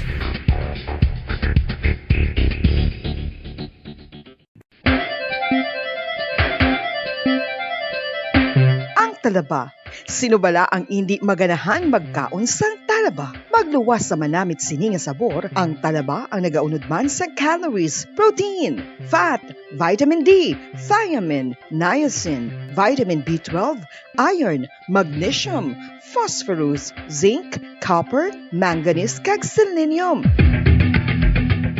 Isa ini sa mga source ang high quality protein nga nagaunod sang siyam ka importante nga mga amino acids nga kinahanglan sang lawas sang tawo. Nagaunod man ini sa antioxidants nga maayo para sa atay. Apang ang pagkaon sang talaba ang mayara man sa mga risgo. Bangod nagaunod ini sa mataas nga amount sang zinc nga delikado sa kalawasan kon masobrahan. Ang pagkaon sini nga hilaw ang makatugaman sang bacterial infection kag makatugas sang diarrhea, pagsuka, hilanat kag iban pa nga seryoso nga kondisyon. Gani sa pagkaon sang talaba, kinahanglan hagan-hagan lang. Ang oral disease nagapadayon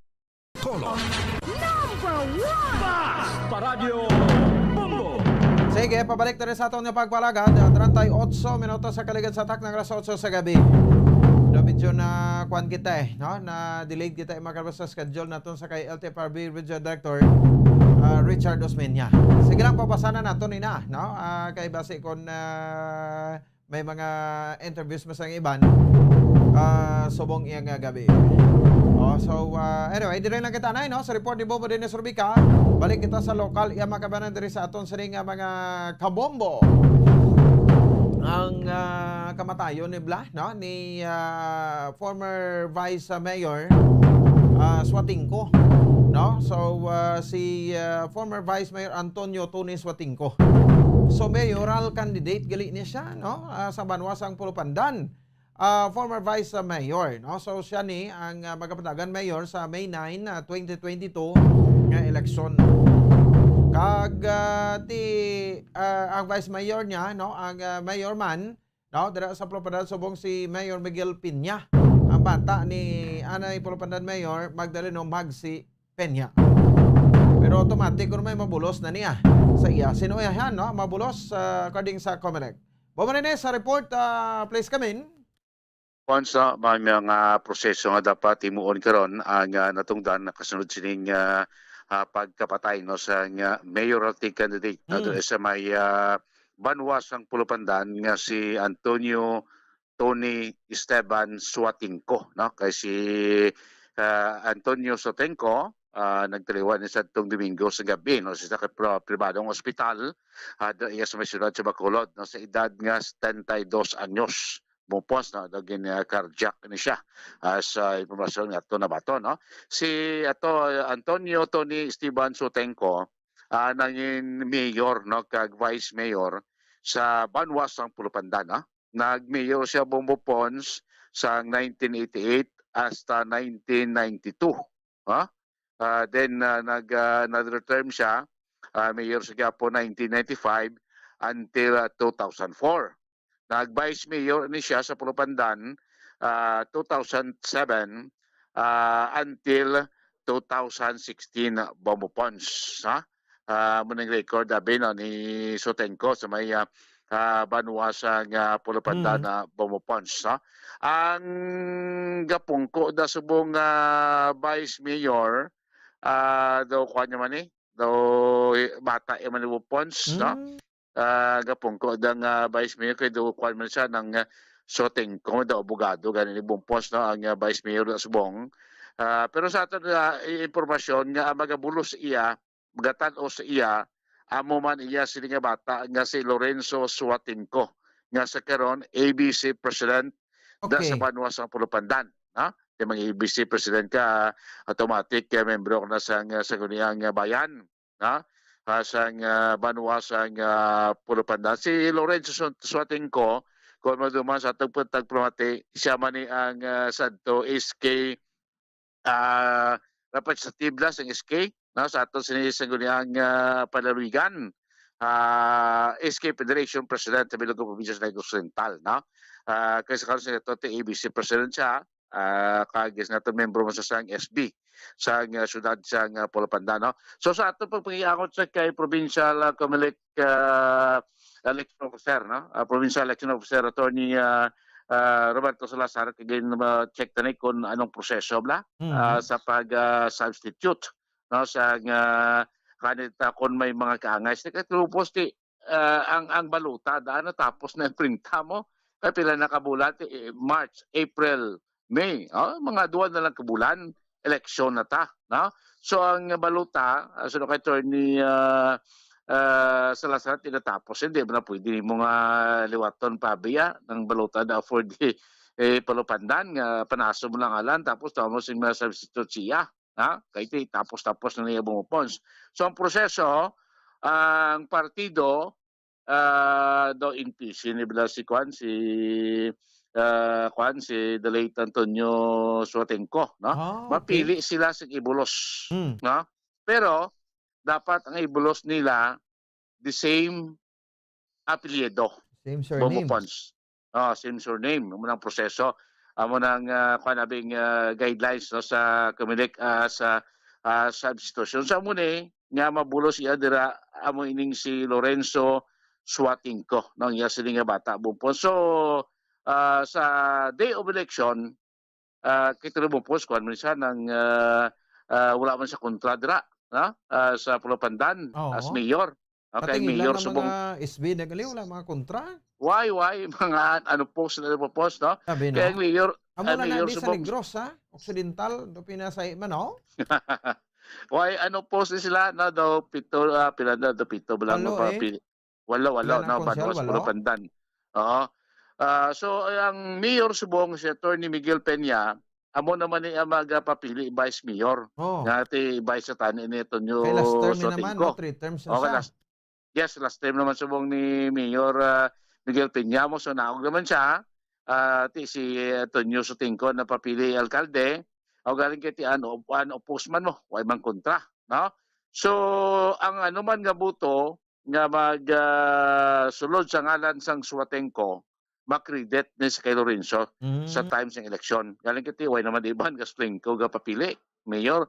O kay isa man na isa kay postman. So, automatic na lang nabumpuan. So, manisplikasyon ni Attorney Roberto Salazar. So, may mga proseso pa. Dapat kung sino kay Attorney Salazar, dapat ang ilan ng local community office, inform din nila, nga muna siya muna nagtaliwan na, muna mabulos, kaya mga kinlanon ng mga dokumento, no, para at least ma-inform ang Comelec, locally, kaya banuan na iya. No? Kaya local siya, o municipal candidate siya, so sa makadto sa municipal community office daw sa Banwa Yasang Pulo Pandan. Mamatandabla mo po sa ato si papayangot sa kay Provincial Election Officer sa Negros Oriental, Attorney Roberto Salazar. Una bes, no, kung napatay siya, dapat i-bring about na, no, sa official nga igdulungog sang Comelec, no?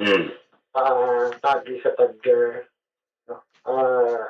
submit sang iya death certificate, no? Just in case nga may luyag mag-substitute. Yes, no, based ato nga pagsulundan, dapat the same family name. No? Tapos siyempre nominated by the same party, may nominate man, no? Sang kandidatong napatay. Okay. So dapat i-inform nila ang Comelec like sa local office Pulo Pandan. We will be officially informed, no, when they file VCOC. Okay, one of the attachments dapat, no, is presentar nila nga death certificate, no, matuod na napatay siya. Okay. Kag may substitute.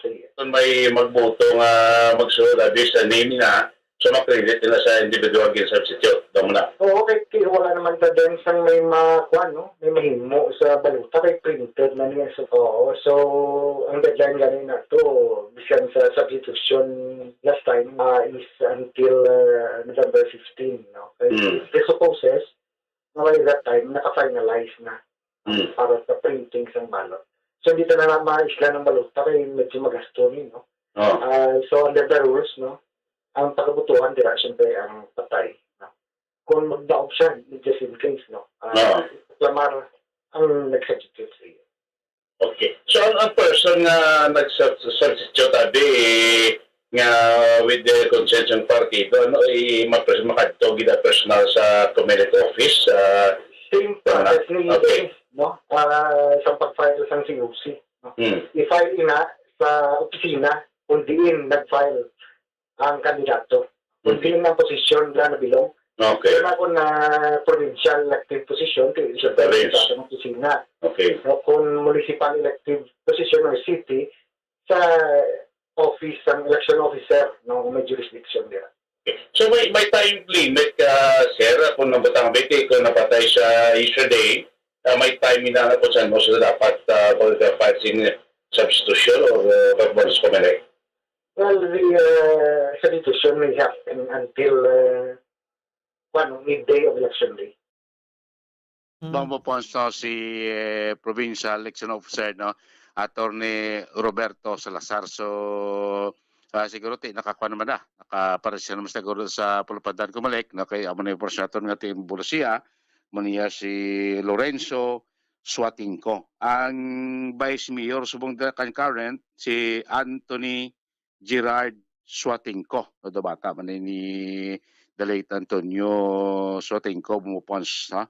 So muna, no? Aton sining pagpigangot, no? At least sa informasyon natin sining adlaw nga muna ni ang arrangement nila, no? Sa sining substitution pagkapatay si minority candidate Antonio Suatingco, Buslan, no? Sige sila bata. Hindi ko nag-edad ka Bombodinis, hindi kapakot sang swerte ta. 72 anyos na nidaan mo Ponso. Kahit kung nabala natin sa niligad ng mga tinuig daw na... Pero kapadlaga, may sa Vice Mayor sa Moises Padilla mo? Last yes, 2019? Napirde ni siya. Running mate siya ni Mayor Magsi Piña? Bumuponso. Muning daw sila kuan sila maka-teammate ni sila ni kuan ni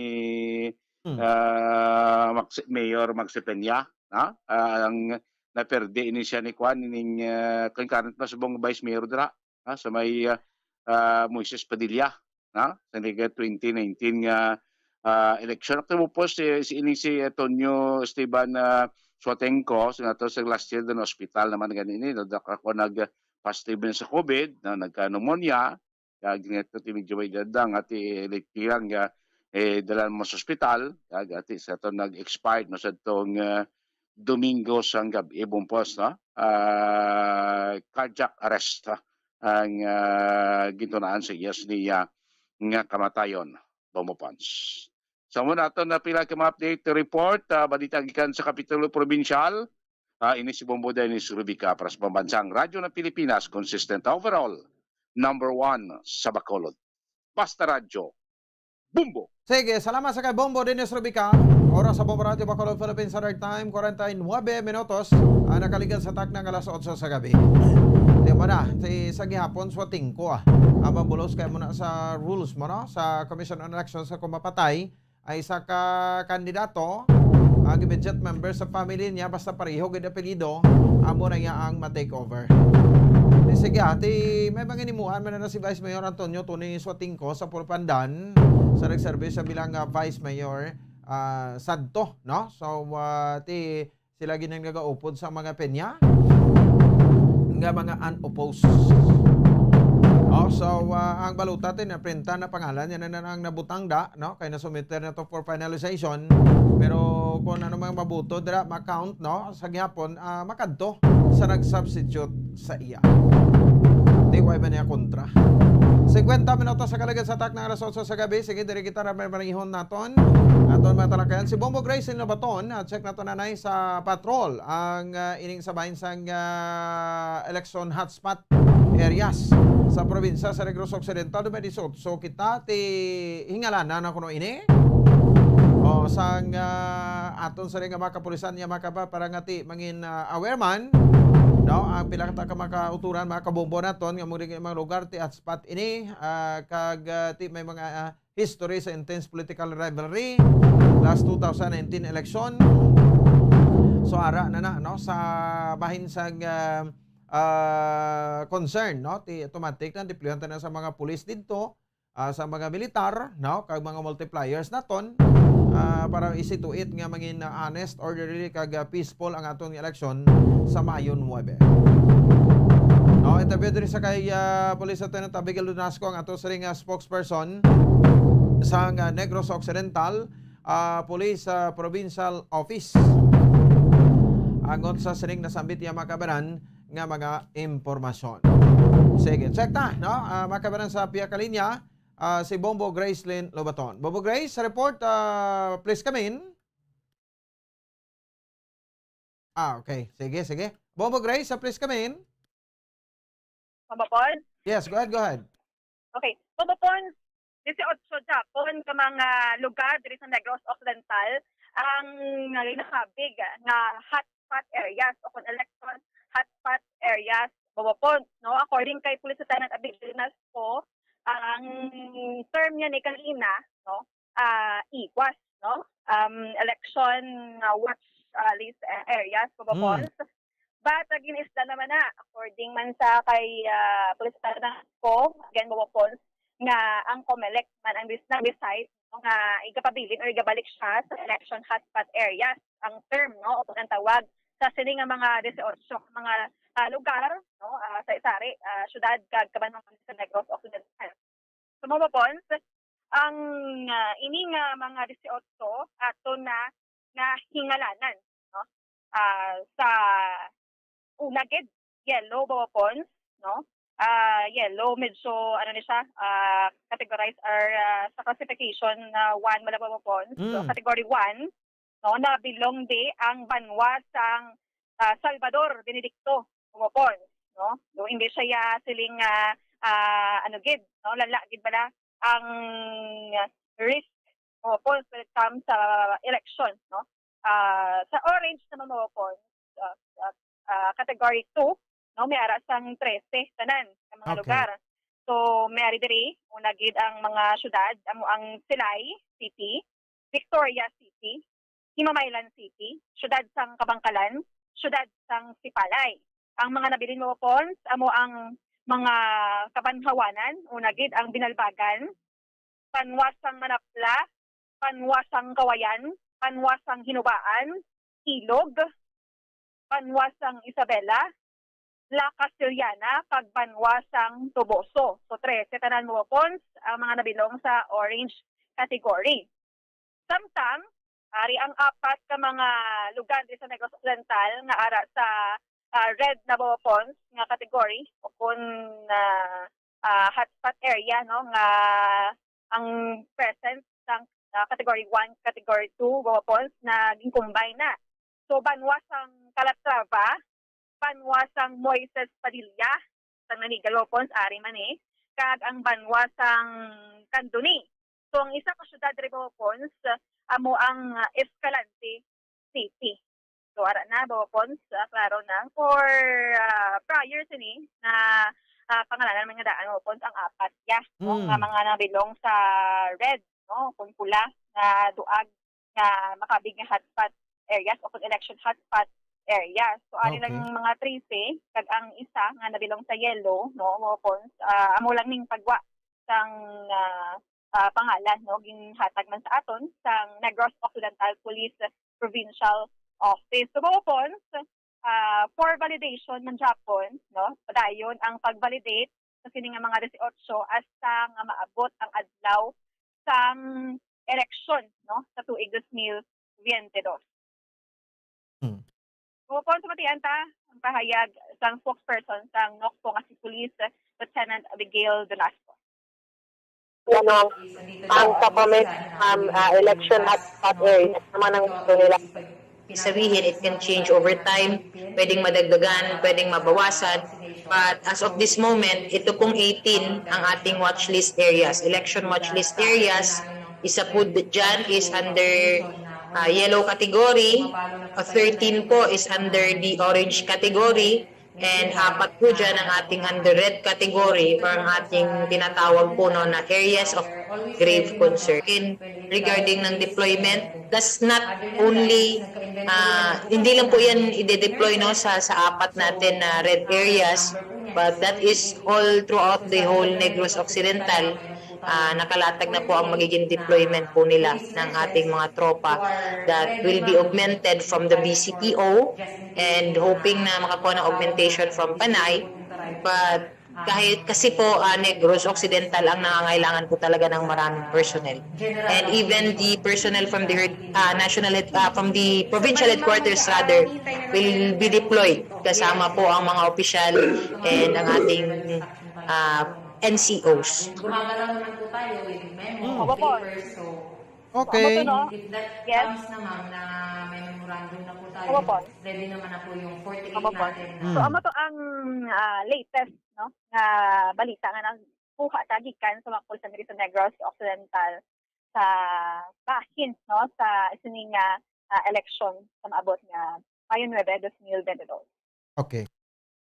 So, Pons, ini si Bombo Grace and Lubat ang nag-report para sa Mansang Radyo ng Pilipinas. Consistent. Overall, number 1 sa Bacolod. Basta Radyo. Bombo! Salamat sa kay Bombo Grace Lin Lobaton. 57 minutos sa nakaligan sa tak ng alas 8 sa gabi. Sige no? So may mga nabilin pa kitang maparamdom, no? Tagitanay, no? And then wind up kita din sa ato sa ringa palatuntunan. Pagkatapos, gidamang sini. Bombo Radyo Bacolod. Number 1! Basta Radyo Bombo! 1, 2, Panalo Part 1B sa Bombo Radio at Star FM. Heto ang isa sa mga nakatanggap na ng kanyang premyo sa Grand Draw. Ako, si Rona Villabert, taga Barangay 18, nagdaog sang 10,000 pesos sa Grand Draw sa Star FM kag Bombo Radio 1-2 Panalo. Ini nga premyo gamiton ko dugang sa among kapital sa amon nga negosyo. Permigi ko ga join sang promo sang Bombo Radio amo ni gani nga nagdaog ko sang 10,000 pesos. Kag dako gid nga akon nga pasalamat sa ila kay sa dalayon ko nga intra nagdaog gid manggid ko sa Grand Draw nila. Idugang ko ni kapital sa amon nga negosyo ng inasal ng chicken pork and barbecue sa tabangan sa Corazon Locsin. Damo may kabakati ang akon nga purchase ang akon nga ginadugang sa panakot ko amo na akon ginahimo nga purchase. Ang silver swan soy sauce kag silver swan nga vinegar kag ang wow sarap. Amo na nga magtipon man kamo para magdaog man kamo diri sa Bombo Radio. Sa liwat madamo gid nga salamat sa ila nga promo kag kamo man dira ginagdakta kamo nga magintra man sa Bombo Radio para magdaog man kamo sa ngamon nga dagaan. Basta Radyo, Bombo, number 1. Number 1 ang Bombo Radyo. Star FM, it's all for you.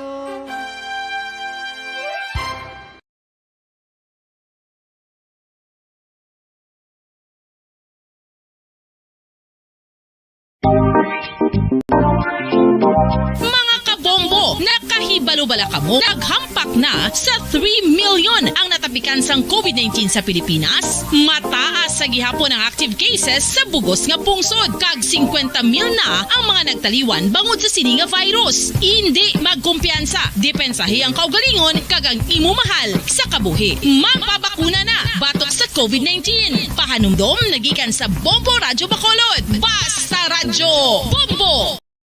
Bacolod. Number 1! Basta Radyo Bombo! Sige, pabalik na rin sa ato sa ringa pagpalagad. Ano sa Bombo Radio Bacolod Philippines Standard Time in punto alas 9 na.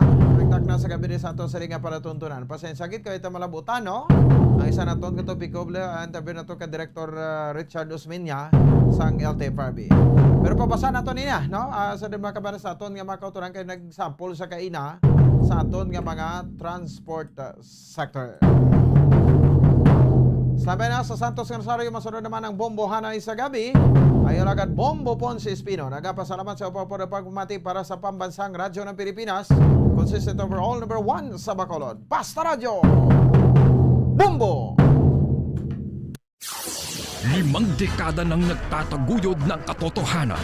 5 dekada nang nagtatanggol sa mga mamamayan. Patuloy na nagsasaliksik at mabilis maghatid ng mga balitang siksik at malaman.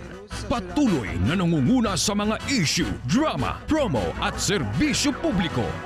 Ito ang Bombo Radyo Bacolod, ang pambansang radyo ng Pilipinas. Fast Paradyo Bombo! Bombo Radyo Bacolod. Number 1! Fast Paradyo Bombo! All Bombo Radio Philippine stations nationwide will now pray the Holy Rosary. We enjoin all our listeners to be one with us in asking the Lord that our country be spared from any widespread devastation and death caused by the COVID-19. This Holy Rosary is aired simultaneously in 31 Bombo Radio and Star FM stations in 24 key cities nationwide.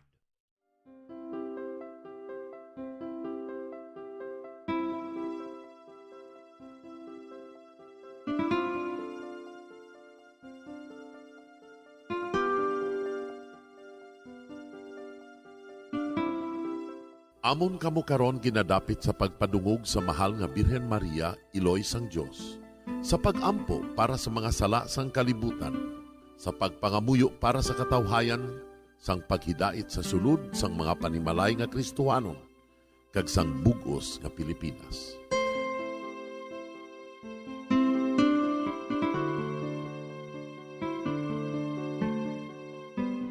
Ang ining Santo Rosario buylog nga ginadulong sang Bombo Radio Philippines, Queen Bank, kag Florete Group. Magupod kita karon sa pagpangamuyo.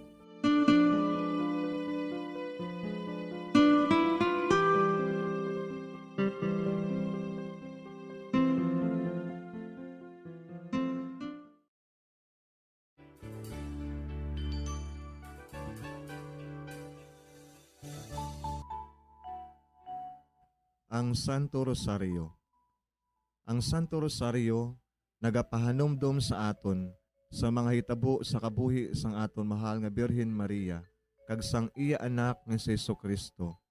Mga hitabo nga may kangtanan sa aton kaluwasan. Subong man, ang Santo Rosario isa ka epektibo nga bulig. Agud masunod naton ang Ginoong Hesus nga nagmatinumanon sa Dios nga Amay sa langit. Amo ini ang regalo sang Santo Rosario. Kung aton ginapamalandungan ang mga misteryo sang kalipay, ang mga misteryo sang kasakit, ang mga misteryo sang himaya, kag ang mga misteryo sang kapawa. Sa aton adlaw-adlaw nga pagpangamuyo sa Santo Rosario, ilabi na gid kung ginaopdan ini sang pagpamalandong sa mga inagihan sa kabuhi ni Santa Maria kag sang iya anak nga si Jesucristo. May dako gid nga bulig kag subong man pagabungahon sa aton nga pagkabuhi.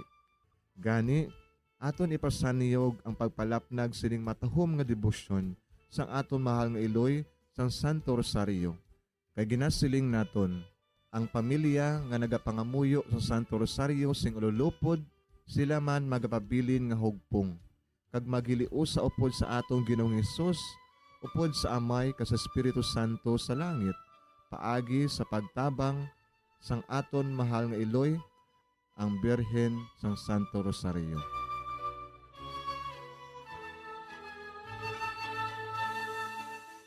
Sa ngalan sa Amay, kag sa Anak, kag sa Espiritu Santo. Amen. Nagatuo ako sa Dios nga Amay, nga makagagahom sa natanan, magbubuhat sa langit kag sanduta. Nagatuo ako kay Jesucristo, iya anak ang bugtong aton Ginoo. Nagipalangkon sa gahom sa Espiritu Santo. Ginanak ni Santa Maria nga Birhen. Ginsakit sa sugod ni Poncio Pilato. Ginlansang sa krus na mataray kag ginlubong. Nanaog sa mga minatay. Sa ikatlo ka adlaw nabanhaw siya nga naghalin sa mga minatay. Kumayab sa mga langit, kag nagalingkod sa tuo sang Dios nga Amay, nga makagagahom sa natanan. Gikan didto nagakalipasyariwan sa paghukom sa mga buhi ket sa mga minatay. Nagatuo ako sa Espiritu Santo, sa Santa Iglesia Katolika, sa gingkaupdan sa mga santos, sa pagkawalat sa mga sala, sa pagkabanhaw sa mga lawas, kag sa pagkabuhi nga walay katapusan. Amen. Amay namon nga yara ka sa mga langit, pagdayawon ang imong ngalan, umabot sa amon ang imo ginharian. Matuman ang imo pagbuot diri sa duta siling sang sa langit. Hatagan mo kami niyan sing kanon namon sa matag adlaw. Pagpatawaron mo kami sa mga sala namon. Subong ikapatawad namon ang mga nakasala sa amon. Kag dili mo kami padaog sa mga panulay. Hinunoo, luwason mo kami sa kalaot. Amen. Maghimaya ka Maria, napuno kasing grasya, ang Ginoo yara sa imo. Ginadayaw kalabi sa mga babayi nga tanan, kag ginadayaw man ang bunga sang imo tiyan nga si Jesus. Santa Maria, Iloy sang Diyos, igampo mo kami nga makasasala, niyan ka sa oras sa amon ikamatay. Amen. Maghimaya ka Maria, napuno kasing grasya, ang Ginoo yara sa imo. Ginadayaw kalabi sa mga babayi nga tanan, kag ginadayaw man ang bunga sang imo tiyan nga si Jesus. Santa Maria, Iloy sang Diyos, igampo mo kami nga makasasala, niyan ka sa oras sa amon ikamatay. Amen. Maghimaya ka Maria, napuno kasing grasya, ang Ginoo yara sa imo. Ginadayaw kalabi sa mga babayi nga tanan, kag ginadayaw man ang bunga sang imo tiyan nga si Jesus. Santa Maria, Iloy sang Diyos, igampo mo kami nga makasasala, niyan ka sa oras sa amon ikamatay. Amen. Himaya sa Amay kag sa Anak kag sa Espiritu Santo. Siling sa ginsuguran, karon kag sa gihapon, kag sa mga tuig sang katuigan. Amen. Aton pamalandungan ang mga misteryo sang kasakit. Ang nahauna nga misteryo sa kasakit, amo ang pagpangamuyo ni Jesus sa tanuman sang Getsemani. Si Jesus, samtang nagapangamuyo siya sa tanuman sa Getsemani. Amay, kun buot mo, kuhaa sa akon ining kalis, apang hindi ang akon kabubuton, kundi ang imo kabubuton, amo ang matuman. Amay namon nga yara ka sa mga langit, pagdayawon ang imo ngalan, umabot sa amon ang imo ginharian, matuman ang imo pagbuot diri sa duta siling sang sa langit. Hatagan mo kami niyan sing kanon namon sa matag adlaw. Pagpatawaron mo kami sa mga sala namon. Subong ikapatawad namon ang mga nakasala sa amon. Kag dili mo kami padaog sa mga panulay. Hinunoo, luwason mo kami sa kalaot. Amen. Maghimaya ka Maria, napuno kasing grasya, ang Ginoo yara sa imo. Ginadayaw kalabi sa mga babayi nga tanan, kag ginadayaw man ang bunga sang imo tiyan nga si Jesus. Santa Maria, Iloy sang Diyos, igampo mo kami nga makasasala, niyan ka sa oras sa amon ikamatay. Amen. Maghimaya ka Maria, napuno kasing grasya, ang Ginoo yara sa imo. Ginadayaw kalabi sa mga babayi nga tanan, kag ginadayaw man ang bunga sang imo tiyan nga si Jesus. Santa Maria, Iloy sang Diyos, igampo mo kami nga makasasala, niyan ka sa oras sa amon ikamatay. Amen. Maghimaya ka Maria, napuno kasing grasya, ang Ginoo yara sa imo. Ginadayaw kalabi sa mga babayi nga tanan, kag ginadayaw man ang bunga sang imo tiyan nga si Jesus. Santa Maria, Iloy sang Diyos, igampo mo kami nga makasasala, niyan ka sa oras sa amon ikamatay. Amen. Maghimaya ka Maria, napuno kasing grasya, ang Ginoo yara sa imo. Ginadayaw kalabi sa mga babayi nga tanan, kag ginadayaw man ang bunga sang imo tiyan nga si Jesus. Santa Maria, Iloy sang Diyos, igampo mo kami nga makasasala, niyan ka sa oras sa amon ikamatay. Amen. Maghimaya ka Maria, napuno kasing grasya, ang Ginoo yara sa imo. Ginadayaw kalabi sa mga babayi nga tanan, kag ginadayaw man ang bunga sang imo tiyan nga si Jesus. Santa Maria, Iloy sang Diyos, igampo mo kami nga makasasala, niyan ka sa oras sa amon ikamatay. Amen. Maghimaya ka Maria, napuno kasing grasya, ang Ginoo yara sa imo. Ginadayaw kalabi sa mga babayi nga tanan, kag ginadayaw man ang bunga sang imo tiyan nga si Jesus. Santa Maria, Iloy sang Diyos, igampo mo kami nga makasasala, niyan ka sa oras sa amon ikamatay. Amen. Maghimaya ka Maria, napuno kasing grasya, ang Ginoo yara sa imo. Ginadayaw kalabi sa mga babayi nga tanan, kaginadayaw man ang bunga sang imutyan nga si Jesus. Santa Maria, Iloy sang Diyos, igampo mo kami nga makasasala, niyan kag sa oras sa amon ikamatay. Amen. Maghimaya ka Maria, napuno kasing grasya, ang Ginoo yara sa imo. Ginadayaw kalabi sa mga babayi nga tanan, kaginadayaw man ang bunga sang imutyan nga si Jesus. Santa Maria, Iloy sang Diyos, igampo mo kami nga makasasala, niyan kag sa oras sa amon ikamatay. Amen. Maghimaya ka Maria, napuno kasing grasya, ang Ginoo yara sa imo. Ginadayaw kalabi sa mga babayi nga tanan, kaginadayaw man ang bunga sang imutyan nga si Jesus. Santa Maria, Iloy sang Diyos, igampo mo kami nga makasasala, niyan kag sa oras sa amon ikamatay. Amen.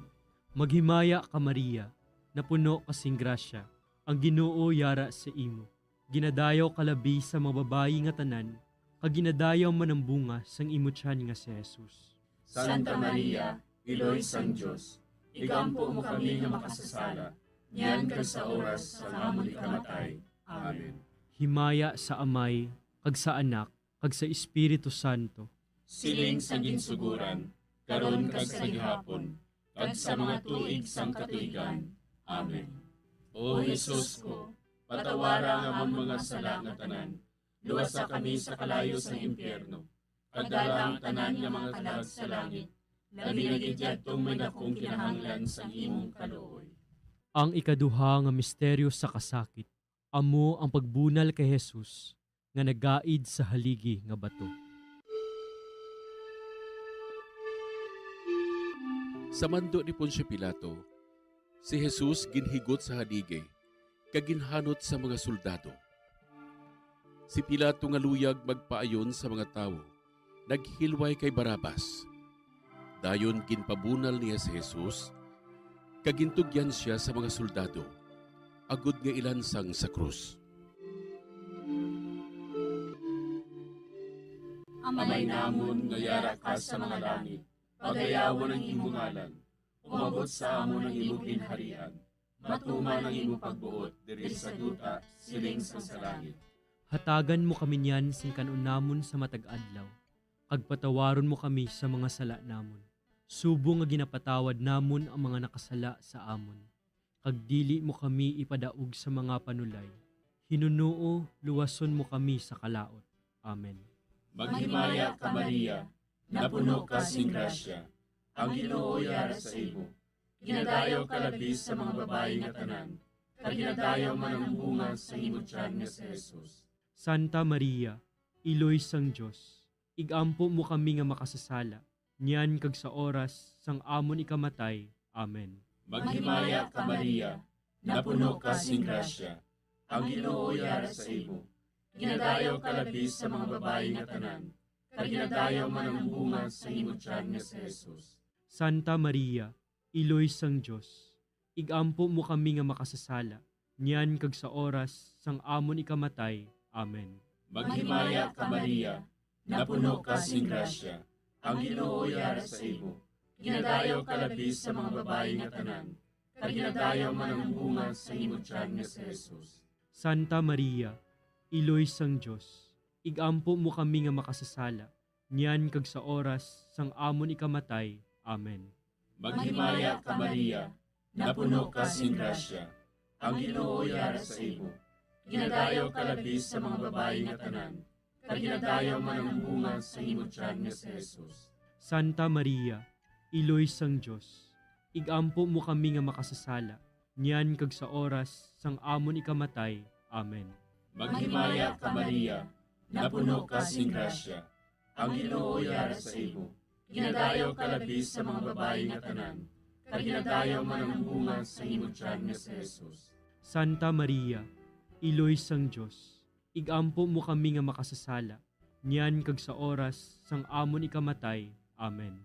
Maghimaya ka Maria, napuno ka sing grasya, ang Ginoo yara sa imo. Ginadayaw ka labis sa mga babayi nga tanan, kag ginadayaw man ang bunga sa imong tiyan nga si Jesus. Santa Maria, Iloy sang Diyos, igampo mo kami nga makasasala, niyan kag sa oras sang amon ikamatay. Amen. Maghimaya ka Maria, napuno ka sing grasya.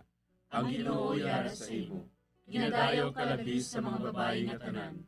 Kag ginadayaw man ang bunga sa imo tiyan nga si Jesus. Santa Maria, iloy sang Dios, igampo mo kami nga makasasala, niyan kag sa oras sang amon ikamatay. Amen. Maghimaya ka Maria, napuno ka sing grasya. Ang Ginoo yara sa imo. Ginadayaw ka labis sa mga babae nga tanan.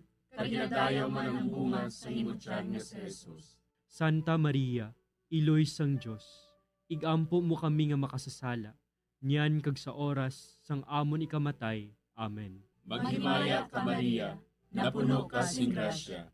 Ang Ginoo yara sa imo. Ginadayaw ka labis sa mga babae nga tanan. Kag ginadayaw man ang bunga sa imo tiyan nga si Jesus. Santa Maria, iloy sang Dios, igampo mo kami nga makasasala, niyan kag sa oras sang amon ikamatay. Amen. Maghimaya ka Maria, napuno ka sing grasya. Ang Ginoo yara sa imo. Ginadayaw ka labis sa mga babae nga tanan. Kag ginadayaw man ang bunga sa imo tiyan nga si Jesus. Santa Maria, iloy sang Dios, igampo mo kami nga makasasala, niyan kag sa oras sang amon ikamatay. Amen. Himaya sa Amay, kag sa Anak, kag sa Espiritu Santo. Siling sang ginsuguran, karon kag sa gihapon, kag sa mga tuig sang katuigan. Amen. O Jesus ko, patawara nga among mga sala nga tanan. Luwasa kami sa kalayo sa impyerno. Kagdala ang tanan nga mga kalag sa langit. Labi na gidyadtong may dakong kinahanglan sa imong kaluoy. Ang ikatlo nga misteryo sa kasakit, amo ang pagpurong-purong sang tunok kay Jesus. Tapos sa pagbunal kay Jesus, ang mga soldado naghimo sang isa ka kuruna nga tunokon kaginbutang sa ulo ni Jesus. Nagwa si Jesus nga may kuruna nga tunokon kag kapa nga granate. Si Pilato nagsiling sa ila, Tanawan ninyo, yari na ang tao.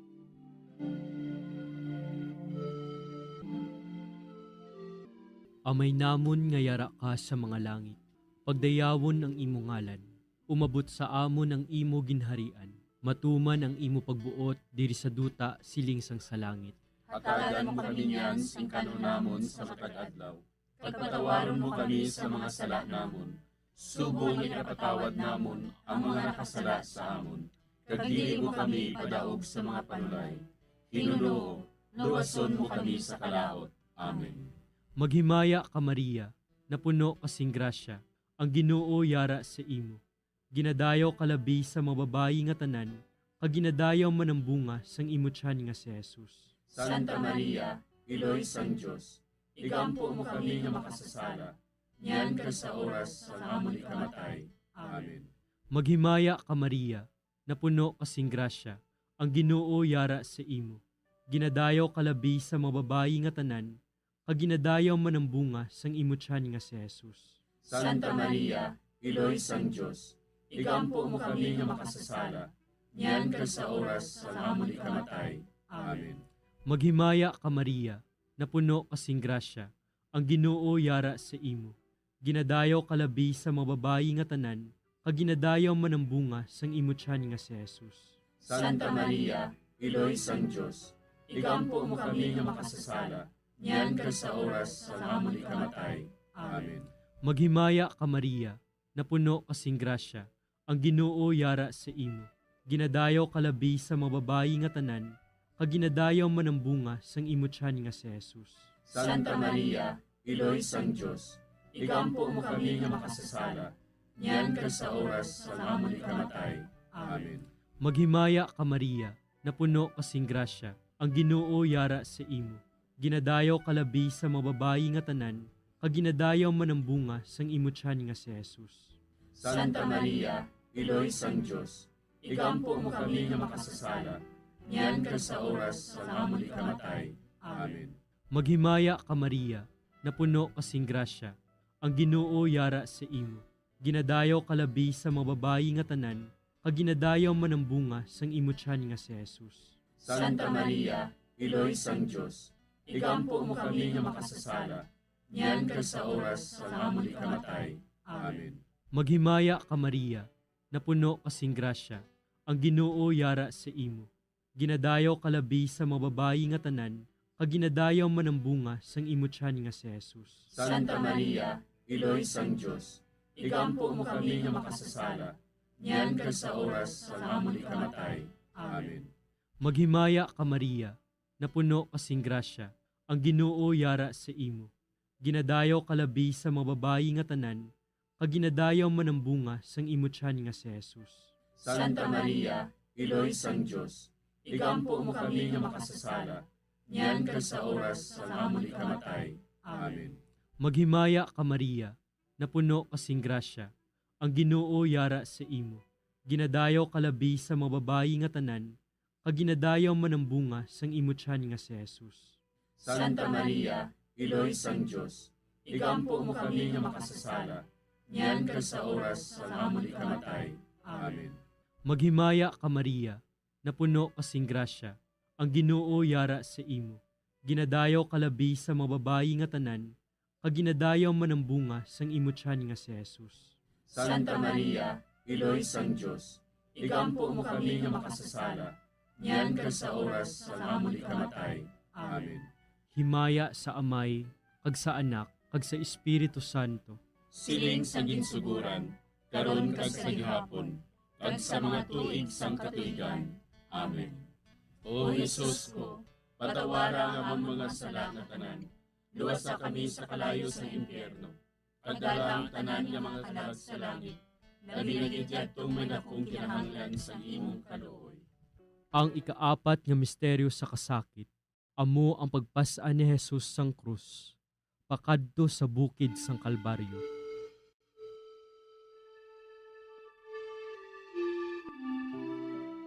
Ginpasan ni Jesus ang iya krus, pakadto sa Kalbaryo. Gintugyan ni Pilato sa ila si Jesus, nga ilansang sa krus. Nagwa siya nga nagapasan sang iya krus, pakadto sa duog sang bagol, nga sa Hebreo, ginatawag Golgota. Amay namon nga yara ka sa mga langit, pagayawan ang imong ngalan, umabot sa amon ang imong ginharian, matuman ang imong pagbuot diri sa duta siling sa langit. Hatagan mo kami niyan sing kanon namon sa matag adlaw, kag patawaron mo kami sa mga sala namon. Subo nga ginapatawad namon ang mga nakasala sa amon, kag dili mo kami ipadaog sa mga panulay. Hinunuo, luwason mo kami sa kalaot. Amen. Maghimaya ka Maria, napuno ka sing grasya, ang Ginoo yara sa imo. Ginadayaw ka labi sa mga babayi nga tanan, kag ginadayaw man ang bunga sa imong tiyan nga si Jesus. Santa Maria, Iloy sang Diyos, igampo mo kami nga makasasala, niyan kag sa oras sang amon ikamatay. Amen. Maghimaya ka Maria, napuno ka sing grasya, ang Ginoo yara sa imo. Ginadayaw ka labi sa mga babayi nga tanan, kag ginadayaw man ang bunga sa imong tiyan nga si Jesus. Santa Maria, Iloy sang Diyos, igampo mo kami nga makasasala, niyan kag sa oras sang amon ikamatay. Amen. Maghimaya ka Maria, napuno ka sing grasya, ang Ginoo yara sa imo. Ginadayaw ka labi sa mga babayi nga tanan, kag ginadayaw man ang bunga sa imong tiyan nga si Jesus. Santa Maria, Iloy sang Diyos, igampo mo kami nga makasasala, niyan kag sa oras sang amon ikamatay. Amen. Maghimaya ka Maria, napuno ka sing grasya, ang Ginoo yara sa imo. Ginadayaw ka labi sa mga babayi nga tanan, kag ginadayaw man ang bunga sa imong tiyan nga si Jesus. Santa Maria, Iloy sang Diyos, igampo mo kami nga makasasala, niyan kag sa oras sang amon ikamatay. Amen. Maghimaya ka Maria, napuno ka sing grasya, ang Ginoo yara sa imo. Ginadayaw ka labi sa mga babayi nga tanan, kag ginadayaw man ang bunga sa imong tiyan nga si Jesus. Santa Maria, Iloy sang Diyos, igampo mo kami nga makasasala, niyan kag sa oras sang amon ikamatay. Amen. Maghimaya ka Maria, napuno ka sing grasya, ang Ginoo yara sa imo. Ginadayaw ka labi sa mga babayi nga tanan, kag ginadayaw man ang bunga sa imong tiyan nga si Jesus. Santa Maria, Iloy sang Dios, igampo mo kami nga makasasala, niyan kag sa oras sang amon ikamatay. Amen. Maghimaya ka Maria, napuno ka sing grasya, ang Ginoo yara sa imo. Ginadayaw ka labis sa mga babae nga tanan, kag ginadayaw man ang bunga sa imong tiyan nga si Jesus. Santa Maria, iloy sang Dios, igampo mo kami nga makasasala, niyan kag sa oras sang amon ikamatay. Amen. Maghimaya ka Maria, napuno ka sing grasya, ang Ginoo yara sa imo. Ginadayaw ka labis sa mga babae nga tanan, kag ginadayaw man ang bunga sa imong tiyan nga si Jesus. Santa Maria, iloy sang Dios, igampo mo kami nga makasasala, niyan kag sa oras sang amon ikamatay. Amen. Maghimaya ka Maria, napuno ka sing grasya, ang Ginoo yara sa imo. Ginadayaw ka labis sa mga babae nga tanan, kag ginadayaw man ang bunga sa imong tiyan nga si Jesus. Santa Maria, iloy sang Dios, igampo mo kami nga makasasala, niyan kag sa oras sang amon ikamatay. Amen. Maghimaya ka Maria, napuno ka sing grasya, ang Ginoo yara sa imo. Ginadayaw ka labis sa mga babae nga tanan, kag ginadayaw man ang bunga sa imong tiyan nga si Jesus. Santa Maria, iloy sang Dios, igampo mo kami nga makasasala, niyan kag sa oras sang amon ikamatay. Amen. Himaya sa Amay, kag sa Anak, kag sa Espiritu Santo. Siling sang ginsuguran, karon kag sa gihapon, kag sa mga tuig sang katuigan. Amen. O Jesus ko, patawara nga among mga sala nga tanan, luwasa kami sa kalayo sa impyerno, kag dala ang tanan nga mga kalag sa langit, labi na gidyadtong may nakong kinahanglan sa imong kaluoy. Ang ikalima nga misteryo sa kasakit, amo ang paglansang kag pagkamatay ni Jesus sa krus. Sa tapos siya ginlansang sa krus, si Jesus naghimugto sa sunod sang 3 ka oras, kagintugyan niya ang iya kalag sa mga kamot sang iya amay. Dayon si Jesus nagsinggit sa mabaskog nga tingog. Amay, sa imo mga kamot, kinatugyan ko ang akon espiritu. Sang makasiling siya sini, napatay siya.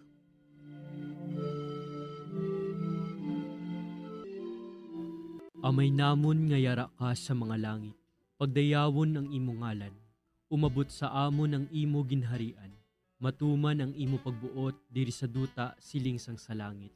Hatagan mo kami niyan sing kanon namon sa matag adlaw. Pagpatawaron mo kami sa mga sala namon. Subong ikapatawad namon ang mga nakasala sa amon. Kag dili mo kami padaog sa mga panulay. Hinunoo, luwason mo kami sa kalahot. Amen. Maghimaya ka Maria, napuno kasing grasya, ang Ginoo yara sa imo. Ginadayaw kalabi sa mga babayi nga tanan, kag ginadayaw man ang bunga sang imo tiyan nga si Jesus. Santa Maria, iloy sang Dios, igampo mo kami nga makasasala, niyan kag sa oras sa amon ikamatay. Amen. Maghimaya ka Maria, napuno kasing grasya, ang Ginoo yara sa imo. Ginadayaw kalabi sa mga babayi nga tanan, kag ginadayaw man ang bunga sang imo tiyan nga si Jesus. Santa Maria, iloy sang Dios, igampo mo kami nga makasasala, niyan kag sa oras sa amon ikamatay. Amen. Maghimaya ka Maria, napuno kasing grasya, ang Ginoo yara sa imo. Ginadayaw kalabi sa mga babayi nga tanan, kag ginadayaw man ang bunga sang imo tiyan nga si Jesus. Santa Maria, iloy sang Dios, igampo mo kami nga makasasala, niyan kag sa oras sa amon ikamatay. Amen. Maghimaya ka Maria, napuno kasing grasya, ang Ginoo yara sa imo.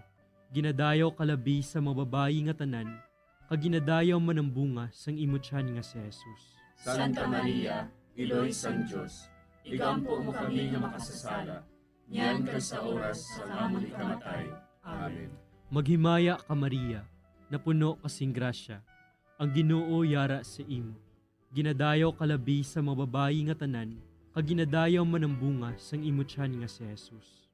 Santa Maria, iloy sang Dios, igampo mo kami nga makasasala, niyan kag sa oras sa amon ikamatay. Amen. Maghimaya ka Maria, napuno kasing grasya, ang Ginoo yara sa imo. Ginadayaw kalabi sa mga babayi nga tanan, kag ginadayaw man ang bunga sang imo tiyan nga si Jesus. Santa Maria, Iloy sang Dios, igampo mo kami nga makasasala, niyan kag sa oras sa amon ikamatay. Amen. Maghimaya ka Maria, napuno kasing grasya, ang Ginoo yara sa imo. Ginadayaw kalabi sa mga babayi nga tanan, kag ginadayaw man ang bunga sang imo tiyan nga si Jesus. Santa Maria, Iloy sang Dios, igampo mo kami nga makasasala, niyan kag sa oras sa amon ikamatay. Amen. Maghimaya ka Maria, napuno kasing grasya, ang Ginoo yara sa imo. Ginadayaw kalabi sa mga babayi nga tanan, kag ginadayaw man ang bunga sang imo tiyan nga si Jesus. Santa Maria, Iloy sang Dios, igampo mo kami nga makasasala, niyan kag sa oras sa amon ikamatay. Amen. Maghimaya ka Maria, napuno kasing grasya, ang Ginoo yara sa imo. Ginadayaw kalabi sa mga babayi nga tanan, kag ginadayaw man ang bunga sang imo tiyan nga si Jesus. Santa Maria, Iloy sang Dios, igampo mo kami nga makasasala, niyan kag sa oras sa amon ikamatay. Amen.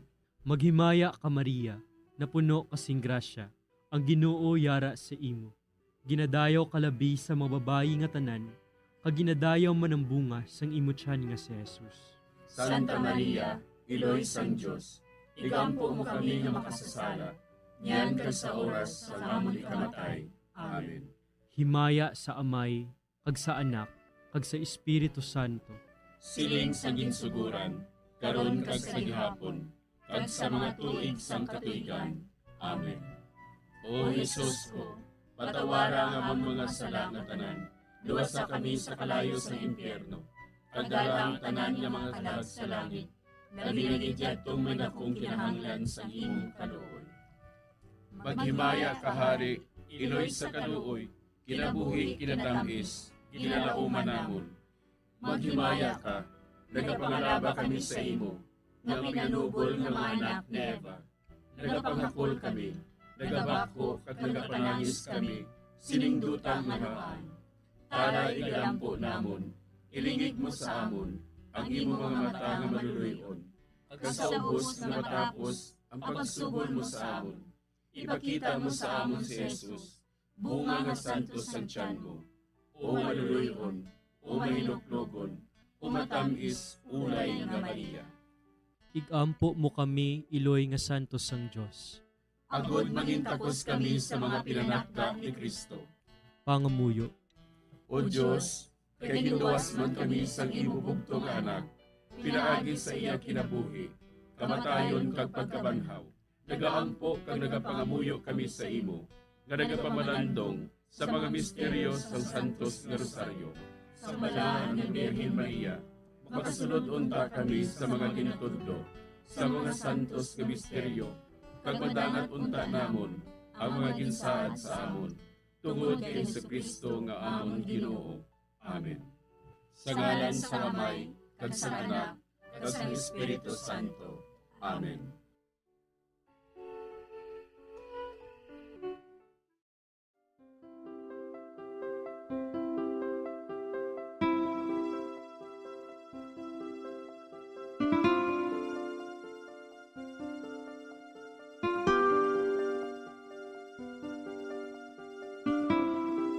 Madamo nga salamat sa inyong pag-upod sa sining Santos nga Rosaryo. Kabayng ang paghidait sang Ginoo yara gihapon sa inyo. Maayong gabi sa inyo tanan. Ang Santo Rosario buylog ang ginadulong sang Bombo Radio Philippines, Queen Bank, kag Florete Group.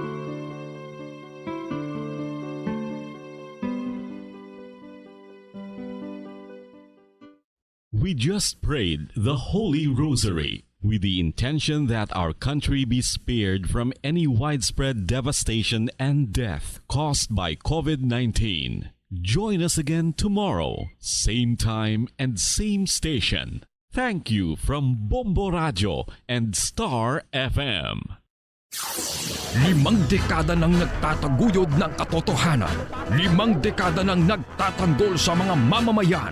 Patuloy na nagsasaliksik at mabilis maghatid ng mga balitang siksik at malaman. Patuloy na nangunguna sa mga issue, drama, promo at serbisyo publiko. Ito ang Bombo Radyo Bacolod, ang pambansang radyo ng Pilipinas. Fast Paradyo Bombo! Bombo Radyo Bacolod. Number 1! Fast Paradyo Bombo!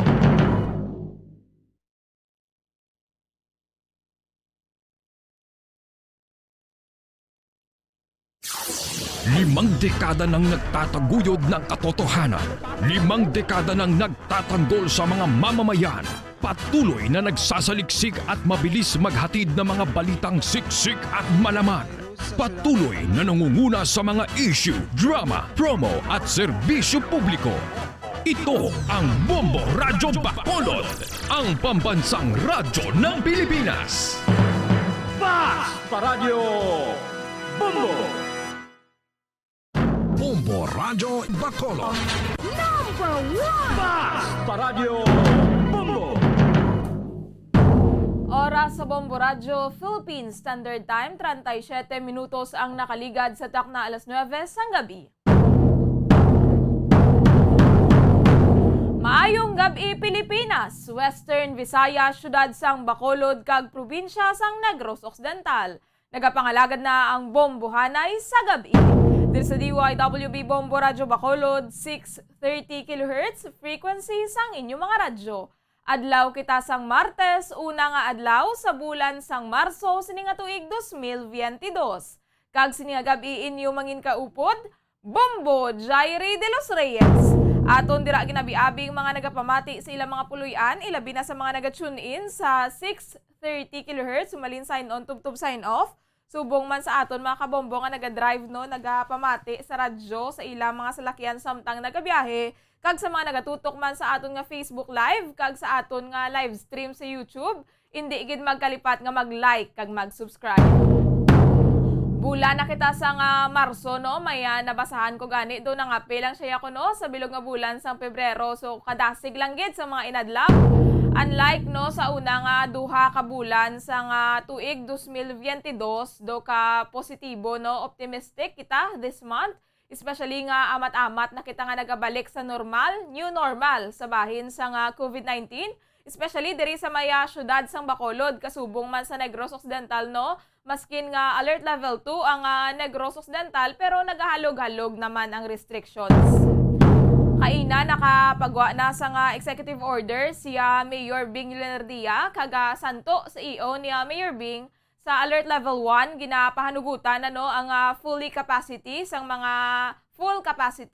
mga establishmento apang dapat sa gihapon nga magsunod sa minimum public health standards nga ginalakipan sa nga social distancing, proper wearing of face mask, pagchekyar sa nga body temperature, kaga paggamit sa nga backtrack ID system sa mga establishmento nga ginakatuan sa nga general public.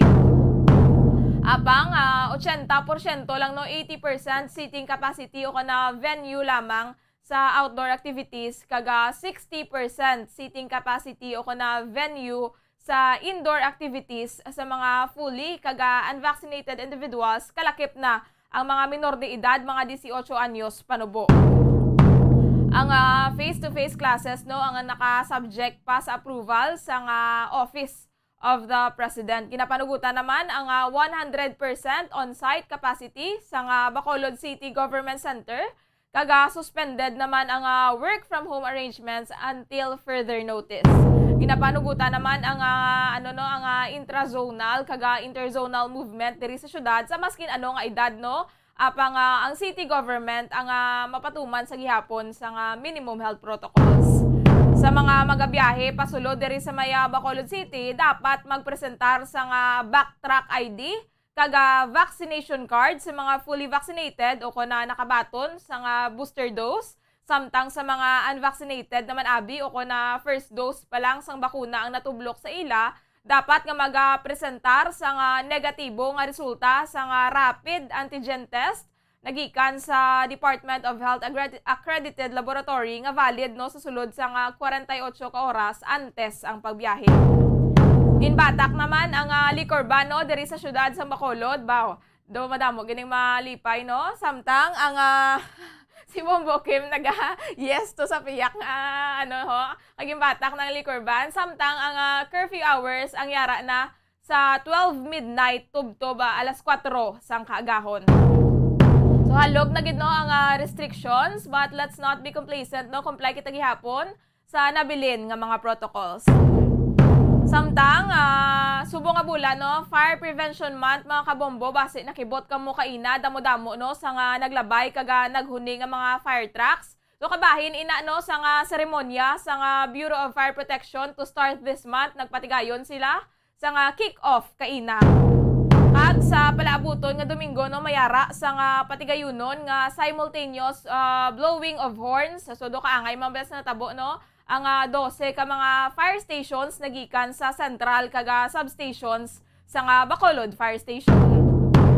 Nagapatigayon man sila sa nga virtual lecture kaga symposium no, kaga nagpanagtag sa mga flyers kaina sa mga business establishments. Ang ginpanagtag no sang BFP nga mga flyers nagaunod sa mga fire safety nga mga guidelines sa balay, sa opisina, sa eskwelahan, kung paano magamit sa nga fire extinguishers, sa mapuslan gid no, especially nga kadamo sa mga fire incidents nga nagluntad this year.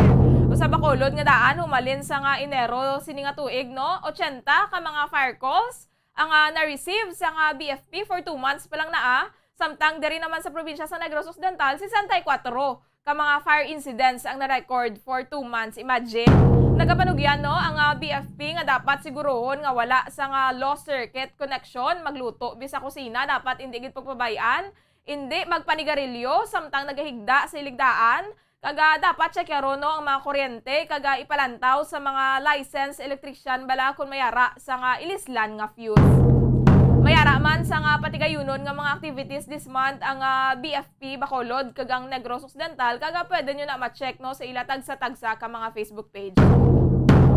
Samtang nagapadayon no ang mga transport group sa pagpanawagan sa gobyerno sa nga suspension sa nga value added tax ang VAT kaga excise tax sa produktong petrolyo kadungan sang padayon no nga nagasaka nga presyo sang gasolina. Kaina ginapatuman na naman no ang oil price hike. Ikasyam na no nga asod-asod nga simana nga nagasaka ang presyo sa nga gasolina kag posible nga magpadayon pa ini bangod sa tensyon sa karon no sa tunga sang Ukraine kag Russia. So nagahingyo ang mga transport groups no, especially sa Department of Energy nga isuspend ang mga tax agod nga mapahagan-hagan man bala ang burden sa mga drivers no. Kung hindi abi matigayon nga magnubo ang presyo sa gasolina, mapilitan ang mga transport groups nga pasakaan ang plitehan sa 2 pesos and 50 centavos kung sa diin nakapadala na sila no sa petisyon sa regional office sa LTFRB kag ginahulat na lang ang madesisyonan. Masakit no ang pagpasaka sa plitihan do kaangay na lamang balang ang ginapasa sa mga commuters ang kabugatan apang kinahanglanon man ini no sang transport groups, otherwise sila gid ang matamaan subong pa lang nga daan ang ilang whole day na bala nga nagakabenta no, husto na lang gid pang boundary. So tonta ko na pamatian gid man no sang national government ining mga petitions sang transport groups. Dugay-dugay aton man checkeron ang mga balita nga natipon sang patrol kaya Bombo Grace Lynn Lubaton tuhoy sa isa ka anay preso no, dakop sa drug by bus operation sang City Drug Enforcement Unit. Samtang isa ka anay barangay Kagawad patay matapos ginluthang sa may Bayawan City, Negros Oriental.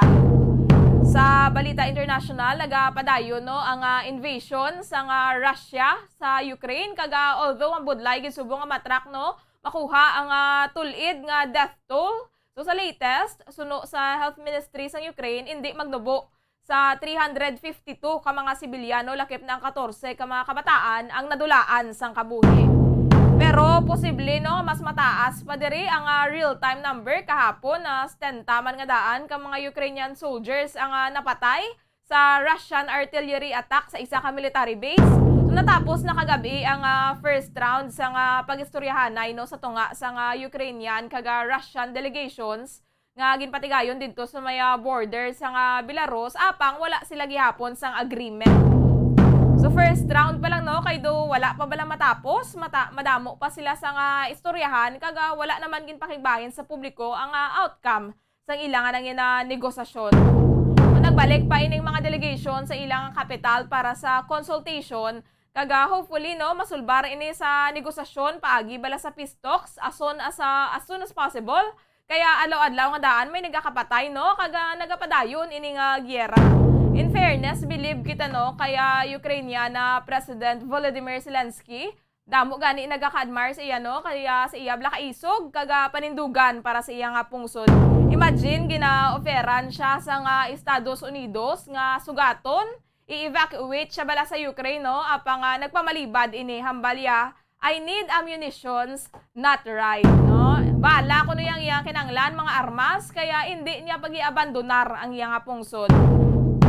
Di kagabi nagapirma na ini sa application nga mag-intravel ang Ukraine sa may European Union apang medyo malawig-lawig pa no ang mangin proseso. It will take years pa. So nagapadayon naman sa paghatag sa sanctions ang iban nga pungsod sa Russia sa nagkalain-lain nga patag sa bahin sa ekonomiya bado matamaan gid ining Russia no kay pila nga daan ka mga pungsod nang nagatag sa ilang sanctions. Pati pagid no sa patag sang sports gina-rekomendar na nga daan sa International Olympic Committee nga iba no sang mga international sports federations ang mga atleta sang Russia kaga Belarus. So amo ining konsekwensya no sang Russia hopefully masulbar na ining tensyon makabinagbinag si Russian President Vladimir Putin kaya ang makaluluoy gid amo mga pumuluyo no tanan gid ang pierde sa giyera. 47 minutos ang nakaligad sa takna alas 9 sang gabi. Siningation ato na checkeron ang mga balita ang natipon sang patrol kaya Bombo Gracelyn Lobaton. Bombo Grace, please come in. Bombo Jaire, live kita subong sa public plaza sa siyudad sa Bacolod. Kasi sa likod ko makita naton ang naga-igpat, no? Kaya namin ilang tawon sang San Sebastian Cathedral. So Bombo Jaire, subong ang tiyempo, pulo pa nila hidiri subong, no? Ari ko sa isa ka puno, nagapasilong Bombo Jaire. So, aton sining mga kauturan, unlike sang nagligad nga status naton, alert level 3 down to alert level 2 status, alert level 1 subong, at mga kauturan ari pa diri sa plaza, no? Naligad dyan, wala na na Bombo Jaire, mga nagalabay lang nga nagapauli lang malahalin sa mga tagsa-tagsa nila kaya ginaobrahan, especially diri bala sa isa ka mall, no? Dulong na sa punta bala sa Station 1, no? Police Station 1. Kag Bombo Jaire, makita mo gid ang difference no sang sitwasyon sa alert level 3, alert level 2 and alert level 1 status when it comes sa pagbato natin sa COVID-19. So Bombo Jaire, Bombo Grace link kanami dira gali tuod Bombo Grace no sa nga imo nga background nagaigpat-igpat gid kumbaga do makita gid lang kasanag no sa nga San Sebastian Cathedral kaga madamo siguro subong Bombo Grace ang naga-enjoy no kay alas 12 na nga daan tubtob ining curfew. yes, Bombo Jaire, ang aton sining nga curfew ni baligad alas 11, no? Sang gabi magasugod, tubtob las 4 sang kagahon. So subong gina-remind or ginaliwat-liwat sa atong mga kauturan alas 12 na, no? 12 midnight down to 4 AM ang atong curfew hour. So maka-enjoy kagid Bombo Jaire bisan sa pagtinir lang diri sa public plaza sa pagpabugnaw, pagpahangin, no? Tapos pa niya kung lapit mo lang di imo balay. Pwede gid, no? Hindi ka lang, yes. At sino man na Bombo Grace sa mga nagkakakita mo da sa may plaza, may kakakitaan ka man nga mga couples na naga-date-date? Couples? Wala pa Bombo Jaire, pero sa sulod ko, may ara kaya ko sa Gwa, no? Lapit ako sa dalan. But kung aton bala nga madumduman, no? Sang wala pang virus, Bombo Jaire, madamo, ginadi sa mga pares, no? Hindi pares nga, pagkaon ha or paborito to na iya Bombo Grace yang amo nga say sang pares yan no pero isa ka pares ya do no na mo gid mga lovers no in Paris hindi lang Bombo Jaire tatloon, no nilang wala do ginaba nilang nga love triangle. No duha lang no, babayi kag lalaki nga nagahigugmaan. So subong wala ako may nakita nga pares ba mo Jaire or lovers dire. Mostly lang makita ako mga ara sa legal age o kun mga 50 taon na pala ang edad. Doon nahidlaw lang sila siguro, Bombo Grace, no, sa pagaguwa-guwa, especially yung mga amo sinablang pang-idaro, no? Kaya Yes. pilaman nga daan ka bulan, bala nga ginimplementar ining mga restrictions. So maayo gid pero Bombo Grace, dapat hindi gid kita mangin complacent, no? Haga naganon talang ang pagwa balaanay, no? Yes, Mamo Jaire, ang Task Force Disiplina at mga kapulisan ang nagaliwat-liwat, naga-remind sa aton nga hindi kita magpakampante, no? Enjoy ta, but aton paminsaron nga ang aton nga kontra nga hindi makita, ara lang Japon, no? Sandiin, Mamo Jaire. So, ano lang, hinay-hinay, but at the same time, wala tagi nakalimtan nga mag-ngirit, no? City of Smiles, no? Bacolod City. So, Mamo Jaire, diri kita danay no sa buwas nga adlaw ang Ash Wednesday no aton nga i-celebrate o kung patigayonon sa mga nagkakainlaing nga simbahan sa Pusod Pilipinas, especially diri sa siyudad sa Bacolod sa San Sebastian Cathedral o Jaire. May mga schedule sila no sang pagbadlis na no o nang pag celebrate ni o kung pagpatigayon sang Ash Wednesday March 2 2022 Mama Jaire. So schedule of masses amo ang masunod. Sa alas 6 ng aga, may misa. Then after that, Mamo Jaire, may badlis, no? Yes, after that, Mamo Jaire, sang una nga misa kag badlis, may misa pagid. 7:30 a.m. Dason sina 9 a.m. After mass, Mamo Jaire, may badlis kid. 10:30 a.m., 12 noon, 1:30 p.m., 3 p.m., 4:30 p.m. kag alas 6 sang gabi ang misa kag ang badlis. So may ara gali Bombo Grace no sa nagkalain nga mga schedule. So do convenient gid no sa aton nga mga kabombo, especially sa may mga trabaho bibuas, pwede lang sila makakadto dira no sa nasambit mo nga mga schedule no agod nga maka-observe man sa nga pagpabadles. Yes, Mamo Jaire. So all in all, there are 9 masses, no? So convenient gid sa nahambal mo na para hindi magutok ang mga tao diri sa sulod simbahan nga ara man kita sa alert level 1, no? Although nga halog-halog pero wala ga ka kumpiyansa o kung wala nagahatag sang tawag nga kompromiso ang aton sa nga mga koturan labi na gid simbahan kag ang pagbantay ara masigapon sa mga pulisanta, Mamo Jaire. So, Mamo Jaire, kato naman kita no, sa aton nga mga police reports no, sa bahin sang Oriental dito sa Bayawan City. No? May ara sang isa ka former kagawad ang patay matapos lutahangon sang nakapalagyo nga suspect nga wala man makilalaan gid Mamo Jaire. No? May ara gani ginhatag nga description no kung ano lang ning duag sang iyang bayo no ang aton sa ning mga kapulisan. So sa pagpakig-angot sa Public Information Officer sang Bayawan City Police Station kay Police Staff Sergeant Adonis Teranya, Mamo Jaire, Adonis Arnaez Teranya nga sang ining natabo nga shooting incident may adlaw na siya Mamo Jaire, mga alas 8 no. Sa isa ka kalan-an no ining biktima bali naigo ini siya sa hindi pa gid ma-determine kundi nga bahin sang lawas no kay hindi pa makapagwa sa medical record no but patal man Mamo Jaire ang iya sini nga igo kag may isa pa gid nga civilian ang naigo man Mamo Jaire pero kibyas lang do matawag siya bala nga stray bullet siya no. So ang pangalan sang former kagawad amo si Winifred Abrasaldo no. Winifred Abrasaldo ginakabing nga victim 1 nga amo gid ang patay no, nag-edad sa 39 anyos, married ini siya kag residente sang poblasyon Bayawan City. While natabo ang insidente Mamo Jaire sa Bulyo Street, Barangay Boyco, no, sa amo nga syudad sa probinsya sang Negros Oriental. Kag ining biktima nga ikaduha nga kibyas man lang ang igo amo si Rakin Bilando, no, Rakin Bilando. So ining duha ka mga biktima Mamo Jaire, hindi sila magkilalahay. Sang natabo ang shooting incident, upod ni sang victim 1 nga ang former kagawad nga napatay, ang iya sining asawa kag ang hinablos nga babae.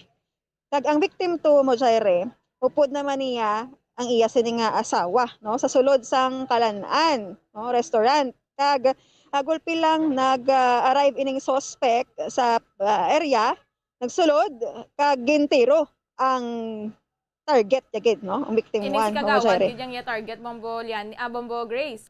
Yes, so Jaire, ang former barangay kagawad no kag gamit ining 45 nga caliber firearm. No? So na-recovered sa area mo Jaire, 4 ka bilog nga fired cartridge sang kalibre 45, 2 ka fired deformed bullet of undetermined caliber pagid. So hindi lang isang armas ya Bombo Jaire, no? Kag ining pagluthang sa target 1, no, amo gidyang gusto gidya patson, no. Wala pa nabalaan kung anong motibo kay kadamo sa mga anggulo, no, ang ilan taton sining mga pulisan, so hindi man nila ma-divulge sa aton sa kahanginan. So padayon pa sa gihapon ang hot pursuit operation kag actually may CCTV ni sa area. Walang tawan pa nila kung may makuha to sila Bombo Jaire, kag may witness man but siguro nakatabon bala ang guya sinisang suspect budlay no para sa mga kapulisan ta magtungod kung sinong suspetsado Bombo Jaire. Sorry Bombo Jaire, pamatian ta ang pahayag no sang Public Information Officer sa Baywan City Police Station nga si Police Staff Sergeant Adonis Arnaez Teranya. Natin kasi hindi pa nakilala ng ating mga investigators yung suspect. Isang male person po ito wearing t-shirt olive green and cargo short. First, ayun sinusuot niya kanina sa pagkamarin niya kanina sa area. Tapos may na-recover po tayo ng mga evidence na nakita doon sa crime scene. Ito po yung 4 pieces fired cartridge of caliber 45. Saka meron pong nakuhang 2 pieces fired deformed bullets of undetermined caliber pa po. Biktima na si Winifred Abrasaldo po, dinala na po doon sa hospital po, sa Baywan District Hospital for the treatment. Kaso nga lang, na-declare siya ng attending physician doon sa hospital na dead on arrival. At saka yung initial na investigation ng ating mga investigators po doon, base po doon sa mga nakakakita, as of this time, yung pagkakakinalan po ng suspects, yun yung muna yung mga distraction, personal distraction lang na nakita ng mga witnesses natin po. Yung kung ano susuot niya, ano yung paano kalaki yung suspetado, at kung saan sa dumaan. Meron din tayong CCTV footage na nakita ng ating mga investigators. Kaso lang, sa ngayon, hindi pa natin mabigyan ng buong informasyon yung media natin kasi ongoing pa po yung investigation ng ating mga investigators. Yun lang po muna yung naibigay natin, ma'am, na report tungkol doon sa incident kanina ng umaga po. So wala pa pong motibo dito, sir? As of this time, marami po kasing angles na tinitingnan yung ating mga investigators. Hopefully, pagkatapos ng meeting natin with the investigators, sana makakita na sila ng concrete evidence to prove na ito talaga yung mga motive na pwede natin sabihin tungkol doon sa incidente na nangyari kanina po. As of this time, hindi pa po tayo makapagbigay ng motives po tungkol doon sa pangyayari kanina po, ma'am. Pero sir, yung biktima, isang barangay kagawad, right? Dati po, ma'am. I think 2016 po siya, naging barangay kagawad. Tapos tumakbo po siya after ng 2016 na election. Tumakbo bilang kapitan, kaso hindi siya nanalo. Okay. Yung isang biktima po, ano po? Yung isang biktima po, ma'am, hindi naman kaano-ano to ng unang victim na si Winifred. Abasaldo. Itong si Rakim Dilando po, doon kasi ito nangyayari sa isang kainan po doon sa Bulu Street. Kumakain niya po itong isang tao na to. Kaya parang yung bala siguro napunta doon sa kanya pagka baril doon sa talagang gustong barilin ng suspetado po. Okay. So, yun po. Saan po yung tama ng namatay, sir? Yung as of this time, hindi pa kami nakatanggap ng medical report ng ating attending physician po. Wala pa po tayong maibigay na specific na tama po ng Bombo Grace. So Yes. nakitaan gid no sang kabuhi ining si Barangay Kagawad gali. Yes, former Barangay Kagawad, Momojaire. Kag after that, nagpadlagan Barangay Kapitan pero na perde. So, may kaangtanan ng posible, no? Sa iya sining background, bala nga, ano man, gaserbisyo man sang una sa mga publiko kung sa mga katawhan dira sa ilang barangay. But, as I've said kagina, madamo sang motibo o kung anggulo nga nagtato sa mga kapulisan. So, ato lang na paan update mo siya, kung ano manggid bala, no? Ang rason nga ginluthang na siya sang suspect. Mama Jare, kato naman kita diri sa syudad sang Bacolod, madinalagon nga nagtigayon ang drug by bus operation sang City Drug Enforcement Unit, no? Nga ginpangunahan man sang ila sining head kag may ara sang isa kalalaki nga nagedad sang 22 anyos nga anay preso sa SDC, no? Mama Jare, Social Development Center na panawag. So, ining sospetsado o Bojaire, no, ginhingalan na ni siya kay Frank, no, Jason Frank Esquite, no, Jason Frank Esquite, ginakabig nga street level individual kag residente sang Purok Kahirop B, Cottage Road, Barangay Mansilingan, Bacolod City, kung diin natabo ang pagpatigayon sang drug by bus operation. So, nakuha sa iya, Mama Jaire, ang 28 ka mga gramos nga nagabalor sa 190,400 pesos, no? Sang suspected shabu. So, pulutan ka sa sachets ang recover sa sospetsado kag way back 2017. Mama Jaire, ni siya na priso, no, sa SDC kag na priso ni siya tungod nga may ginhimo ni sila sang mga kaupo dia, mga rambol-rambol bala, no? But first time ini madakpan sa bahin naman niya sa pag-engage sa illegal nga droga. So, Bombo Grace, 22 anyos ka bata pa na, no? Kung Yes. mga taon ta. Pero sang Yes. 17 years old siya sang una siya nga napreso sa SDC, no?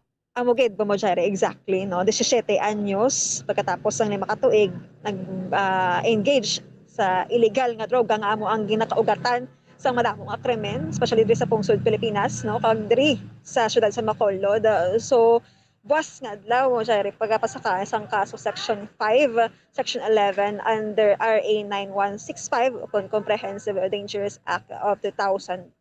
Mo Jare. Siya lang iniisa, Bombo Grace, ang nadakpan kaga sa iya gini mismo puloy ano, siya nadakpan. Yes, so Jaire, siya lang isa. No? Kag sa ginatiniran niya, dito siya nadakpan gid sa Barangay Mansilingan. Kay residente ni siya sang Kahirop B, no? Sa among barangay. So, ang iya sining obra, amo ni mo Jaire, ang pagbaligya sa illegal nga droga. 22 years old, may kadamo ka, Bombo Grace, no? Sang makita nga disente dira nga trabaho, galing kay amo gini abing iya nga ginsulod, no? Pero may chance pa ini siya Bombo Grace, no, magbago kung nga maserbihan niya, maserbi abeng iya nga ano bala nga tion bala sa presuhan, no, kung makagwa gid man siya kabay pa nga hindi na siya magabalik Bombo Grace, no, kaga makapanugod siya sa bago nga kabuhi. Kag was day one niya to kung maggalambot sa oras mga nakpan siya, no, mga alas 6:50, no, Jaire. Kag ini siya may itsura. Mayo ang tindog, no? Ang lawas. Hindi ka gid makapati nga nagabaligya gili isang legal nga droga. Matian tawo Jaire ang pahayag no sa head sa Bacolod City Drug Enforcement Unit si Police Lieutenant Joven Mugat. Naka-recovered kita diri sa aron operation almost 10 pieces ang hit cell including na ang buy bust item, ma'am. Okay. Which is more or less 28 grams. May nagabalo rin isang 190,400 pesos. Nakuha naman di ang 500 pesos bill nga buy bust money. Ang suspect, sir, ano yan na background? Bali ang background niya sinimam item 2017 ini sa na priso man ini sa STC, ma'am. STC. For pan lang.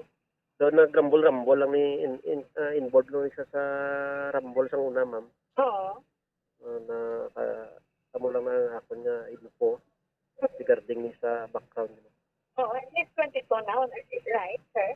Mga siguro, ma'am. At ang edad niya subong, ma'am? Oo. 22 years old na. Oo, so sa STC, sa 2017, mga pilato siya ay Mga minor de edad, mga 17 years old siguro, ma'am. Okay. So regarding ano sa drugs naman yan, sir, ba't wala siya nadakpan? Yes, so ay mga man ni almost 1 week man ni aton nga kwan sa ma'am kay nagakuha sa sagwa, pagkuha sa sagwa dalo sa ila balay i-repack ya ibaligya naman. Okay. Anong obra yan sir? Maliban sa wala eh. Wala sa obra. Dira lang sa balay nila. Amo lang niyang iyang trabaho. Okay. Sa affiliation, sir. Actually, ma'am, may balaran na muna ang iyang mga source. Pero hindi lang nato na may pwede iwan kay confidential man yung information. Pero ginapan na muna. Ano sir ang mga kaso nga igapasakasi? Pinaprepara sa buong violation sa Public Act 1965, Section 511. Hopefully, ma'am, was mapile na naman. Amo Jaire. So, Amo Jaire, isa naman ka pigado ang napreso, bahin sa pag-engage sa illegal nga droga. Although ma'am, balta bang Grace nga hindi minor ining suspetsado no, pero siya lang iniisa ang nagapuyo sa iyada ginatineran. Wala ini siya sa mga ginikanan. So, Amo Jaire, wala pa ako nakahibalo no kung upo diyan ng ginikanan niya kay kalabanan daan sa mga nagabaligya sa droga. Board lang ina mo, no? Depende pa na, no? Kag kalabanan, nag-istarbe sa ilalangid balay nga ilagid balay pero wala sang upod. Amo na bala kung kay sa Bombo Grace na magambal sila, wala man sila sang trabaho, tidra na lang sila ma-resort sa illegal nga droga, pero hindi ginaya valid nga rason Bombo Grace ang kapigadoho, no? Kaya imagine na bala ang ginabaligyan mo manda sa nga droga, ano man ang matabo sa iyang kabuhi bala, no? Gado kumbaga nagapakigbahin ka sa pagguba man sa kabuhi sa iban nga tawo. Although ila man na consent kung magbakal sila sa imo. Yes, kag tandaan ta no, gapamati sa mga koturan da. Ang manggaranon nga nagamanggaranon tungod sa kinabudlayang man sa mga pigado mo Jaire kung natawon ta mga nagabaligya pigado gid siya no. Kag ang supply ni damo ni ginahinan. So kabay pa nga hindi lang mga gadmay ang dakpon, hindi ang dagko gid. Amo gid Bombo Grace no, kaya kumbaga duari mga galamay lang inislaya Bombo Grace no, may ara gid sa nga ara gid la head gid bala sa babaw, so amo gid na dapat ang masugpo bala Bombo Grace agon nga mauntat gid ining paglapta kon pagduging no sa illegal nga droga diri sa pungsod Pilipinas. Yes, mo Jaire, kag isubong ang droga for sale Japon, but atong tandaan ang mga kapulisan hindi gid maguntat sa paglaot sa mga tawo nga naga-engage sa pagbaligya, no? O kung ano pagida nga mga aktibidades, basta bahin sa illegal nga droga mo Jaire. Kamusta dira sa karon Bombo Grace ang sitwasyon sa syudad sang Bacolod? Well, Bombo Jaire, ang talithe no agina wala na. Pero ang huyop sang hangin ara pa no. Hindi man siya siling kusog, but nagasway ang canopy sa mga kapunuan diri sa public plaza syudad sa Bacolod. At the same time, ako nga buhok nagasway. Nagasway gidira gali Bombo Grace ang mga buhok sa public plaza no. Pero so far hindi man naton mahambal nga matugnaw gid ang adapya sang hangin kay lately do nagainulan Bombo Grace no. Yes, but suli na mo Jaire kay pag-abot sa dason nga mga inadlaw feel tagid ang summer season. Yes, no. Oo, subong sugod na Bombo Grace, no? Pila na lang March kaga April, May, manuga summer na gid Bombo Grace. So kamusta man dira ang lakat sang trapiko ya subong kaya laumanta medyo ma-extend gid din mga jeep kaya alas 12 na no ang curfew. Yes, so syempre compared to last days o kung mga ligad nga mga semana, no, bulan, ang aton sini nga dalanon medyo masako pa, no, madamo pa nga mga jeep ang nagalabay. Mayon kay ang kita bala, bahin naman sa negosyo, ato mga kuturan nga nagabiyahe man adlaw, makabawi-bawi na mo syempre. Sige Bombo Grace, madamo gid nga salamat.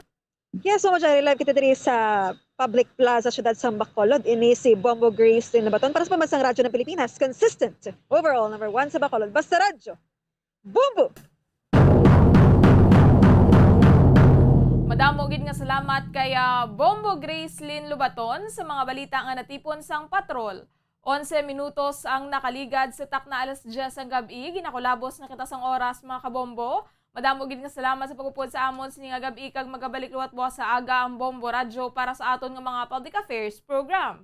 Ininyo nangin kaupod, Bombo Jairi de los Reyes para sa Pambansang Radyo ng Pilipinas, consistent overall number 1 sa Bacolod.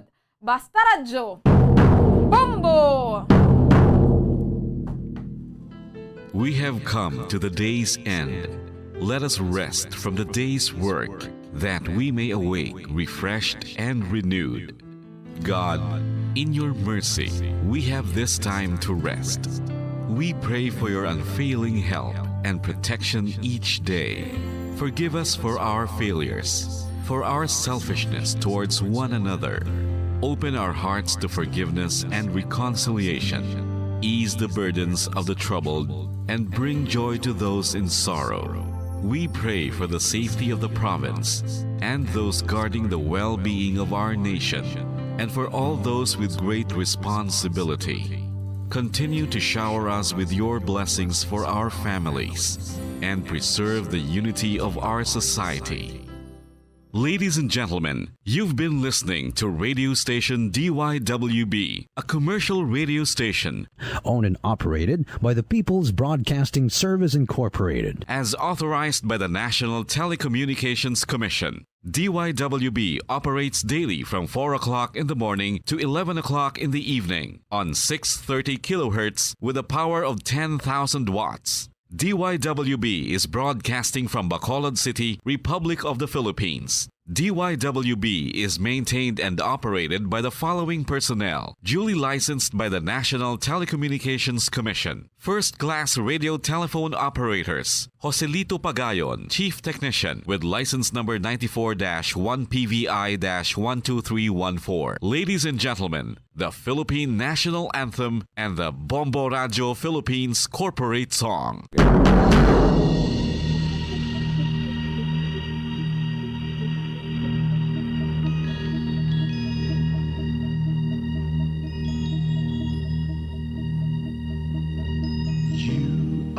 The reason why this network is on. We're standing together so loud and so clear. And on your radio, we aim not just fun.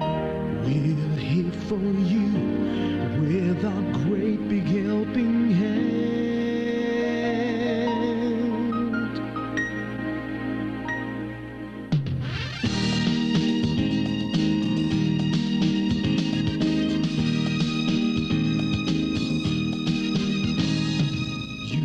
The reason why this network is on. We're standing together so loud and so clear. And on your radio, we air not just fun.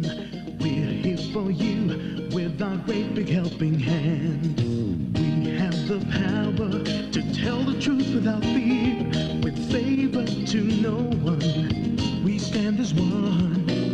Turn on your radio and stay where you are.